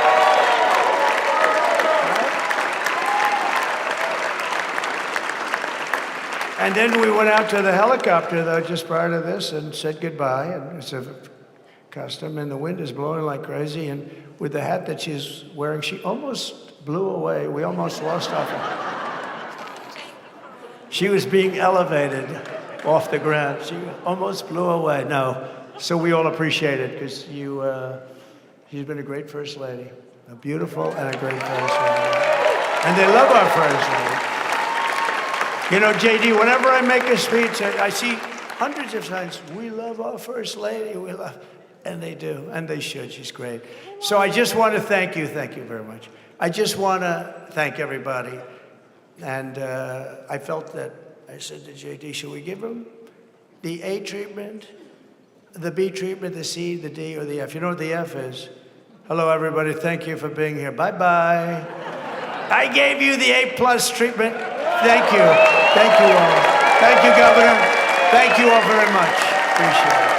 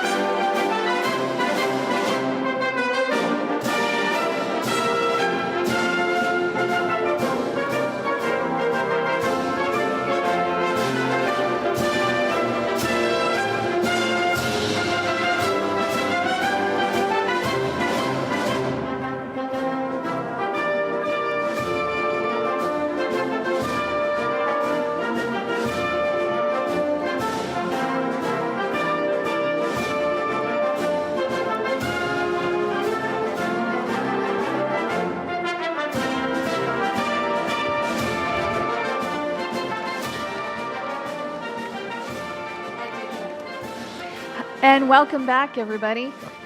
We just saw the president talk to his supporters in Emancipation Hall. That's in the Visitor Center at the Capitol. My name is Emily Boisvert, and I'm joined by my colleague, Ron Jackson. And we are here because of the coverage by the Joint Committee on Congressional Inaugural Ceremonies here at the Capitol building. So this portion of the proceedings, there are about 1,300 attendees in Emancipation Hall, and including the governor of Texas, Greg Abbott. One of the things I noticed was that when President Trump was introduced, they introduced him with two, he's the current president, but 45. yeah, he was also the 45th president, and he is only the second person to do that. Grover Cleveland is the other one, and I was reading that when he was introduced, the same thing would happen. They would say it's the 22nd and the 24th president, Grover Cleveland. But we're excited to be here right now and waiting for the next step. The speech in Emancipation Hall was longer than the inaugural speech upstairs. At least it felt like it. The first thing he did when he went downstairs was call the group, well, wait a minute, this is a younger, more beautiful audience. Now, upstairs, the speech was for the country. Downstairs, it was for the base. It was for the base. Now, Emily and I are approaching this for JASIC from an historic perspective, not a political perspective. And I thought what was noteworthy was the comment he made to Senator Charles Schumer, the minority leader of the Senate. And it's something that you've heard in some form or fashion over many years. He says, Chuck, it's time to get along. And not uncommon, but Senator Schumer seemed to echo those sentiments. He mentioned Governor Greg Abbott from Texas, who was there. It was interesting to note there's so many governors that attend, and I think you mentioned there's 1,300 people there. In surveying the Emancipation Hall, you probably didn't realize just how vast that area is. You can really, there's a lot of people you can not notice, and Governor Abbott is mobility impaired, and so he probably wasn't exactly up front. But no question, talking to the base, and a lot of momentum to the base. We start off with Vice President J.D. Vance giving remarks, then Speaker Johnson. So the next phase is to get to the signing room. I want to talk about travel. The Rotunda is where he gave the inaugural speech. Right. He then traveled 2 floors down and then outside another 100 yards to say goodbye to President Dr. Biden. He then comes back in the building and comes down another 2 levels to Emancipation Hall. He will go upstairs another 2 levels to the Senate. So traveling time will take a while. Yeah, I don't know if they're taking him, all the back routes that we know to get up into the Rotunda. But well, they would have to, or else we may be here for a while. There are shortcuts. There are shortcuts and if I you know where they are. Oh, yes. Toured them many a time, yes. Yes, but so from this point on, couple more things. First, we're going to go to the signing ceremony. President Trump talked about that in his speech a little bit. Here's the room where it's going to be. This is the president's room. So traditionally a room where Congress could meet with presidents. We sort of nerded out a little bit earlier because we were trying to figure out which of the which pieces of art were in this room. And this looks like Senator Klobuchar is coming in with Senator Thune, I believe. Yes. Yes. So, this is right off the Senate chamber. And there is Chuck Schumer and Hakeem Jeffries as well. Don't you like those floors? Those Minton tiles. Stoke-upon-Trent in England, $2.03 per tile. Friends, this is one of the many reasons why you need to visit the Capitol. These floors aren't just in private areas. If you were to visit the gallery, meaning House Senate Gallery, it's very likely you would walk on these tiles. Yeah, exactly. And this room is really one of the most, it's a smaller room, but it is really one of the most richly decorated spaces in the Capitol building. The artist for this room, his name is Constantino Brumidi. He was hired in the 1850s, and he worked at the Capitol for 25 years. Naturalized citizen. Yes, yes. He's born in Rome. He worked there for a good portion of his life, but ended up coming to America. And all of these paintings that we're seeing on the wall, those are all frescoes with gilding. It's just really ornate in that space. Yeah, the President's room is wonderful. Earlier in the speech that President Trump, he mentioned about Dr. Martin Luther King Jr., that is the room in which him and Lyndon Baines Johnson signed the 1964 Voting Rights Act, along with Reverend Dr. Ralph Abernathy was in attendance. This is an area that's not unfamiliar to those of you who follow inaugurations. But for those that don't, you're saying, where on earth is this room? To give you an idea, because you can see windows, this is the North Wing, Senate side, Supreme Court side. That's probably a better way. If you will look across the street, you would see the Supreme Court. There was a photographer taking pictures of members of JSIC there. It's a stunning, beautiful room. It has gifts from other countries and nations there. It's President Washington's cabinet that's featured on medallions. Yeah, and definitely a space that today is used by members of Congress, like we're seeing right now, but traditionally it's a place for the president to meet with Congress. And I was reading that President Wilson in particular liked to come on over to this room, and this is where he would meet with members of Congress. Today, oftentimes we more hear about members going to the White House than we do the president coming to them. But it looks like we're setting up for maybe a photo or something right now. Oh, you mentioned the desk for the Civil Rights Act. By the way, if you want to see the actual desks they used back then to sign the Civil Rights Act, it is in the Capitol Visitor Center. It's an exhibition hall. And you can be up close and personal with history and see that desk downstairs. Exhibition hall is located in Emancipation Hall when President Trump was just giving his remarks. You might have seen a statue behind him, that being freedom, triumphant in war and peace, or just simply freedom. Behind her were columns and that museum space, which is wonderful. When I say wonderful, we teach students. We have an area called Democracy Lab that, Emily, you're intimately associated with programs with students. Matter of fact, if you didn't have time to visit the House and Senate Gallery, there are theaters in which you can watch simulcasts of the proceedings. By the way, the Senate's in session at 4:30 today. And I believe the House is coming in as well. We likely may still be broadcasting at 4:30, but Congress is in session today. Remember to visit Congress, you need passes from your members. Right. From your member, it's best to email or call, and they will set the conditions, and you will pick them up. And it's wonderful to visit the new chambers, although we'll be featuring one of the old chambers a little later on.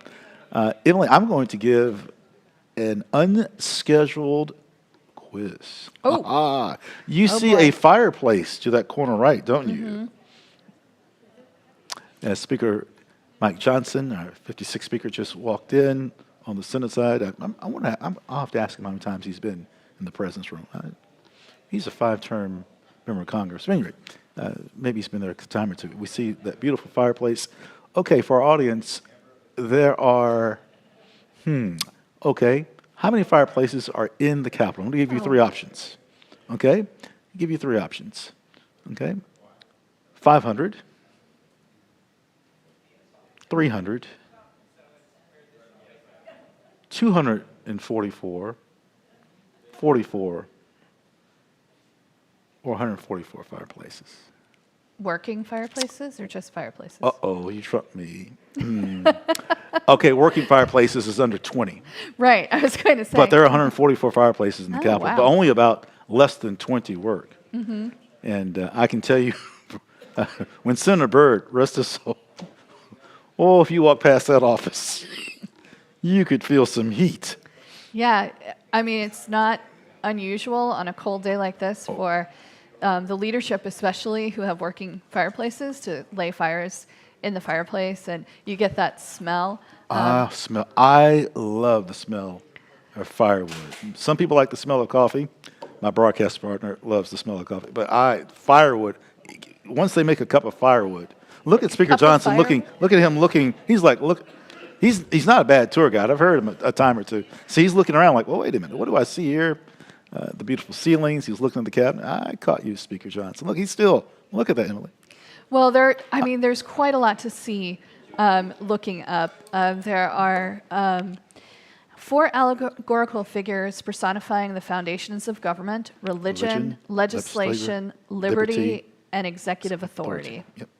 And there are 4 historical portraits that each are fundamental aspects of the development of the nation, and they decorate the corners of the ceiling. One begins with a V.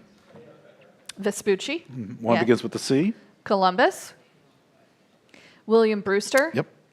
And Brewster's Benjamin Franklin. Dr. Benjamin Franklin is everywhere. Next time I see Speaker Johnson, he's going to go on tour with me. He probably has other things to do. Yes. Yes. You know, the role of the speaker, there's a lot. There's a lot. To be fair, if we were to take the Senate leadership on the outside, in certain areas, they would say, my goodness, they would be doing the same thing. So I'm not picking on Speaker Johnson. This room in particular, I believe the curators have told us, is reminiscent of some rooms that you would see in the Vatican, because Constantino Brumidi, that is where he worked before he came to the United States. I once had a tour with an Italian member or a member of the Italian Parliament, and he said, for an American building, this is very Italian. For an American building.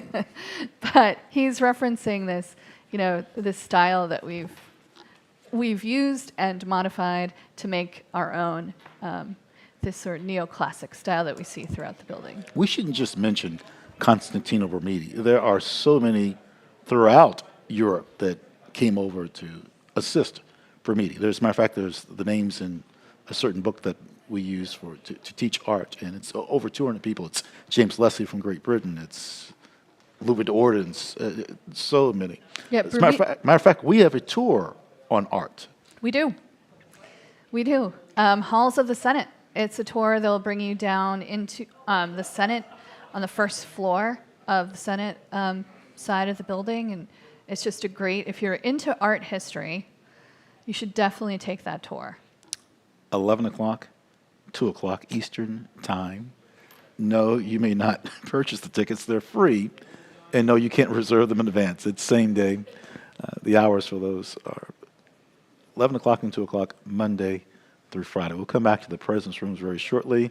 That wind has not ceased since we've been on broadcast since 8:55 this morning. Look at those beautiful columns there.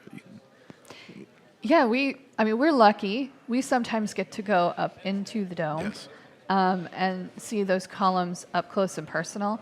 I think one of the things that some people don't realize, and why would you, but that the columns, some of them are actually water spouts or downspouts to bring the water off of the dome. And so they're hollow. But you know what I always notice, I always remark on when I'm doing a dome tour, is how ornate it is, even though most people aren't going to see it. It's sort of, from the ground, you're not seeing all of that detail, certainly. Back to a live shot of the President's Room, and we see Senate and House leadership there. Mr. Scalise has now joined Speaker Johnson. Yeah, so if we were to go, we'll start with the senators. In the back, we've got Senator Thune, Senator Schumer, Senator Fisher, Senator Klobuchar. So they're all either members of the Joint Committee or Senator Thune is our new majority leader. And then, with their backs to us, we've got Hakeem Jeffries first on the left, and then the majority leader, Steve Scalise, and then the speaker. I need a red coat in that room to tour them right away, and it might be me. I wanted to say this earlier at the start of the broadcast, we mentioned about Senator Amy Klobuchar being chair of JSIC. There is a hammer from the state of Minnesota. Excuse me. I believe it's Avondale. I might be saying it incorrectly, but it's a company called Walco. And the first nail that was placed in the platform, there were many hammers and nails used, was from Minnesota. I believe it was, it's called Annandale, Minnesota, if I'm not mistaken. And it was done, the ceremony happened September 18th, 1793. Emily, why is September 18th, 1793? Why are people saying, wait a minute, why does that sound familiar? Because it's when they laid the cornerstone for the Capitol in 1793. And who laid the cornerstone? George Washington. He is featured prominently throughout the Capitol over 50 times. September 17th, 1793, the location happened on the south or house side of the Capitol. The Capitol has a birthday. It's November 17th, 1800. But the wing that was constructed first, the north wing. So thus, ladies and gentlemen, the centerpiece where you saw today the Rotunda, that's more of the 1820s. So it's not the oldest section of the Capitol, but surely the most recognizable. Oh, it looks like everyone's walking in now. They didn't take the shortcut. You can hear the President's voice. Here he comes. Here he is. Let's hope the audio picks up. I was going to say, I know there's not a coat rack in that room, so.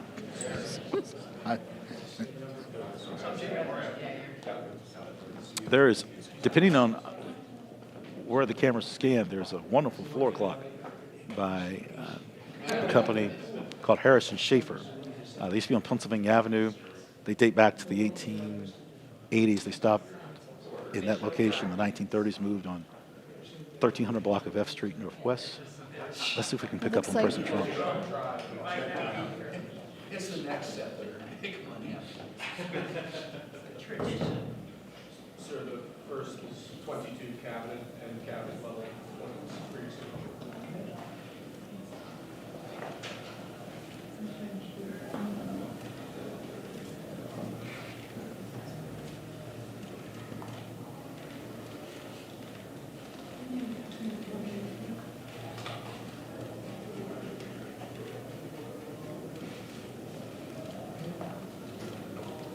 The next one will be, excuse me, the next one will be 47 sub-cabinet level appointments. But you don't have to sign 47 times.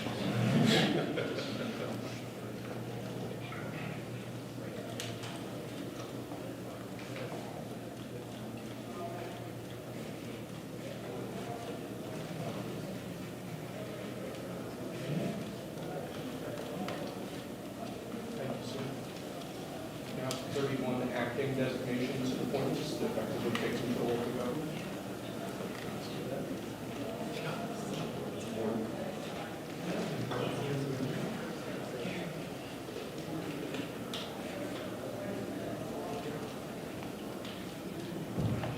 And we have 15 commission chairman and acting chairman appointments. Commission chairman and acting chairman.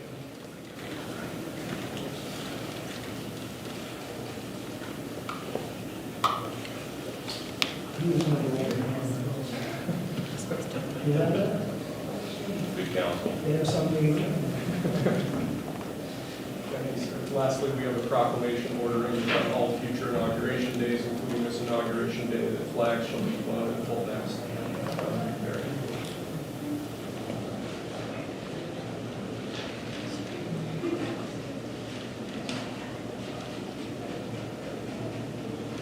It was a beautiful concept. The sound, temperature was 72. The sound was 72.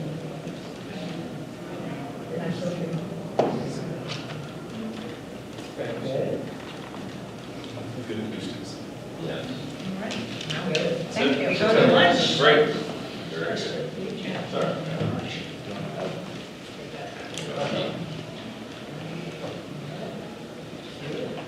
Yes, sir.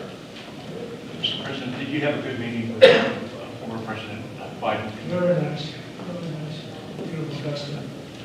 Mr. President, any reaction to the...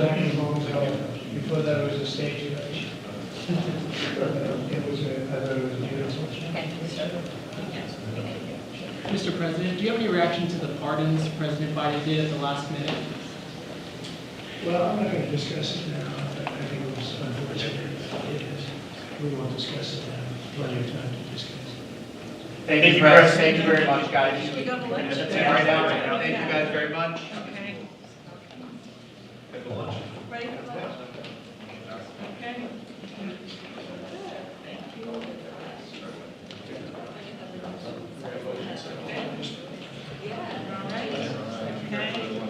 That was 3 times the number compared to 2017 survey.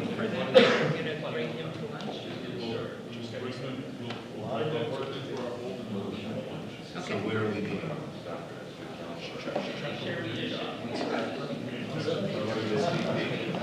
That's what we need for you.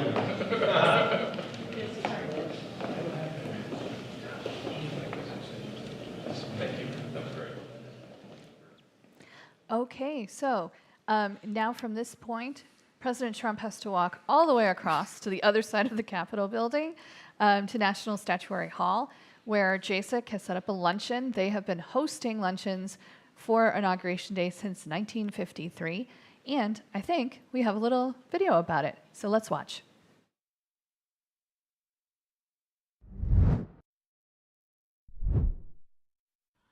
While the tradition of an inaugural luncheon dates back as far as 1897, when the Senate Committee on Arrangements gave a luncheon for President McKinley and several other guests at the Capitol, it did not begin in its current form until 1953. That year, President Dwight D. Eisenhower, Mrs. Eisenhower, and 50 other guests of the JASIC dined on cream chicken, baked ham, and potato puffs in the now restored Old Senate Chamber. From the mid-19th century to the early 20th century, presidents left the Capitol after the swearing-in ceremonies and traveled to the White House for a luncheon prepared by the outgoing president and First Lady. In 1949, Secretary of the Senate Leslie Biffle hosted a small lunch for President Truman in his Capitol reception room. They dined on South Carolina turkey, Smithfield ham, potato salad, and pumpkin pie.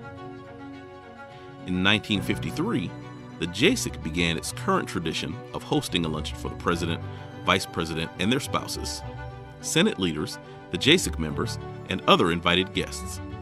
At the inaugural luncheon in 1981, newly sworn-in President Ronald Reagan announced the release of 52 American citizens who had been held hostage in Iran for 444 days. Traditionally, the luncheon often features cuisine reflecting the home states of the new president and vice president or the JASIC chairman, as well as the theme of the inauguration. The program includes speeches, gift presentations from the JASIC, and toasts to the new administration.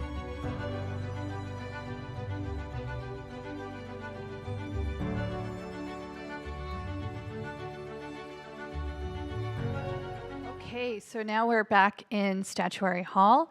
Now this is a room that we are very familiar with because this is also often on the tour route, but we're getting a new view of this room than what most people get. We're up in the balcony, which used to be the gallery for the House and the Senate, and we're looking over onto National Statuary Hall, which at one point was the House chamber.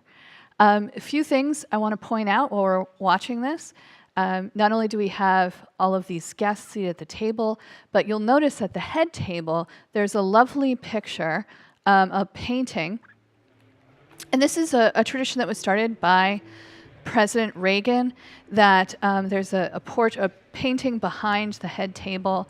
And this one is called American Horizon. It's by a woman artist. Her name is Jane Wilson. This is the first time one of these paintings at the inaugural luncheon has been by a woman artist. She did this in 2000.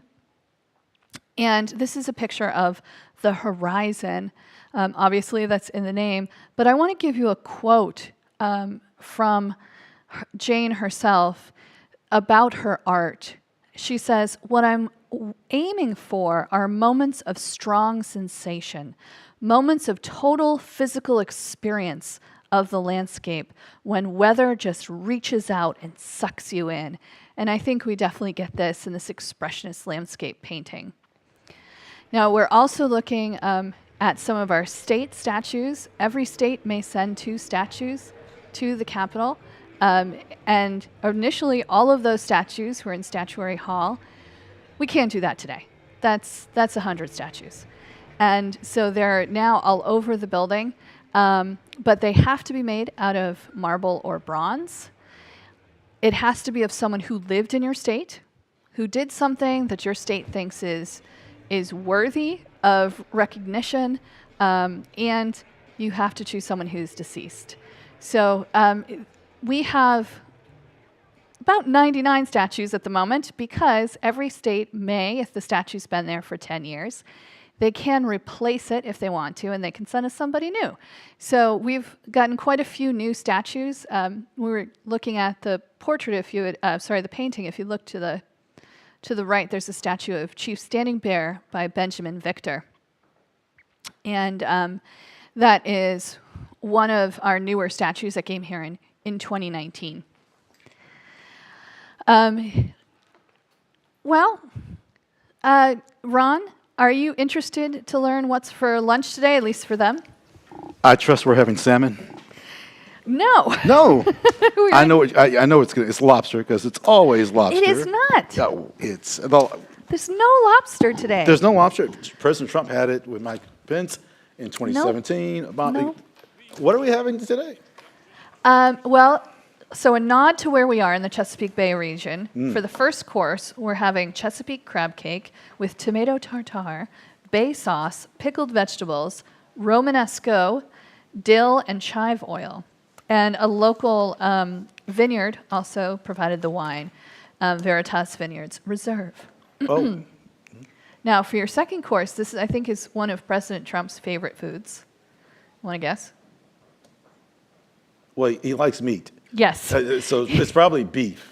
It is Greater Omaha Angus ribeye steak. Now, that, I think, Omaha, Senator Fisher is from Nebraska. Angus beef 2017 he had as well. There's something about beef. This one is served with Thumbelina carrots. And I must admit, I had to look that up. They're tiny carrots. Thumbelina, don't ask me to spell it. With broccoli rabe, a carrot top herb sauce, red wine truffle jus, and potato gratin. Did you say it red wine? Truffle. Truffle, thank you. Jus. Yeah. Okay. Served with a Cabernet Sauvignon from the Napa Valley. And then here, I think a nod to Senator Klobuchar, Minnesota apple icebox terrine with sour cream ice cream and salted caramel. Sour cream ice cream. Yep, and a salted caramel. Okay. President Lincoln had 6 different flavors of ice cream in his inauguration luncheon. 6 different flavors. That's a lot of ice cream. You were mentioning about the painting by Jane Wilson. Miss Wilson, and she was on the quiz show in the 1950s, the $64,000 question. Now, she didn't win a lot of money, but just one of those, just really kind of looking at her background like, wow, she was on that game show. That's a painting. I'm not, after today, we'll transfer National Statuary Hall back to hopefully a tourist area. You know, inaugural luncheons, what is it about food that there seems to be an agreement about food? We can disagree about a lot of things, but when it comes to food, it's generally the last inauguration for President Trump, he had 200 guests. So looking at the tables, which hold about 7 or 8 people, that's kind of online with that. I know you talked about statues just briefly, and ladies and gentlemen, at this time, please rise for the introduction of the official party. Introduction of the official party. Okay. Please welcome members of the Joint Congressional Committee on Inaugural Ceremonies, the Speaker of the House, the Honorable Mike Johnson, accompanied by Mrs. Johnson, Senate Democratic Leader, the Honorable Charles Schumer, accompanied by Mrs. Weinshaw Schumer. House Majority Leader, the Honorable Steve Scalise, accompanied by Mrs. Scalise. And House Democratic Leader, the Honorable Hakeem Jeffries.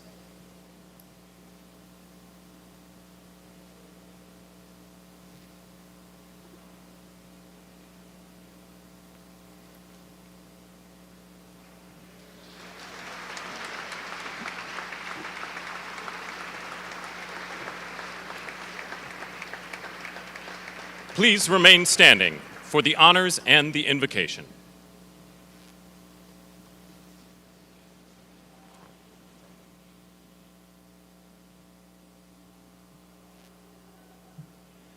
Ladies and gentlemen, escorting the Vice President of the United States, ranking member of the Joint Congressional Committee on Inaugural Ceremonies, the Honorable Deb Fischer and Mr. Fischer.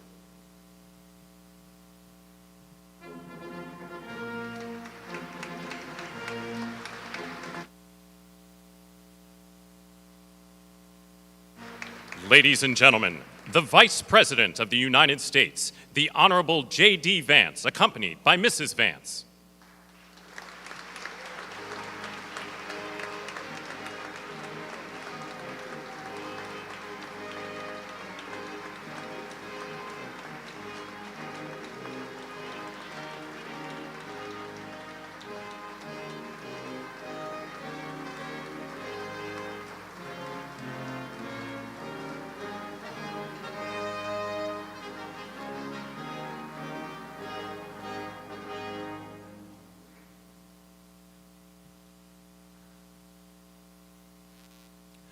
Ladies and gentlemen, escorting the President of the United States, the Chairwoman of the Joint Congressional Committee on Inaugural Ceremonies, the Honorable Amy Klobuchar and Mr. Bessler.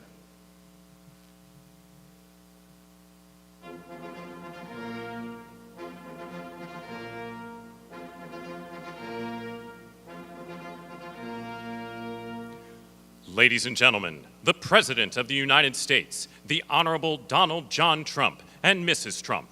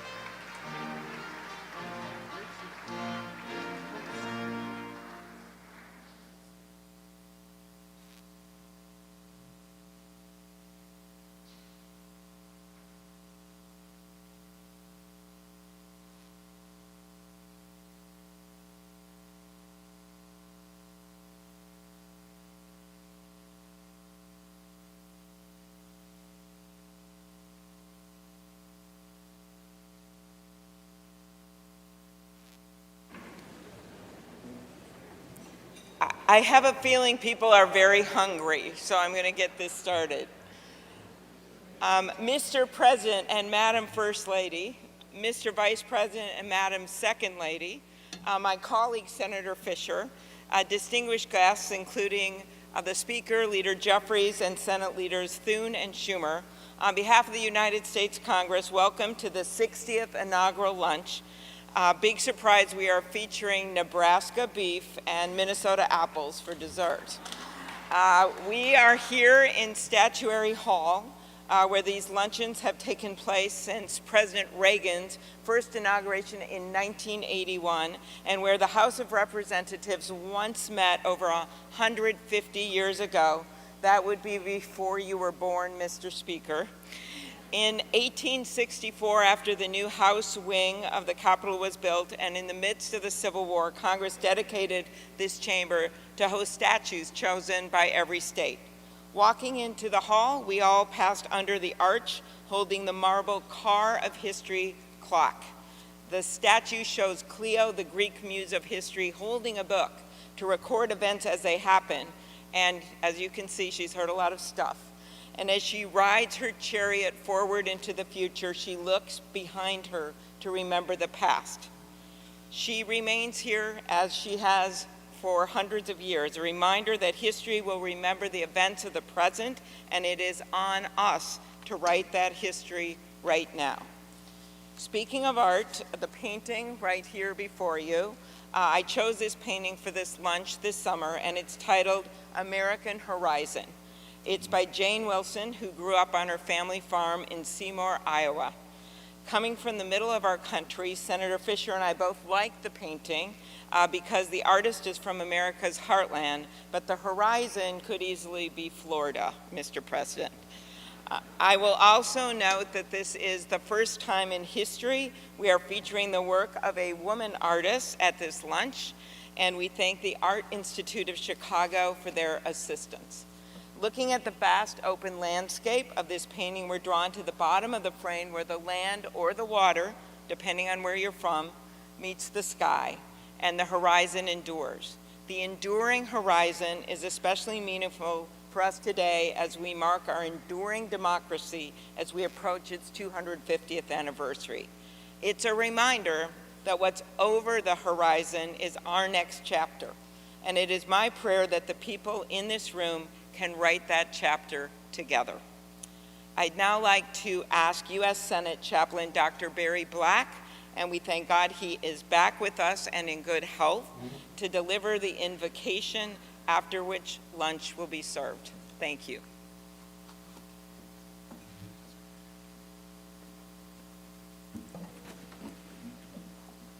Let us pray. King of kings and Lord of lords, whose kingdom is above all earthly kingdoms, and who judges all lesser sovereignties, look with favor upon President Donald John Trump and Vice President James David Vance. Empower them with the wisdom and courage needed for our times. Protect them from the vicissitudes and challenges that obstruct the making of a world of justice, peace, and righteousness. Lord, give them a deep desire to do their best for our country and world, and a determination to act in ways pleasing to you. Preserve their families in health and strength by your grace and power. Bless now this luncheon as each of us finds your grace sufficient for every need. We pray in your sovereign name. Amen.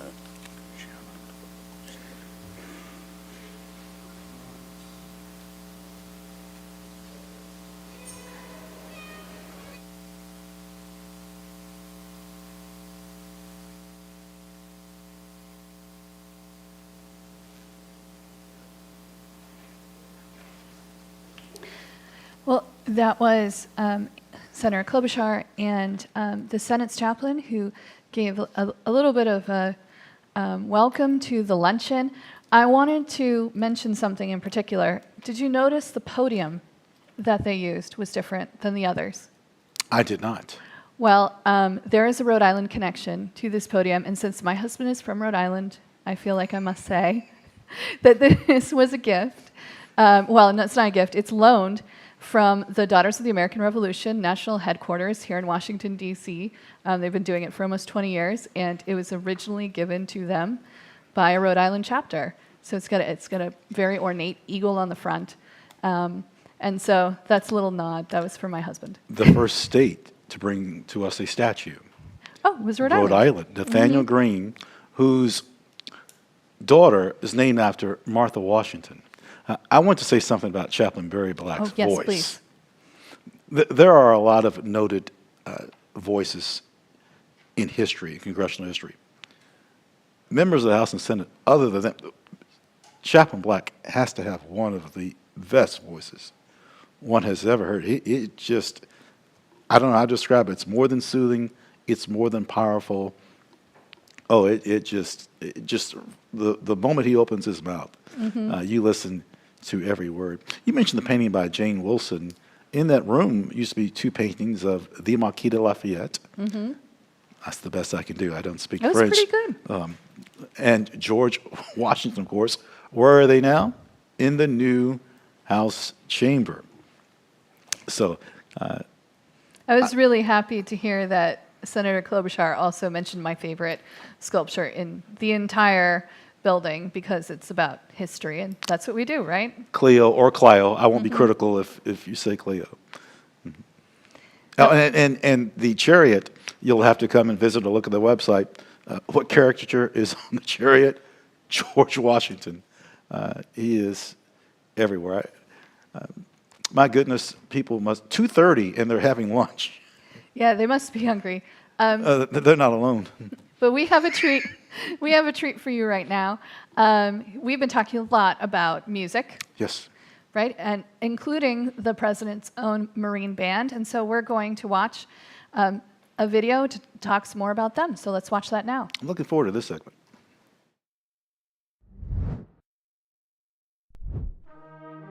My name is Lieutenant Colonel Ryan Nowlin, and I'm the 29th Director of the President's own United States Marine Band. Formed by an act of Congress in 1798, it's been the Marine Band's mission to provide music for the President of the United States, a stewardship dating back to the presidency of John Adams and the inauguration of Thomas Jefferson thereafter. The Marine Band's role in a presidential inauguration not only includes the swearing-in ceremony, but performances in the inaugural parade and the traditional inaugural balls as well. Before the swearing-in ceremony takes place at the U.S. Capitol, the Marine Band provides a musical prelude to set the tone and capture the spirit of the moment, playing a variety of inspiring American selections. The music will continue as distinguished guests, former presidents, former vice presidents, and family members make their way to their seats. Once the event is officially underway, music plays a central and important role in marking this historic, peaceful transfer of power. As soon as the oath of office is complete, the Marine Band is the first to announce the new president by playing Hail to the Chief.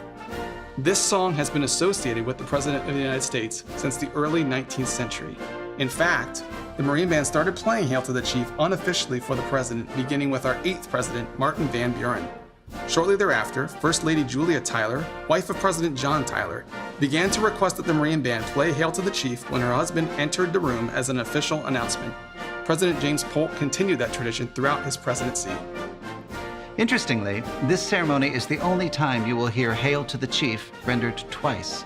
First for the outgoing president, and again for the new president, immediately following the oath of office. In 1954, Hail to the Chief was officially designated as musical honors for the president, and this musical announcement for the president continues today. It's a great honor for the Marine Band to be the first to render musical honors for the new commander-in-chief.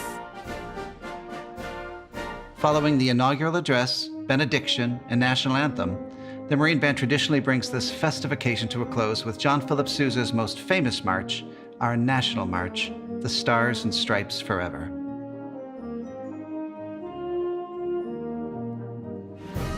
It remains an honor for the United States Marine Band to be a steward of our country's musical traditions, and we look forward to once again being a part of this revered moment in our nation's history.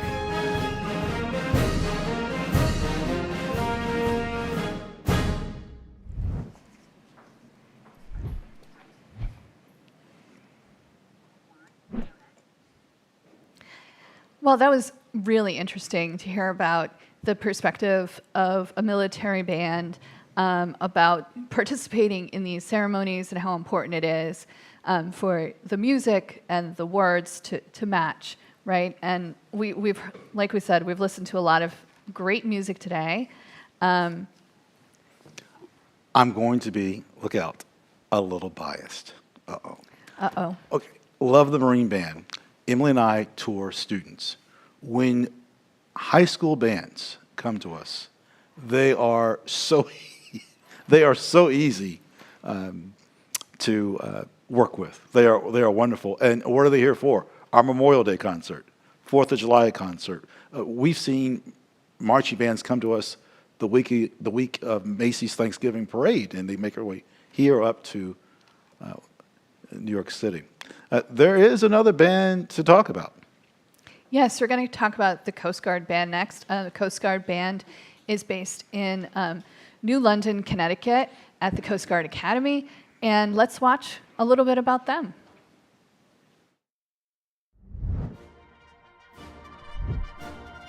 My name is Captain Adam Williamson. I am the director of the United States Coast Guard Band, which was formed in 1925 by John Philip Sousa and the conductor at the time of the New York Philharmonic, Walter Damrosch. The Coast Guard Band is the one and only band of the United States Coast Guard, and we have the great honor and privilege of sharing the Coast Guard story with Americans all around the country and people all around the globe. The Coast Guard Band has performed on every continent except for Antarctica. So this year, 2025, marks the centennial of the United States Coast Guard Band. The Coast Guard Band is 55 members and performs in ceremonial and concert settings. And we have performed for every inauguration since Herbert Hoover's in 1929. This year, we'll be supporting the inaugural Luncheon with a brass quintet that will provide background music as guests arrive, but they'll also support that event with the official arrivals. One of the most famous pieces of music for arrivals is Hail to the Chief, the presidential honors. However, a lesser-known piece of music is Hail Columbia. Composed by Philip Fyle, Hail Columbia was originally called Washington's March, which was performed for President Washington in 1798. And it was actually widely considered our unofficial national anthem until 1931, when the Star-Spangled Banner showed up. In 1969, Hail Columbia became the official vice presidential honors music, and that is a tradition that we continue today.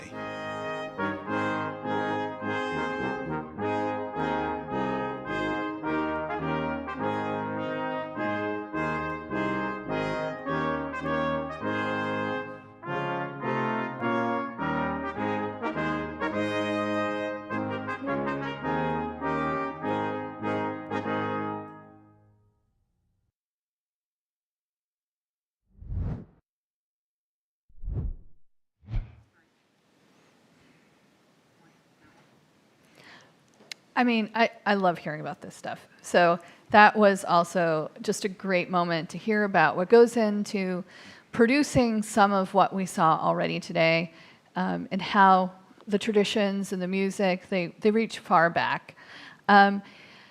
Speaking of tradition, one of the traditions is that we hang flags at the Capitol building that have special meaning. In this case, special meaning to the president. So you may have noticed the middle flag in this array is the flag you're used to seeing. It's the 50-star flag. And then on the ends, that one you might also be used to seeing. We've got the flag with the 13 stars and 13 stripes, the so-called Betsy Ross flag.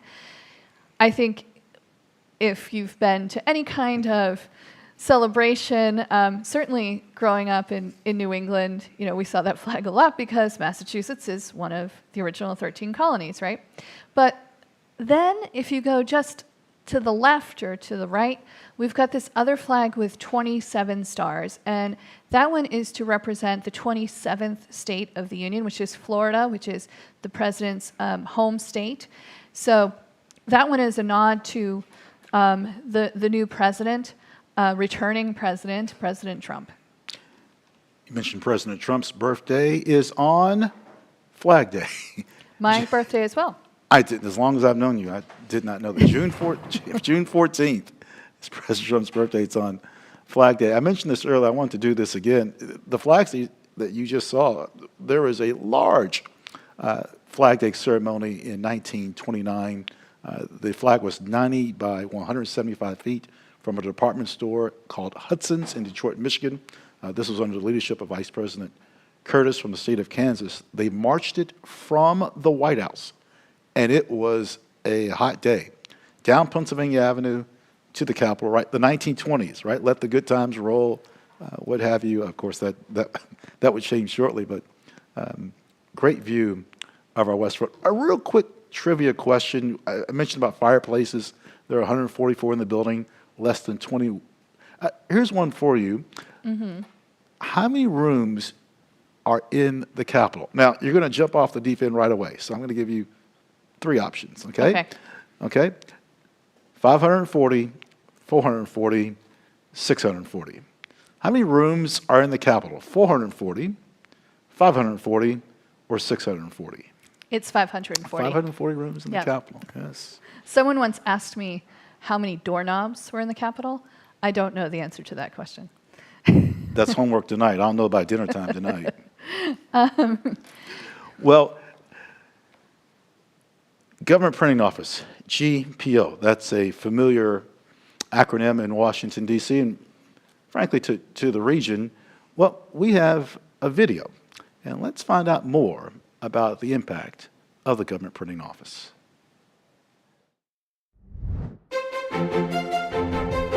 So GPO has been producing materials for all 3 branches of government really since the Civil War.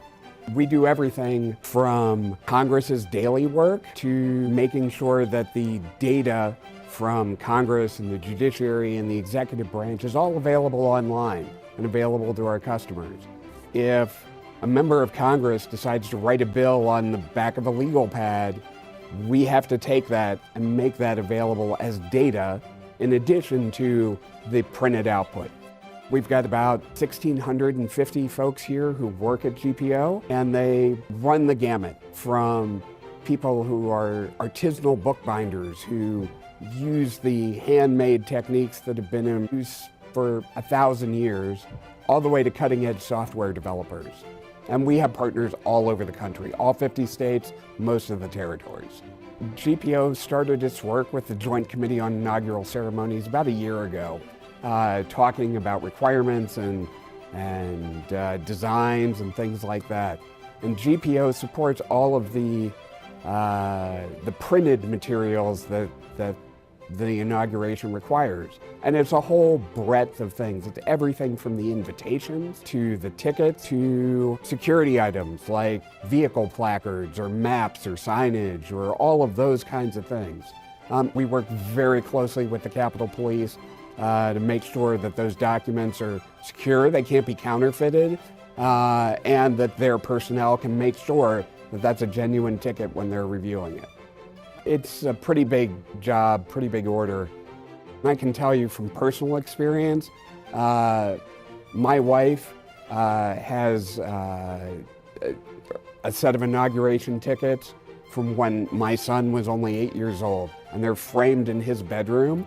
So we recognize that these are keepsakes that people want to keep for a very, very long time. And we want to make sure that we're delivering that quality of a product, the kind of almost heirloom product that you can't get every place else.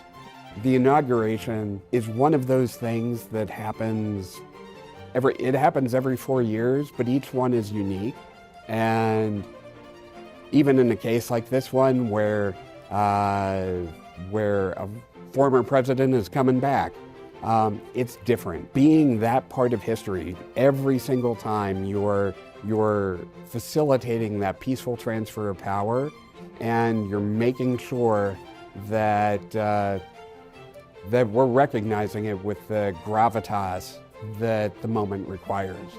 All of these things are important to us, and I think that's why all of us here at GPO enjoy what we do and view it as something important to what the nation does.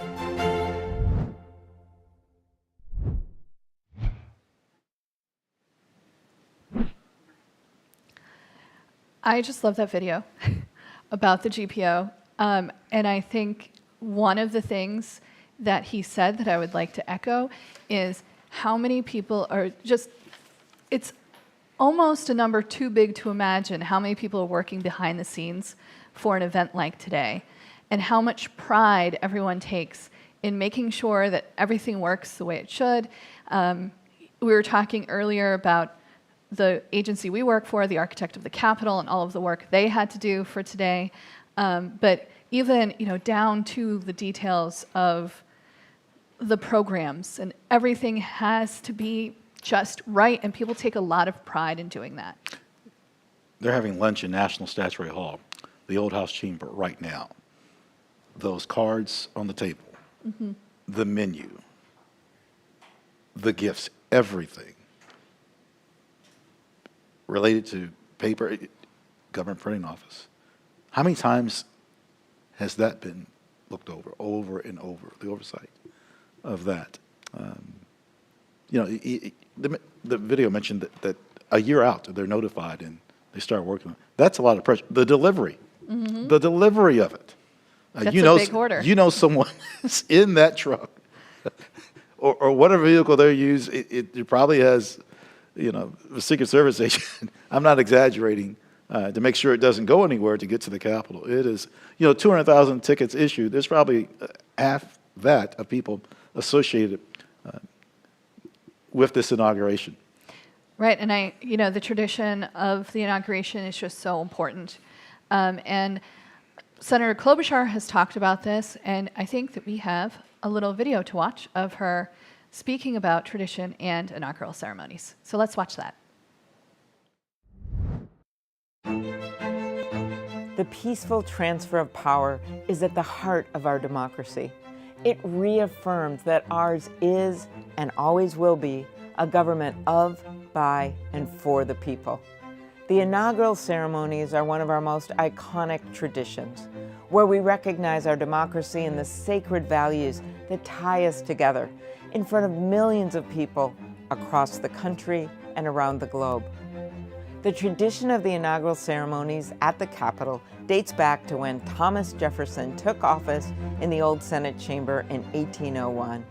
It was almost 8 years after President George Washington first laid the cornerstone of the building in 1793, and only one wing of the building had been completed at the time. Over time, the ceremony was moved to the east side of the building and later to the west front for President Ronald Reagan's inauguration in 1981. Through the years, our dedication to the continuity of our government has remained the same, and today we carry the torch forward yet again. The inaugural ceremonies are the culmination of nearly 250 years of our great American experiment in democracy. Our founding fathers intended for the stability of the country to be rooted in the will of the people.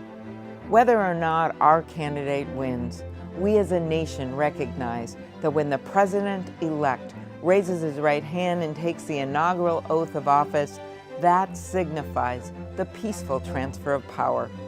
That's what this ceremony is all about.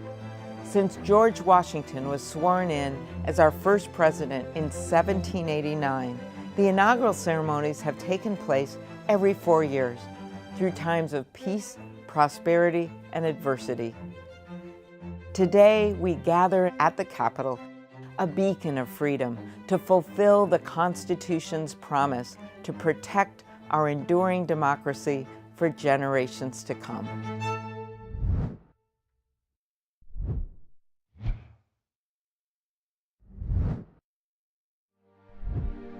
175 years ago, one former senator and Secretary of State summarized the theme of our 2025 presidential inauguration.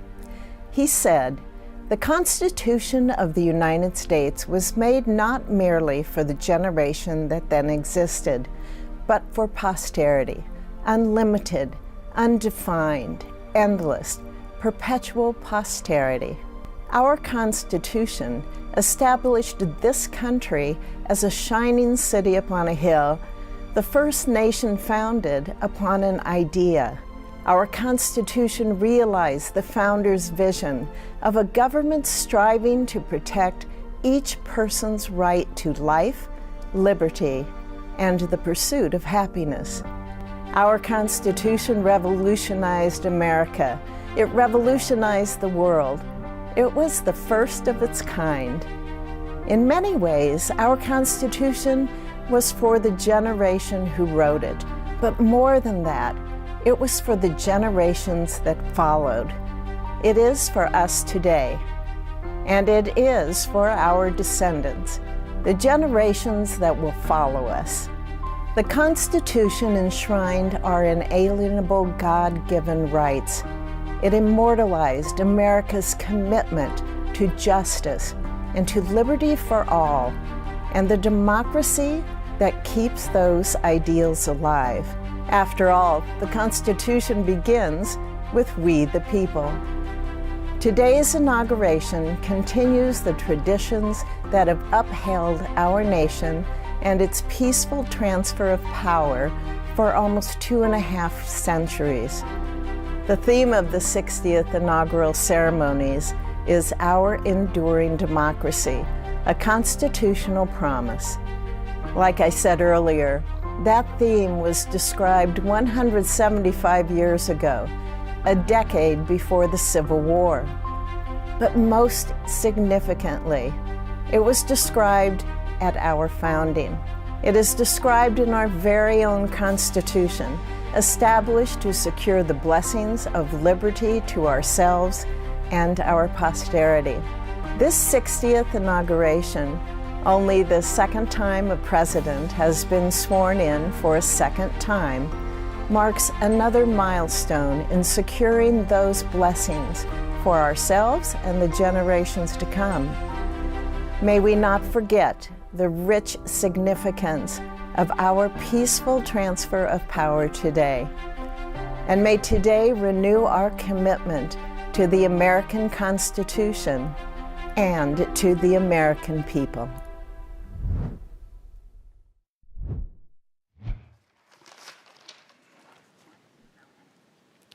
Okay, well, those were great videos by two senators who were also part of the Joint Committee on Inaugural Ceremonies. And if you're just joining us now, my name is Emily Boisvert, and I am here with my colleague, Ron Jackson, doing this live stream. It's about 3 o'clock here in Washington, D.C. on a cold, wintry day. And, you know, one of the things that I wanted to point out is that each inauguration has sort of a motto that they're going by, a theme. And this one is, Our Enduring Democracy, a Constitutional Promise. Powerful. Very powerful. That's our theme for Chase. Yes. Yeah. You know, one of the things that's happened with our Constitution over the time is that we've expanded it. You know, we've added on rights. You know, at one point, women couldn't vote, for instance, and with the passage of the 19th Amendment, most women could vote. And, you know, it strikes me, Ron, that we just saw two senators who are women who are in charge of this committee. I mean, it's historic. It is. Let's have a trivia question relevant to women. Okay. I mentioned earlier 540 rooms in the Capitol. Mm-hmm. Now, to quantify this, there are not 100 rooms named after men. I repeat, there are not 100 rooms named after men. But let me give you the rooms named after women. First, just for the audience, 540 rooms. Just guess how many rooms are named after women. Just put that in your head. I'm about to give them to you. The first room is Lindy Claiborne Boggs. Mm-hmm. The second, Margaret Chase Smith from the state of Maine, Boggs from Louisiana. Third, Barbara Mikulski from Maryland. And then there is a shared room with Gabby Giffords from Arizona and Leo Ryan. Now think about that. 540 rooms in the Capitol. And 3 rooms named after women, and then you have a shared room. The 2 rooms named after Margaret Chase Smith and Barbara Mikulski just occurred recently, within the last 2.5, 3 years. Mm-hmm. So. Yeah, Margaret Chase Smith, she's the first woman to be a member of both the House and the Senate, served for a very long time, much like Senator Klobuchar and Senator Fisher as well. So, you we're really excited to get their perspectives on all of this work that they've been doing over the past year to prepare for today. Friends, let's look at this video on the history of inaugurations. That's our business. That's our task today. Please watch this riveting video. Welcome to the 60th Inaugural Ceremonies. The inaugural ceremonies are a celebration of the peaceful transition of power, a uniquely American symbol of our constitutional system. It is a joint effort of all three branches of the U.S. government, led by the Joint Congressional Committee on Inaugural Ceremonies, referred to as the JCIC. Although the Constitution specified the oath taken by the President, the framers of the Constitution provided that Congress would determine when and where the inauguration would take place. Since 1901, all inaugural ceremonies at the U.S. Capitol have been organized by the Joint Congressional Committee on Inaugural Ceremonies. The first 28 inaugurations, however, were planned by the Committee on Arrangements of the United States Senate. The JCIC is responsible for planning all inaugural events that occur at the U.S. Capitol. As a joint committee, the JCIC is comprised of members from both houses of Congress, one of the unique cases of bicameral involvement in Congress. Members of the committee work across ideological and legislative divisions to host a celebration of our democracy. For the 60th inaugural ceremonies, the JCIC is chaired by Senator Amy Klobuchar and includes Senate Democratic Leader Charles E. Schumer, Senator Deb Fischer, Speaker of the House Mike Johnson, House Majority Leader Steve Scalise, and House Democratic Leader Hakeem Jeffries. The JCIC oversees all details of the inaugural ceremonies that happen at the U.S. Capitol. This includes the arrival of the presidential motorcade to the Capitol, the swearing-in ceremonies of the President-elect and Vice President-elect, the departure of the outgoing First Family, if applicable, the presidential signing ceremony, the luncheon in Statuary Hall, and the pass in review. JCIC members serve as ceremonial escorts for the President-elect while at the Capitol on Inauguration Day. The JCIC works closely with local and national law enforcement to ensure the safety of inaugural guests and spectators. The inaugural ceremonies are comprised of the following 8 events. By tradition, members of the JCIC travel to the White House to escort the President-elect, Vice President-elect, and their spouses to the Capitol for the inaugural ceremonies. After a brief meeting, the President-elect and the outgoing President will then proceed together to the Capitol for the swearing-in ceremonies. The Vice President and Vice President-elect will follow, as will family members, cabinet members, and members of the JCIC. Since the first inauguration of George Washington in 1789, the procession to the inaugural ceremonies has provided an occasion for much celebration.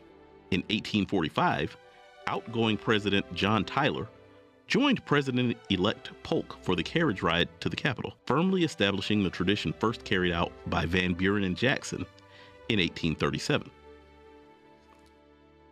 The 1877 inauguration of Rutherford B. Hayes started the tradition of the President-elect going first to the White House to meet the outgoing President before proceeding to the Capitol. The Vice President and Vice President-elect followed in a separate carriage, and after them, members of the Senate Committee on Arrangements. Future inaugurations would follow this precedent. Just before the President-elect takes the oath of office on Inauguration Day, the Vice President-elect will step forward on the inaugural platform and repeat the oath of office.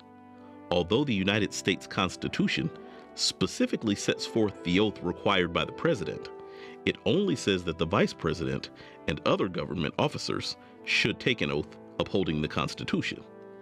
The present oath, repeated by the Vice President of the United States, senators, representatives, and other government officers, has been in use since 1884. The oath reads, "I do solemnly swear or affirm that I will support and defend the Constitution of the United States against all enemies, foreign and domestic, that I will bear true faith and allegiance to the same, that I take this obligation freely, without any mental reservation or purpose of evasion, and that I will well and faithfully discharge the duties of the office on which I am about to enter. So help me God." A variety of officials have administered the oath to vice presidents, including the President pro tempore of the Senate, the Chief Justice, the outgoing vice president, as well as friends and associates chosen by the vice president-elect. The location of the vice president's oath-taking ceremony has also changed since John Adams became vice president in 1789. Until 1937, most vice presidents took the oath of office in the Senate chamber, making it distinct and separate from the president's. When Inauguration Day moved to January 20th in 1937, the vice president's swearing-in ceremony moved from the Senate chamber to the inaugural platform on the Capitol's east front. Although the vice president's swearing-in ceremony lost some of its distinctness after it moved to the east front portico, it gained a public audience and reflected the growing political importance of the vice president as part of the executive branch of government. On April 30th, 1789, in front of New York's Federal Hall, our nation's first president, George Washington, took the oath of office on a balcony overlooking Wall Street. With the ceremony complete, the crowd below let out 3 big cheers, and President Washington returned to the Senate chamber to deliver his brief inaugural address. 4 years later, on March 4th, 1793, Washington's second inauguration happened in Philadelphia, where the government had taken up temporary residence while a permanent capital was being built along the Potomac. The president took his oath in a small Senate chamber on the second floor of Congress Hall. In March of 1801, the seat of the U.S. government had moved to Washington, D.C. The streets were muddy, almost impassable, and overgrown with bushes. On March 4th, 1801, President-elect Thomas Jefferson walked with few attendants and little fanfare to the Capitol building from his nearby lodgings at a boarding house to become the first president to be inaugurated in the nation's new capital city. Upon entering the Senate chamber, now the old Supreme Court chamber, Jefferson immediately took the oath of office administered by Chief Justice John Marshall and addressed the audience gathered in the Senate chamber. After his inaugural address, he finished his day with a meal at the boarding house. But for a few occasions, the inauguration ceremonies for all future presidents and vice presidents would take place in the city of Washington. Andrew Jackson's inauguration on March 4th, 1829, was the first of 35 held on the east front of the Capitol, though Jackson's second inauguration in 1833 took place inside the House chamber because of his ill health and bad weather. Presidents from Martin Van Buren in 1837 to Theodore Roosevelt in 1905 were sworn into office on the Capitol's east front. In 1909, a raging blizzard forced William Howard Taft's ceremony indoors to the Senate chamber. Ronald Reagan's 1981 inauguration was the first held on the west front of the Capitol. Seeking to minimize construction costs and improve visibility for a larger number of spectators, Congress shifted the ceremony from its traditional location of the east front. Although Ronald Reagan's second inauguration on January 21, 1985, was forced indoors to the Capitol Rotunda because of bitterly cold weather, subsequent inaugurations have continued the West Front tradition, including those for George Bush in 1989, Bill Clinton in 93 and 97, George W. Bush in 2001 and 2005, Barack Obama in 2009 and 2013, Donald Trump in 2017, and Joe Biden in 2021. The custom of delivering an address on Inauguration Day started with the very first inauguration, George Washington's, on April 30th, 1789. After taking his oath of office on the balcony of Federal Hall in New York City, Washington proceeded to the Senate chamber, where he read a speech before members of Congress and other dignitaries. At his second inauguration in Philadelphia on March 4th, 1793, Washington gave the shortest inaugural address on record, just 135 words. Every president since Washington has delivered an inaugural address. While many of the early presidents read their addresses before taking the oath, current custom dictates that the Chief Justice of the Supreme Court administer the oath first, followed by the president's speech. William Henry Harrison delivered the longest inaugural address at 8,445 words on March 4th, 1841. John Adams' inaugural address, which totaled 2,308 words, contained the longest sentence at 737 words. In 1921, Warren G. Harding became the first president to take his oath and deliver his inaugural address through loudspeakers. In 1925, Calvin Coolidge's inaugural address was the first to be broadcast nationally by radio. And in 1949, Harry S. Truman became the first president to deliver his inaugural address over television airwaves. Most presidents use their inaugural address to present their vision of America and to set forth their goals for the nation. Some of the most eloquent and powerful speeches are still quoted today. In 1865, in the waning days of the Civil War, Abraham Lincoln stated, "With malice toward none, with charity for all, with firmness in the right as God gives us to see the right. Let us strive on to finish the work we are in, to bind up the nation's wounds, to care for him who shall have borne the battle, and for his widow and his orphan, to do all which may achieve and cherish a just and lasting peace among ourselves and with all nations." In 1933, Franklin D. Roosevelt avowed, "We have nothing to fear but fear itself." And in 1961, John F. Kennedy declared, "And so, my fellow Americans, ask not what your country can do for you, ask what you can do for your country." When applicable, following the swearing-in ceremonies on the West Front of the U.S. Capitol, the outgoing President and First Lady leave the Capitol to begin their post-presidential lives. Traditionally, the President's departure takes place with little ceremony. In 1797, George Washington attended the inauguration of his successor, John Adams. With few exceptions, subsequent departing presidents followed Washington's example. Until the early 20th century, the departing president also usually accompanied the newly elected president on the carriage ride from the Capitol to the White House following the inauguration. In the early 20th century, a new tradition evolved whereby the outgoing president quietly left the Capitol immediately following the swearing-in ceremony. In 1909, after congratulating President William Howard Taft, former President Theodore Roosevelt left the Capitol for Union Station, where he took a train to his home in New York. Outgoing Presidents Coolidge and Hoover also left the Capitol for Union Station, where they traveled home by train.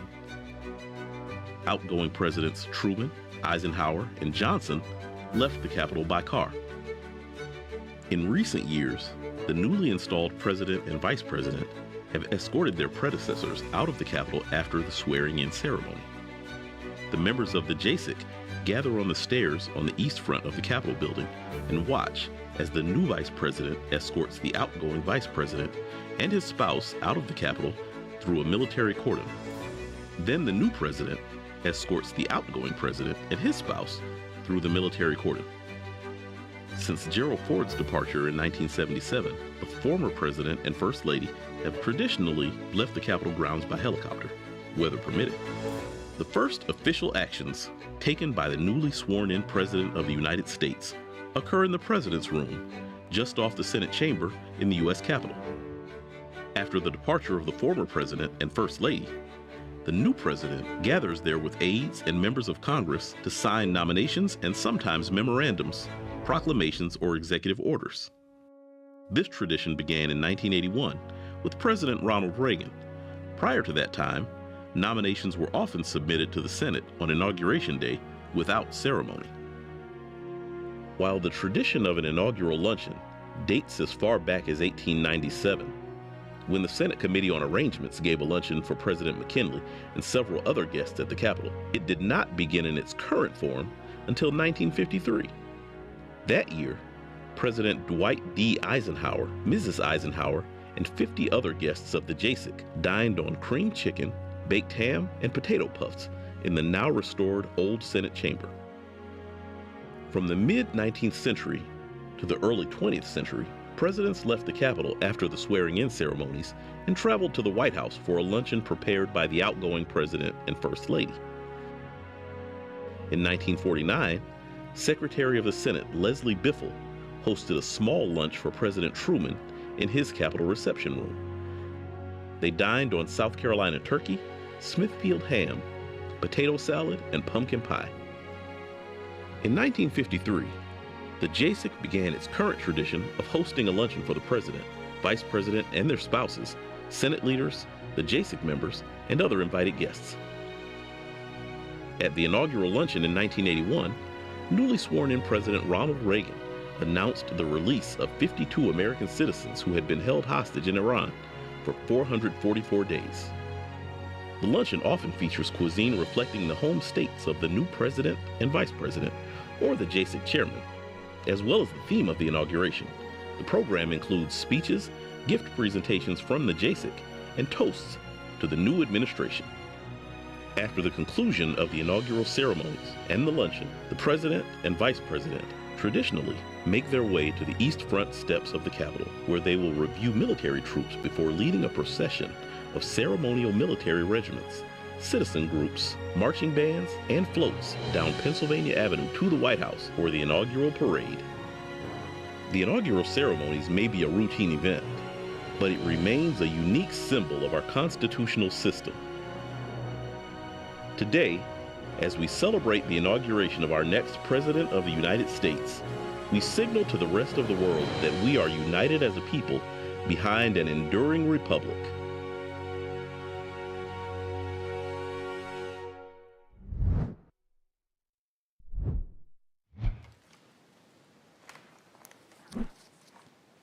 Well, welcome back, everybody. Again, my name is Emily Boisvert, and I'm here with my colleague, Ron Jackson. And, that was, I think, a great overview of the history of the inaugurations.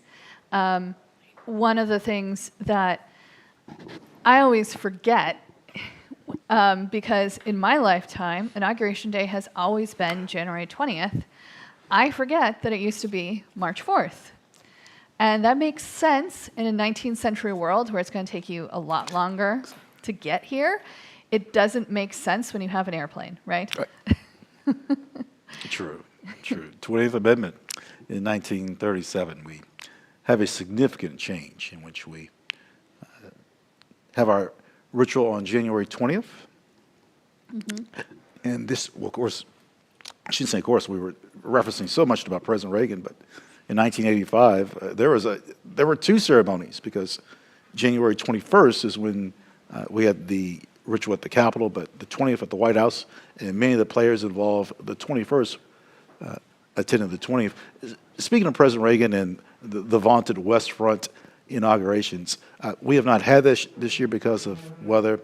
Emily, what have you missed most about the ceremony that occurs on the West Front? Now, that's a lot to ask, but when I say a lot to ask, you know what time inaugurations start, you know what time the oath of office is given.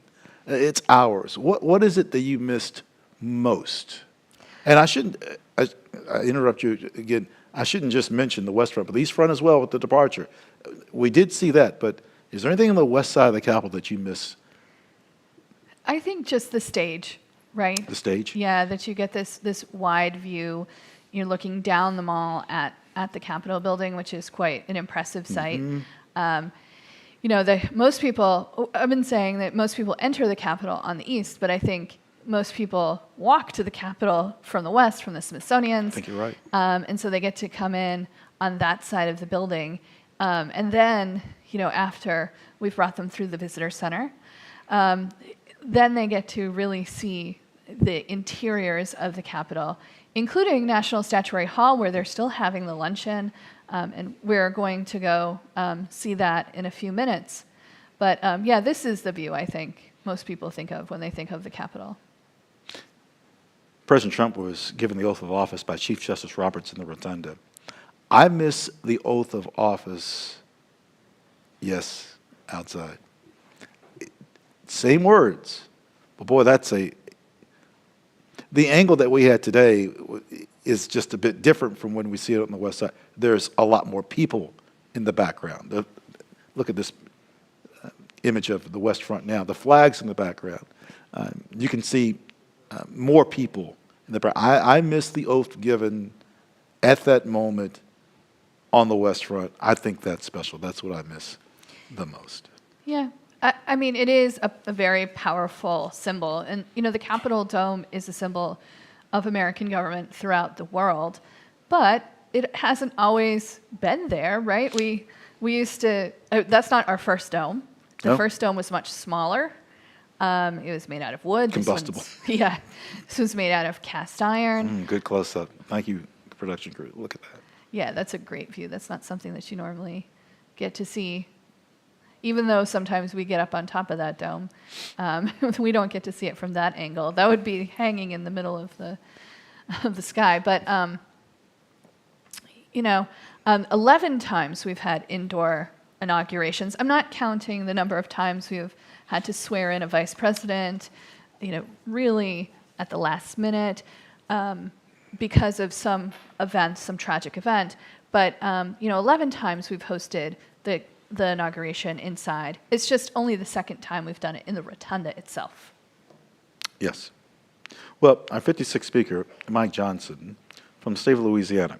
We have a wonderful video featuring him and House Majority Leader Stephen Scalise. Let's go to those videos now as the flags are. The wind has shifted. I believe he was more from the north now. It's coming from, looks like, from the Washington Monument. But let's look at this video from Speaker Johnson, please.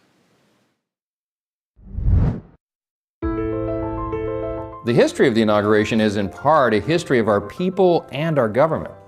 On our first inauguration day in 1789, church bells rang and ceremonial cannons were fired to celebrate George Washington becoming president. Every inauguration is a reminder that the people, and not just one man, are the ones ultimately in charge. I've experienced firsthand 2 inaugurations live, and they're such special events. Regardless of policies and politics, an inauguration represents a new moment in America as we honor a time-cherished tradition. There's reverence and a sense of togetherness, and that's what our country needs.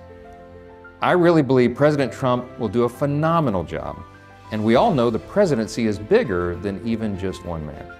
It takes all of us for the country to succeed, and the American people are the smartest, hardworking, and most generous people in all of the world. We live in the greatest country in the history of the world. And with a great president and the great American people, I truly believe our country can soar to new heights. The inauguration also reminds us of the importance of faith.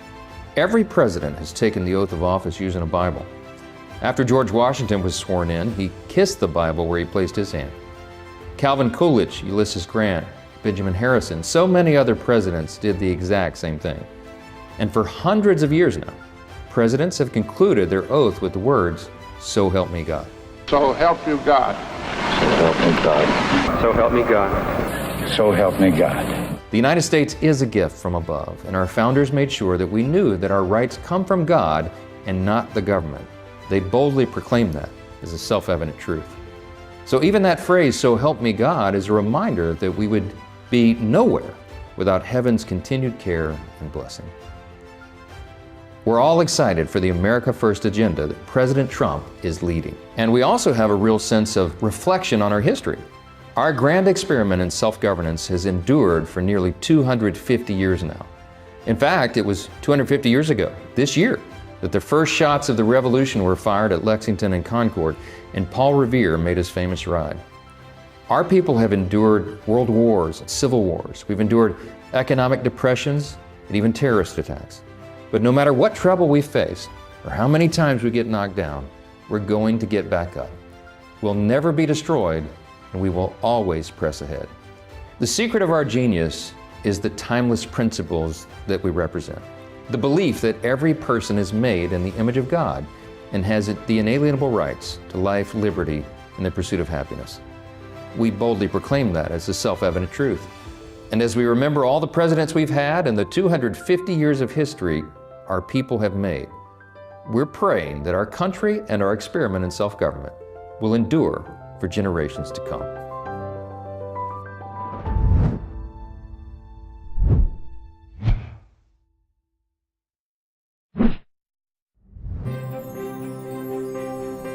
A presidential inauguration is so important to our country because this shows the peaceful transfer of power from one president to the next. And it's not just important to the United States, to people all around the world. It shows what a real democracy looks like, and it reminds everybody why the United States is such a special place. Every presidential inauguration is an opportunity for the new president to lay out their agenda for the country and their vision, especially to show the people of the nation what's ahead, that shining city on the hill. And for Donald Trump, he becomes only the second person in history to come back as president a second time. And so as he becomes the 47th president, I'm sure President Trump's going to be laying out that vision for the nation, how we can get our country back on track and show opportunity and optimism for all Americans.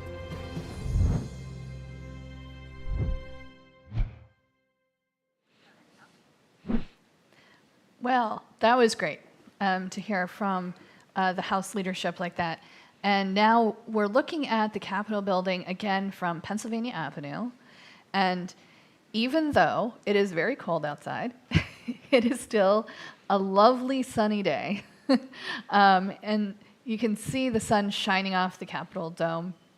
I have to admit, when Friday they mentioned about, I shouldn't say mentioned, when the change came to move into the Rotunda because of, it was just too cold.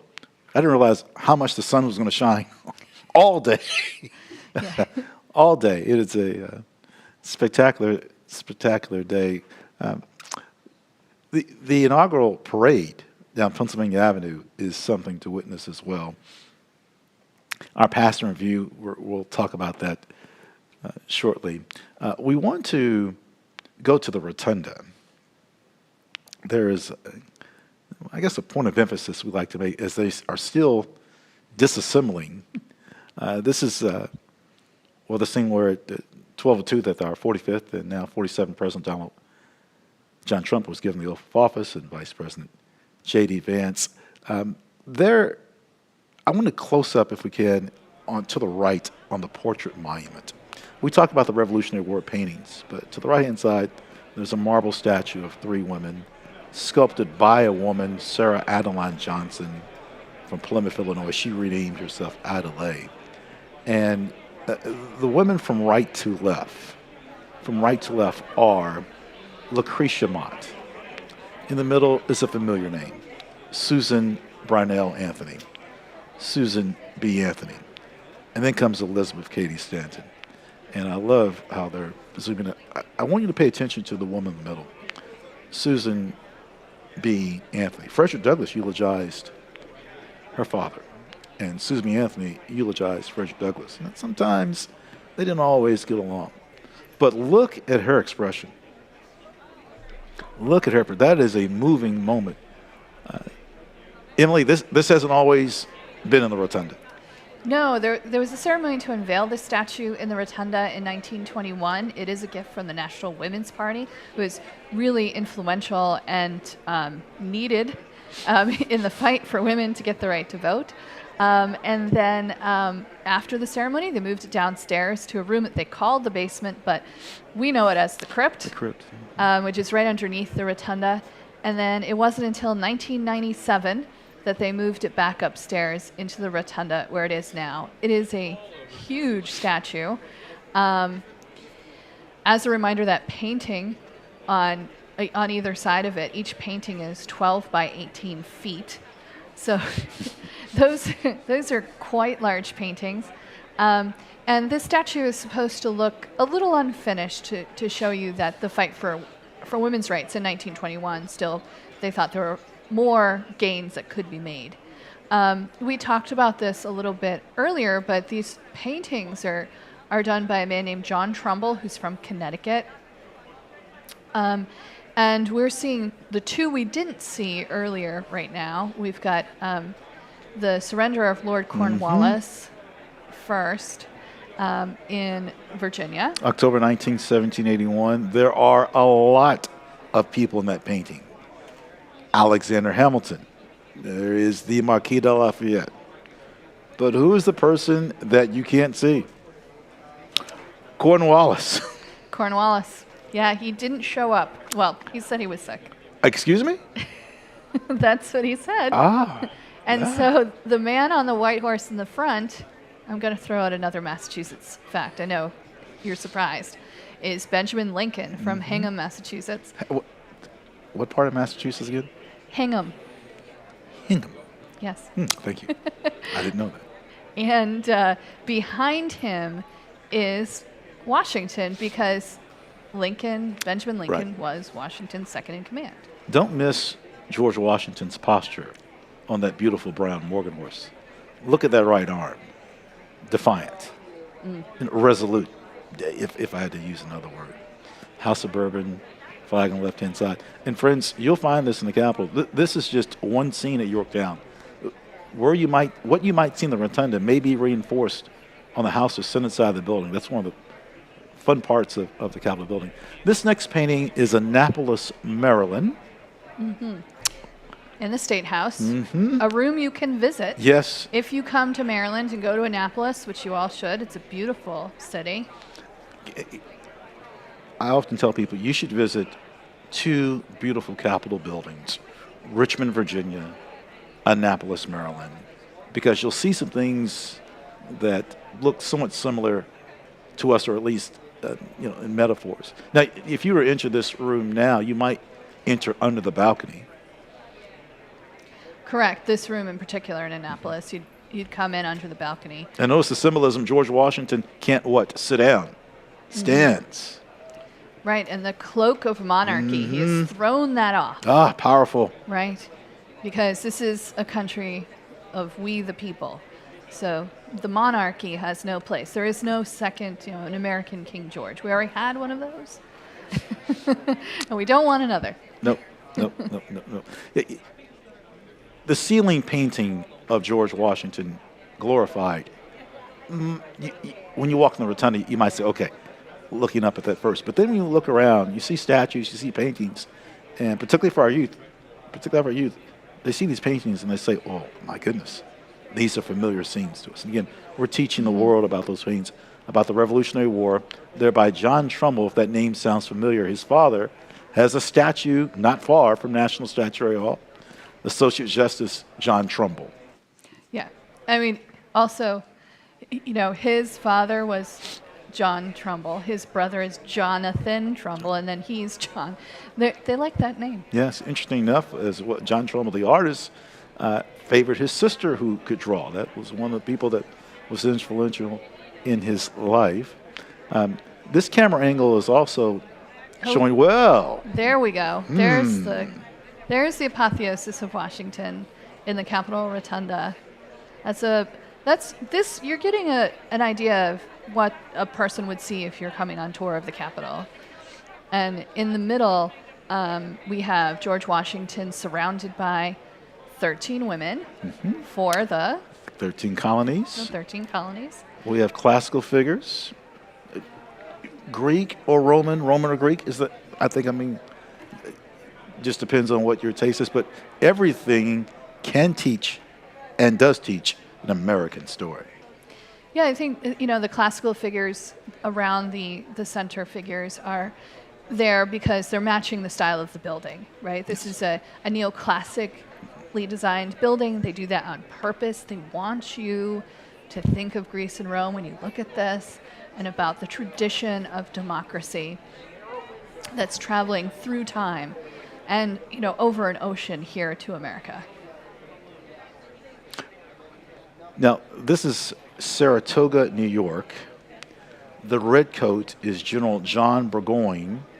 And look what he's doing. He's extending his hand to Horatio Gates, who's also featured in this building more than one time. The impact here, Emily, is this victory is swaying. It brings the French on our side. Brings the French on our side. It brings the Spanish and the Dutch to our side to recognize us as a country. It's a really important battle, the Battle of Saratoga, in winning the revolution in general.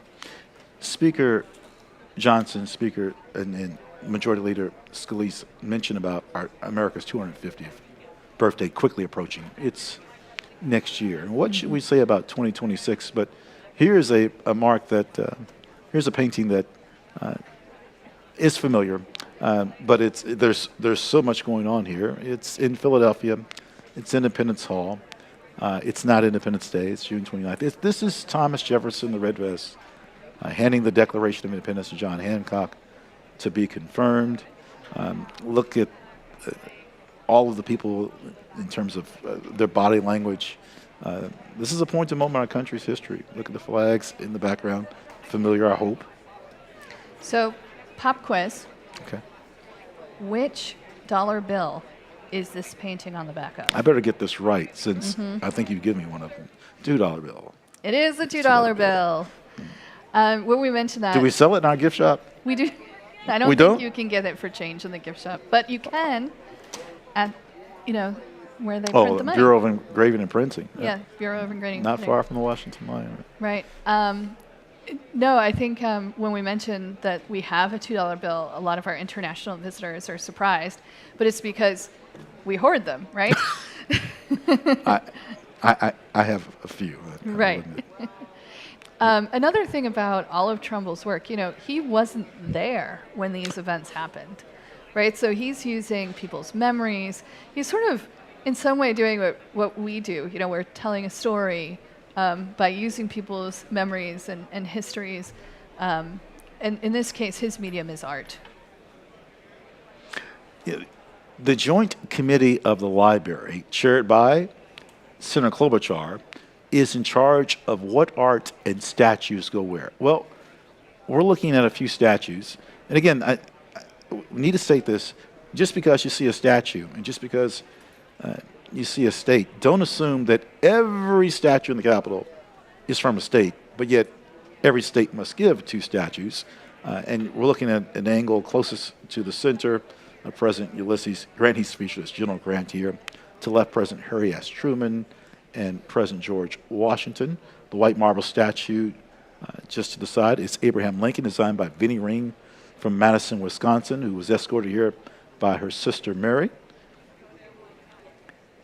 The portrait mime is to the right-hand side, and then President James Garfield is approaching towards the right-hand side. We need to mention this. It's the state of Kansas that got a rule change. What do you mean, got a rule change? A state may change a statue every 10 years. And we've seen our first share of ceremonies in the last, I say, since 2019. So many.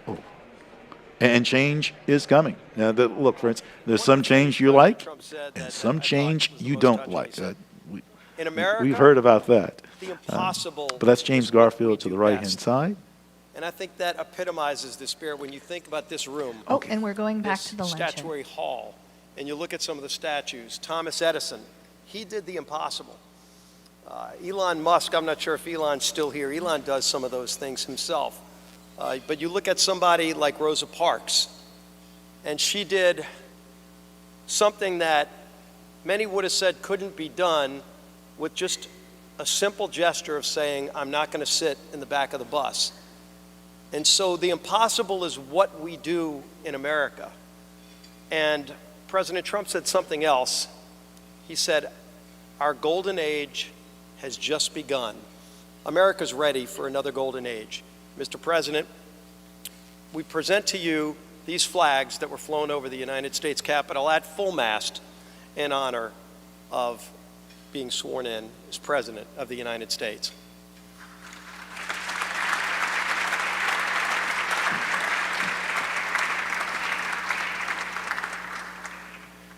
Thank you, Chairwoman Klobuchar, for your leadership of today's ceremonies. President Trump, Madam First Lady, congratulations. I have the honor of presenting the Vice President with our nation's highest symbol, the American flag. As a United States Marine, the Vice President put on the uniform to protect and serve America, like so many men and women before him in our nation's history. Old Glory was adopted in wartime by the Second Continental Congress in 1777. A full 12 years before the office of the Vice Presidency was even created, or the House of Representatives convened for the first time. The resolution said that the flag would be 13 stars, white in a blue field, representing a new constellation. Out of many, one. Some 250 years later, from Appalachia to Anacostia, Middletown to Mar-a-Lago, the Bayou to Brooklyn, we remain one nation under God. To Vice President Vance, Usha, and family, may God bless and watch over you as you begin this journey. On behalf of the Congress, we present one of the flags that flew above the Capitol today to the 50th Vice President of the United States of America, James David Vance, and wish you Godspeed.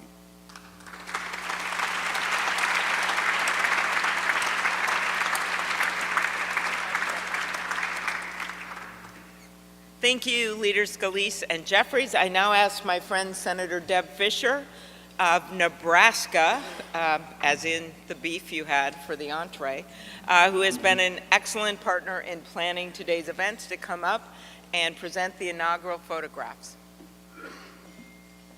Well, my thanks to Chair Klobuchar for putting together again in the last 2 days the 60th inaugural ceremony here at the United States Capitol. Amy did a wonderful job, along with all of the committee, all of our staffs, in order for this to come together and be a very memorable experience. It is a tradition that the committee give our new President and First Lady, our Vice President, and Mrs. Vance the official photographs taken at the swearing-in ceremony. And so it is such an honor to be able to have those presented to you. I hope you will display them with pride, with honor, and with a humbleness that I know you will carry with you every single day that you serve the people of this country. May God bless you all.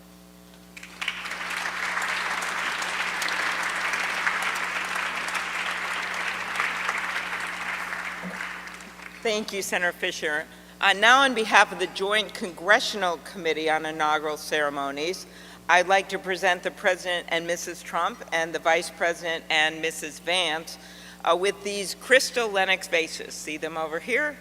For the 10th consecutive inauguration, Lenox has provided the official inaugural gift. The hand-cut etched vases display the White House for the President and the U.S. Capitol for the Vice President, because I know that he is going to enjoy not only being the Vice President, but also, as Senator Thune and Schumer know, the President of the United States Senate, and there's no better job than that. These gifts symbolize our equal branches of government as well as our enduring democracy. There they are.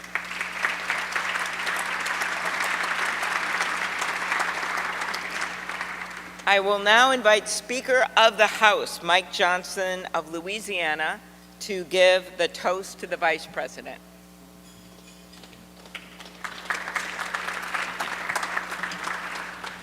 Thank you so much. It is my great honor to offer a toast to our new Vice President, Mr. J.D. Vance.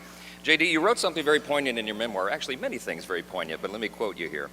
What separates the successful from the unsuccessful are the expectations they had for their own lives. That's really meaningful. That expectation is a powerful thing. We remember the people in our lives who provided that to us. We all need that. Everybody needs hope and encouragement.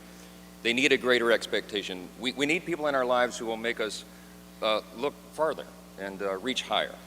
JD's written a lot about the people in his life that have done that.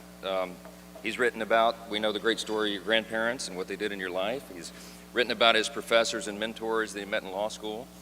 He speaks a lot about his gracious, beautiful wife, our new second lady, Usha. Is a great inspiration as well. And JD, you yourself have been inspiring people. Your story really has. It's one of the reasons that I believe God has raised your platform as he has, because you've been so faithful to tell that story and to inspire so many others. And so our hope and our prayer is, as you continue to do this, that as you go to help us execute on the America First agenda, that you also do what you've been doing so well all along. and that is providing a model for what is possible in America. What a great story. What an inspiring story you've had, and it's just getting started.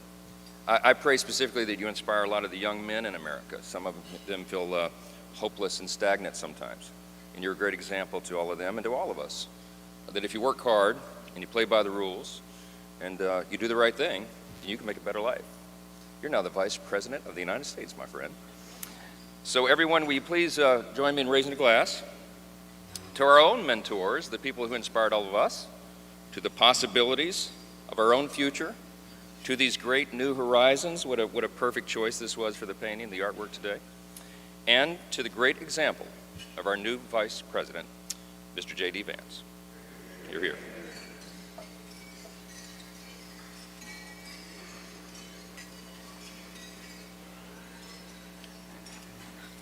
Thank you, Speaker Johnson and Vice President Vance. I will now invite my senator next door in the state of South Dakota, Senate Majority Leader John Thune, to give the toast for the President.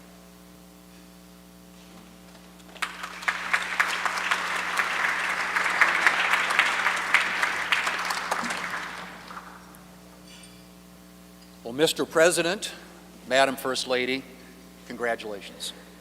It is an honor for all of us to be able to be here today with you on this historic day as we celebrate your inauguration. Mr. President, one of the most important influences in my life when I was getting started in politics was Ronald Reagan. His philosophy of limited government, his belief in peace through strength, the strength of his convictions, were all things that appealed to me. But I was also drawn by his optimism and by his belief in America. And Mr. President, those are qualities that I see in you. One of the things that resonated throughout your campaign was the unshakable belief in our country and in her citizens. You remind us of everything that's possible in America. I'm looking forward to working with you over the next 4 years to build up our great country. It says in the scriptures that if you ask for wisdom, it will be given to you and given to you generously. And so I pray, and our prayer is, that God will richly bless you in the years ahead and grant you not only strength, but wisdom. And ladies and gentlemen, I ask you to join me in raising a glass to the President of the United States, President Donald Trump. You're here.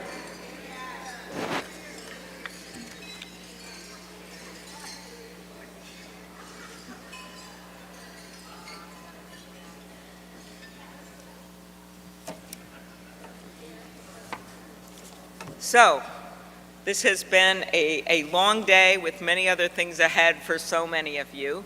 But I want to thank you for attending the 60th Inaugural Ceremonies. And as we close, we ask that you pick up a gift. All of our guests are going to get a set of commemorative glasses in embossed leather featuring the Great Seal of the United States, which Senator Fisher and I selected together, and maybe Senator McConnell added some bourbon from Kentucky. Just saying. It is now my privilege to conclude this luncheon by asking Margaret Kibben, the chaplain for the House of Representatives, to deliver the benediction. Thank you. And we love this eagle podium. It's pretty good, Mr. President. Ladies and gentlemen, please rise for the benediction.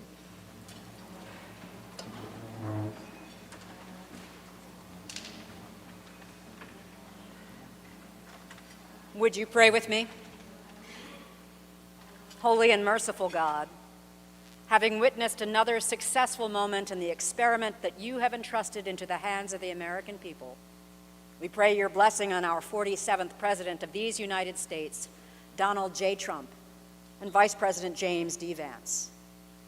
Ensure that this mantle of singular responsibility that you have laid upon our President's shoulders remains secure in your will and safeguarded in your keeping. Uphold him as he preserves, protects, and defends the Constitution to the best of his abilities, relying on your divine help. God of power and might, grace and mercy, grant that your spirit of counsel has access to the President's heart to search it, to his mind to examine it, to his will to test it, that his faithfulness would bear witness to your truth. Surround him with angels and advisors who will serve as your agents to guide and guard him. Caution and encourage him to remain upright and blameless in your sight. Buckle the belt of truth around his waist. Place the breastplate of righteousness over his heart. Fit his feet with readiness, that your gospel of wisdom and justice will shine forth throughout President Trump's administration. We offer this prayer to the one whose voice we follow to guide all that we do and all that we hope for. Amen. Ladies and gentlemen, please be seated. Please remain at your seats as President Trump, Vice President Vance, the Joint Congressional Committee on Inaugural Ceremonies, and the official party depart National Statuary Hall.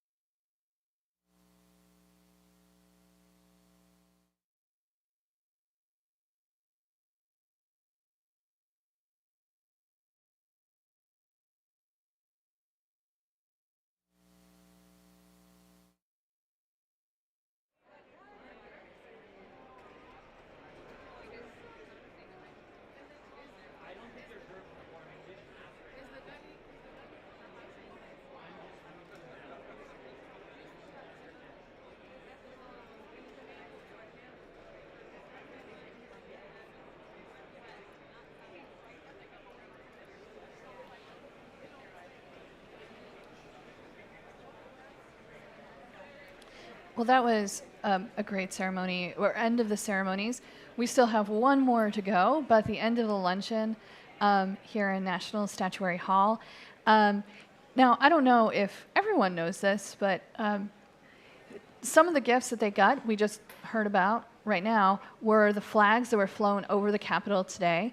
And that's actually something that the regular people like you and me can do. You can request a flag that's been flown over the Capitol building from your member of Congress. I mean, I've done it before. Ron, have you? I haven't. We can think of colleagues who have retired that received the gift. That is not uncommon. When I say uncommon, you could email your member of Congress. My goodness, if you're 14 years of age, you can do it. It will happen. The old traditional way of the proverbial snail mail. And when Senator Klobuchar mentioned the flags that flew over today, that was probably a 2 or 3 person job, because that flagpole, which by the way is on the House side of the Capitol, it's very difficult to see from the West Front. To make a very long story short, if you were to the contemporary inauguration side, kind of shift towards the right to the House side, you might see the flagpole. There are flags flown all the time. But as a matter of fact, Emily, I was asking the flag office, because we were researching for one of our Zooms called Capitol Conversations that I'll talk to you about a little later. I said, how many flagpoles on campus? I sent a written email. And people know of the 3 traditional buildings, the Senate Russell House Office Building, the Dirksen Senate Office Building, and the Hart Senate Building. But what about the House side and beyond? The Cannon House Office Building, Longworth, Rayburn. Well, there's such a place called the Ford Building, and beyond, the Fairchild Building. So with the flagpoles, I was rather surprised. There's about, on campus, there's approximately 28 flagpoles. Wow. I would have thought fewer, with only, but in terms of flagpoles, the flag office, they sent me this email a couple of years ago. Here's another view of our West Front. Have you noticed the sun? We've been on so long that we saw the sun on the East Front. In other words, this shot that you're seeing, now we're back to the west side of the Capitol. Boy, it looks like they need people there. They need us. Well, the other thing that I was happy that they mentioned when they were presenting the gifts is about the role of the vice president and how important it is to Congress, right? Because the vice president has 2 jobs.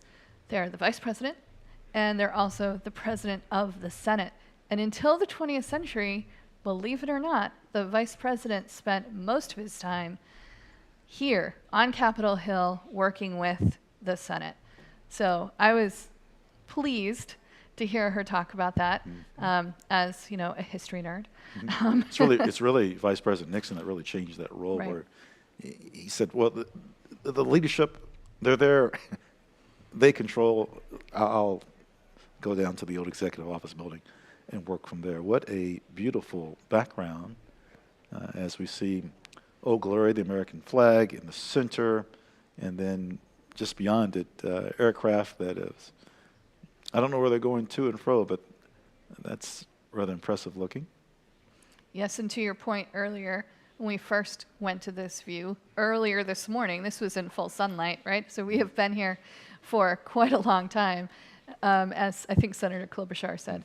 The vases that they show just to the right of, or as you're looking at the screen to the right, are from the Lennox Corporation of Bristol, Pennsylvania. So that's where that company's located. And I think that she mentioned for the last, 10 inaugurations, did I hear that correctly? Yes. Yeah, starting with George H.W. Bush in 1989. I transposed. Okay. And, Look there at those they are. vases Oh, they're again. beautiful. Mhm. Yeah. Did you notice, you can see in the background, Ohio, and Leader Scalise mentioned about Thomas Edison. The voting machines Congress uses, guess who gets credit for that? Thomas Edison. But what did the committee tell Thomas Edison on his approach at the first meeting? Young man, this is exactly what we don't need. We were talking earlier about how technology has changed over time. Now we're doing this live stream, but at one point you had to be there in person to hear what was being said, because it wasn't broadcast at all, and who knows what's going to happen in the future. Maybe we'll be doing this as holograms in someone's living room. You never know. What will the next 100 years look like, huh? That's right. Pennsylvania Avenue. Yep. And next we're going to go to a place where we are very familiar with, Emancipation Hall in the Capitol Visitor Center. Emancipation Hall named that way because to honor the workers. Oh, and here we go. I think we're still sitting. I think we probably still have a minute. Now remember, this room at approximately, 1248, 1250, 1,300 chairs placed, and there was a lot more people around. You can see the stage has been moved. So this is called the first honor ceremony that we're about to witness. What a wonderful time for the Military District of Washington to shine, and volunteers. Emily, I can tell you, I'm not certain of the footwear that they're wearing, but those floors are really slick and hard. So let's hope we pick up our feet. If I wear boots, and I slide all over those floors. Well, this is the first time that we're going to have a first honor ceremony with the Space Force. So that's a change that's happened over time. And so I'm excited to see that. We'll also see the Army, the Navy, the Marines, the Coast Guard, the Air Force as well. But also this time, for the very first time, the Space Force. The Space, I mentioned earlier that the astronauts that are flying over the moon later this year were on campus June of last year. President Trump referenced that we will go, there'll be an American flag on Mars at some point. That is a reality that this country wants to see. Talk about manifest destiny, about moving west. Now it's moving into space. Galaxies, yes. Yeah. And you might, if you've never been here before, you might be wondering what that very, very tall statue is in the middle of Emancipation Hall, and that is the Statue of Freedom. This plaster model was the piece that came over from Italy. Actually, it comes apart in 5 pieces, right? Brought here And then they used this model to make the mold for the bronze statue on the top of the Capitol dome. This particular model used to be in the Russell Senate office building in their Rotunda. Moved when we opened the Visitor Center December 2nd of 2008. Now, the bust behind, to the left, there's a pedestal bust. That is Raoul Wallenberg. He helped save Hungarian Jews. As a matter of fact, the Holocaust Memorial Museum is on Wallenberg Avenue. It's right across from the George Washington Monument. I mentioned this earlier. There is a day called Remembrance Day. At times it has been in the Rotunda, although in recent years it seems like we've been in the Visitor Center because they simply can hold more people. Right. Behind the columns is a museum. You can't see her right now, but let's talk about what you can see. That bronze statue in front of the column is Professor Maria Sanford from the state of Minnesota. The second state to bring to us a woman in terms of a statue. Illinois was first. That will be Professor Frances Elizabeth Caroline Willard. That happened in 1905. Yeah, and this is Emancipation Hall. Now, normally this would be teeming with people visiting. We have, like we said earlier, 2.5 million visitors that come to the Capitol in a year, up to 10,000 people a day. And so we're giving tours when it's really, really busy. We're giving tours every 10 minutes. Oh, so this is okay. I'm going to this camera angle here. Between the columns to the left, keep the angle that you have right here. Between the columns to the left, you can see someone's head down. That is the man in black, Johnny Cash, whose statue ceremony was September 24th of last year. You thought, heck, there might have been 13, there was about 800 or 900 chairs placed out, but it felt like it was 13 or 1,400 people. Oh, they're being called to attention.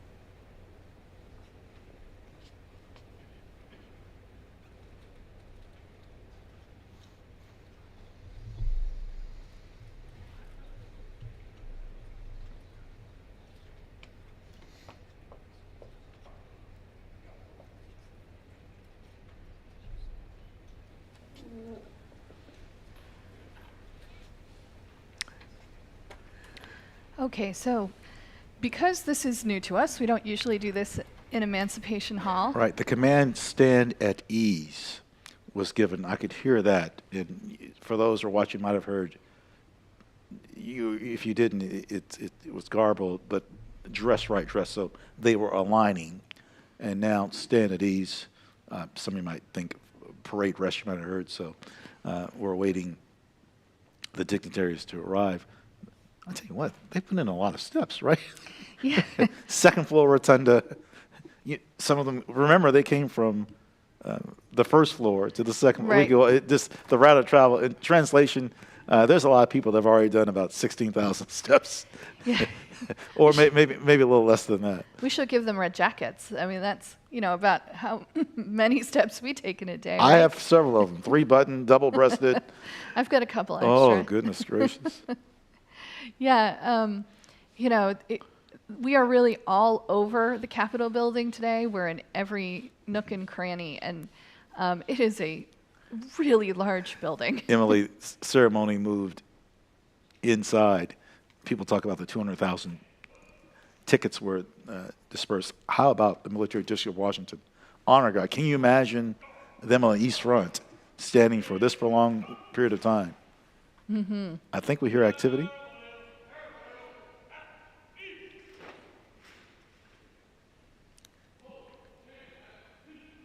I will defer to you, Ron, because you are the veteran between the two of us. I'm looking for signals and signs.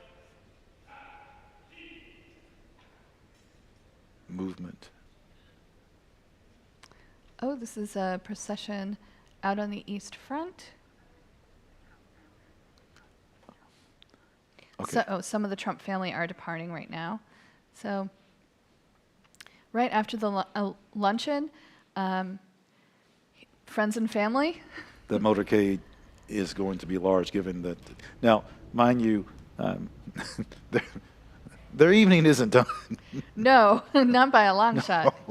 They still have inaugural balls to get ready for, and so much more to come for them.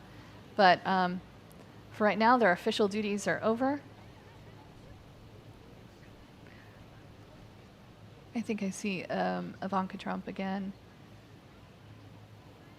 Yeah, she's in the green with the green hat. Mm. No. Yeah, so we're still going, though. Yes, yes. We don't have an inaugural ball to prepare for yet. No. And so we're still waiting in Emancipation Hall.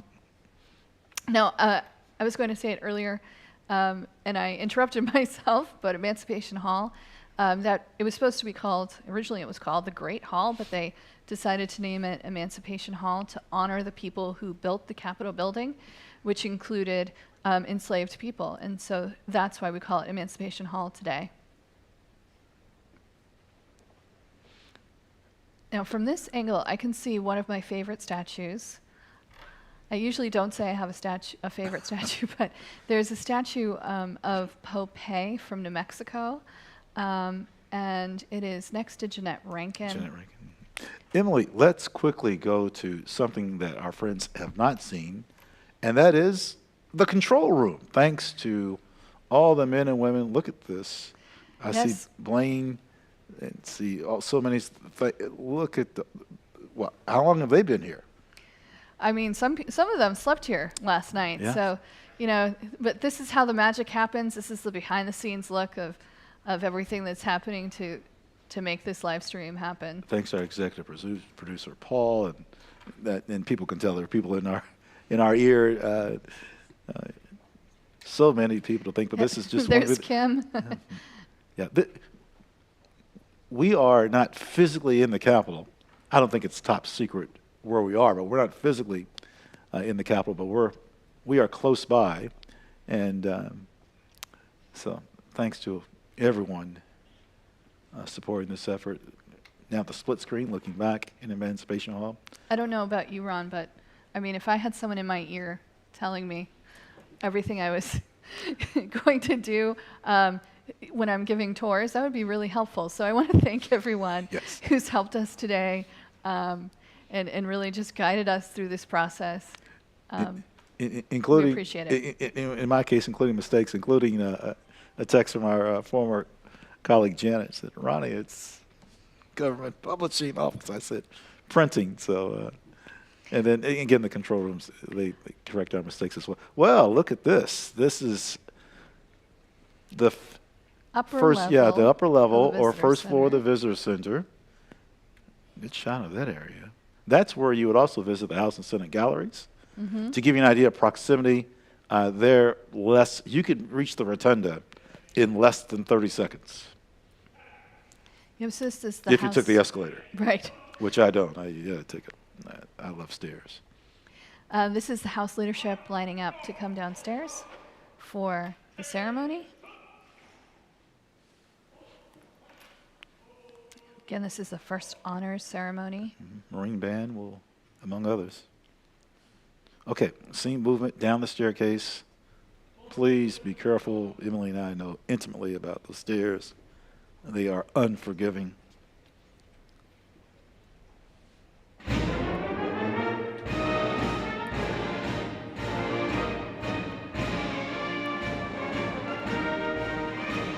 Okay, friends, let's watch for a few seconds and then we'll intercede.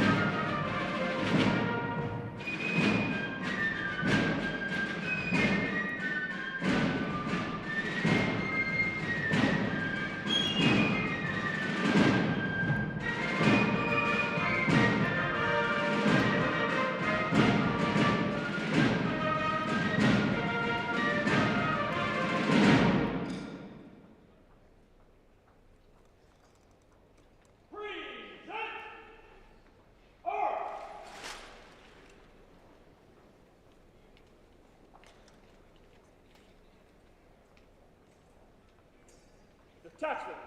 Present. Arms.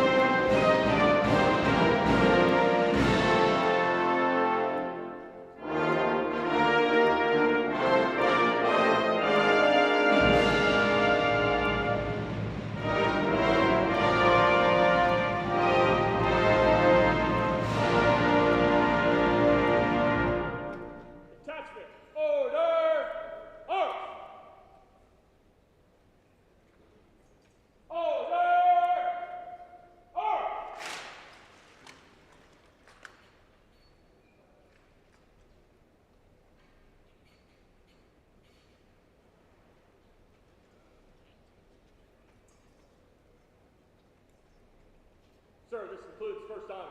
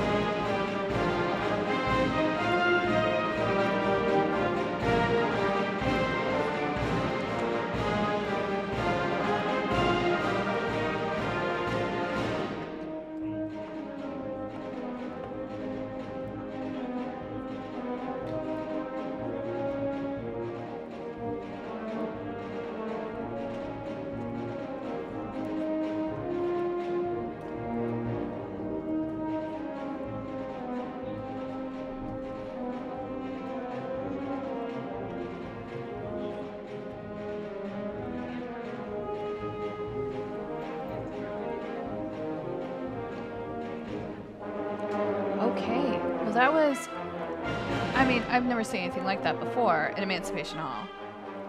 It was quite the ceremony. You know, looking back at ceremonies, the Reaganiers, the Puerto Rican air fighters, a lot of pomp and circumstance. There was an honor guard. I think for several other ceremonies, but generally you have everyone is seated. This time the area was clear, and thus the president passed the review. The 3rd Infantry Division, Military District of Washington, stellar job, great discipline by our men and women in uniform. I hope people like drill and ceremony. That was just a portion of it. It was the first time I'd seen the Fife and Drum Corps from the 3rd Infantry, the old guard. That was something, I mean, I've seen Fife and Drum Corps before, but I had never seen this group from Joint Base Myers. And that's, I think, because they mainly perform at the White House. Joint Base Myers. For us that have been around for a while, that's old Henderson Hall in Arlington, Virginia. It's now combined with Fort Myer, which, friends, one of your trips to Washington, and you will come to the Capitol, and yes, you will come to the Capitol. We hope either make a reservation or you can take a walk-up tour. But also, we shouldn't be just so selfish about the Capitol. The Hill, the Marine Corps, the Marine Barracks, 8th and I Street, Southeast. There's a ceremony every Friday that's really, really special to see the cross rifles in. Near Fort Myer, Virginia, the U.S. Marine Corps Memorial, Iwo Jima Memorial. There's a ceremony there. So it's tough. The Naval Memorial, it's tough not to visit Washington, particularly in the spring, summer, early fall season, and not see our men and women in uniform perform. That's right. I mean, and not just in ceremony, but in songs. So I've been to the Constitution Hall and seen the Air Force. I can't think of the group that sings there during the holiday season. They are wonderful, wonderful. Right. Well, what we're waiting for now, or what's happening next, is we're going to go outside.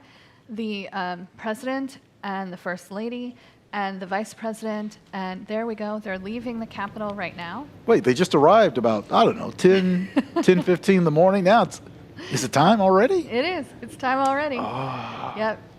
The president is going to go to Capital One Arena, where they're having sort of a parade. The parade we were going to have going down Pennsylvania Avenue, they're going to do something in Capitol One Arena instead. I don't know how much voice he has, but that crowd will likely energize him. So, and let's be honest, he has not been briefed today with any speech. No. He has not been briefed today. So get ready, our friends off of 7th and F as in Fun Street, Northwest. Yep. As you're getting into now the presidential limousine vehicle. Mm-hmm.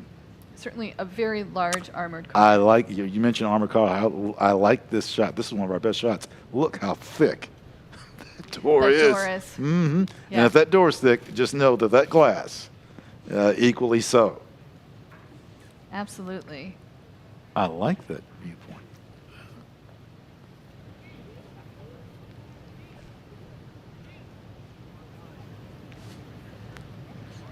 Yeah, I can't imagine that you're hearing much on the outside. So sort of an insular space. Air Force One or that vehicle, which is more smooth? I remember when I was in 8th grade. Uh-oh. And yep. And one of the highlights, the unplanned highlight of my trip to the Capitol, to DC, was seeing the presidential motorcade. Really? Yes, and the president was waving, and I pretended they were waving at me. Oh, that's wonderful. Yes, now, okay, the president getting into the car and heading off.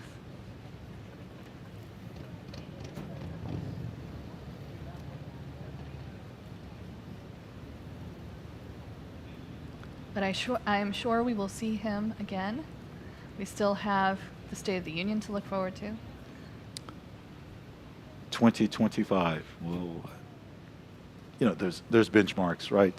He even mentioned in his inaugural speech today, just the next 24 hours is going to be quite active, and of course 100 days is looked at quite a bit. Right, the president's first 100 days in office. It's always something that they remark upon on the news.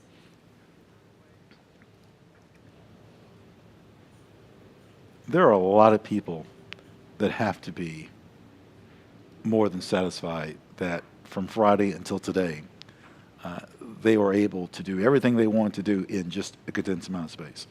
Yes. JASIC, obviously, Capitol Police, Thomas Austin, architect of the Capitol, our Capitol Visitor Center, Matthew O'Connor. And they're off.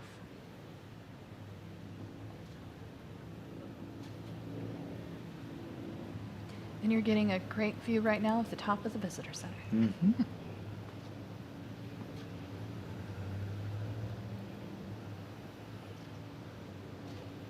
They're exiting via the Senate side.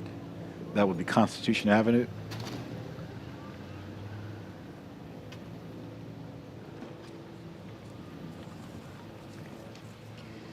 Well, Ron, we got here early in the morning, and now all of the ceremonies are complete. What are your thoughts? It's been a day to reflect. This is Inauguration Day. It's a day to tribute to Dr. Martin Luther King Jr. It's a day to also to think about the thousands of people that, though they were not able to physically be here, well, it doesn't mean that you can't participate. And they did. It's the performers. We just saw the past review. Why are inaugurations important? Well, it's a peaceful. Yes, it's a ritual, but to see the practice of democracy on full display, it's been a joy to present this. I want to thank a lot of people. I mentioned Thomas Alston, the architect of the Capitol. I mentioned Matthew O'Connor, CEO of the Capitol Visitor Center, JASIC. My goodness, and not just the leadership that you saw all day, but Sydney and all the production people, Chase, who we didn't see today, but he's been great, and everyone else, Eliza. We definitely have had a lot of support for this event, and I just want to thank everyone who's been here to help us. And guess what?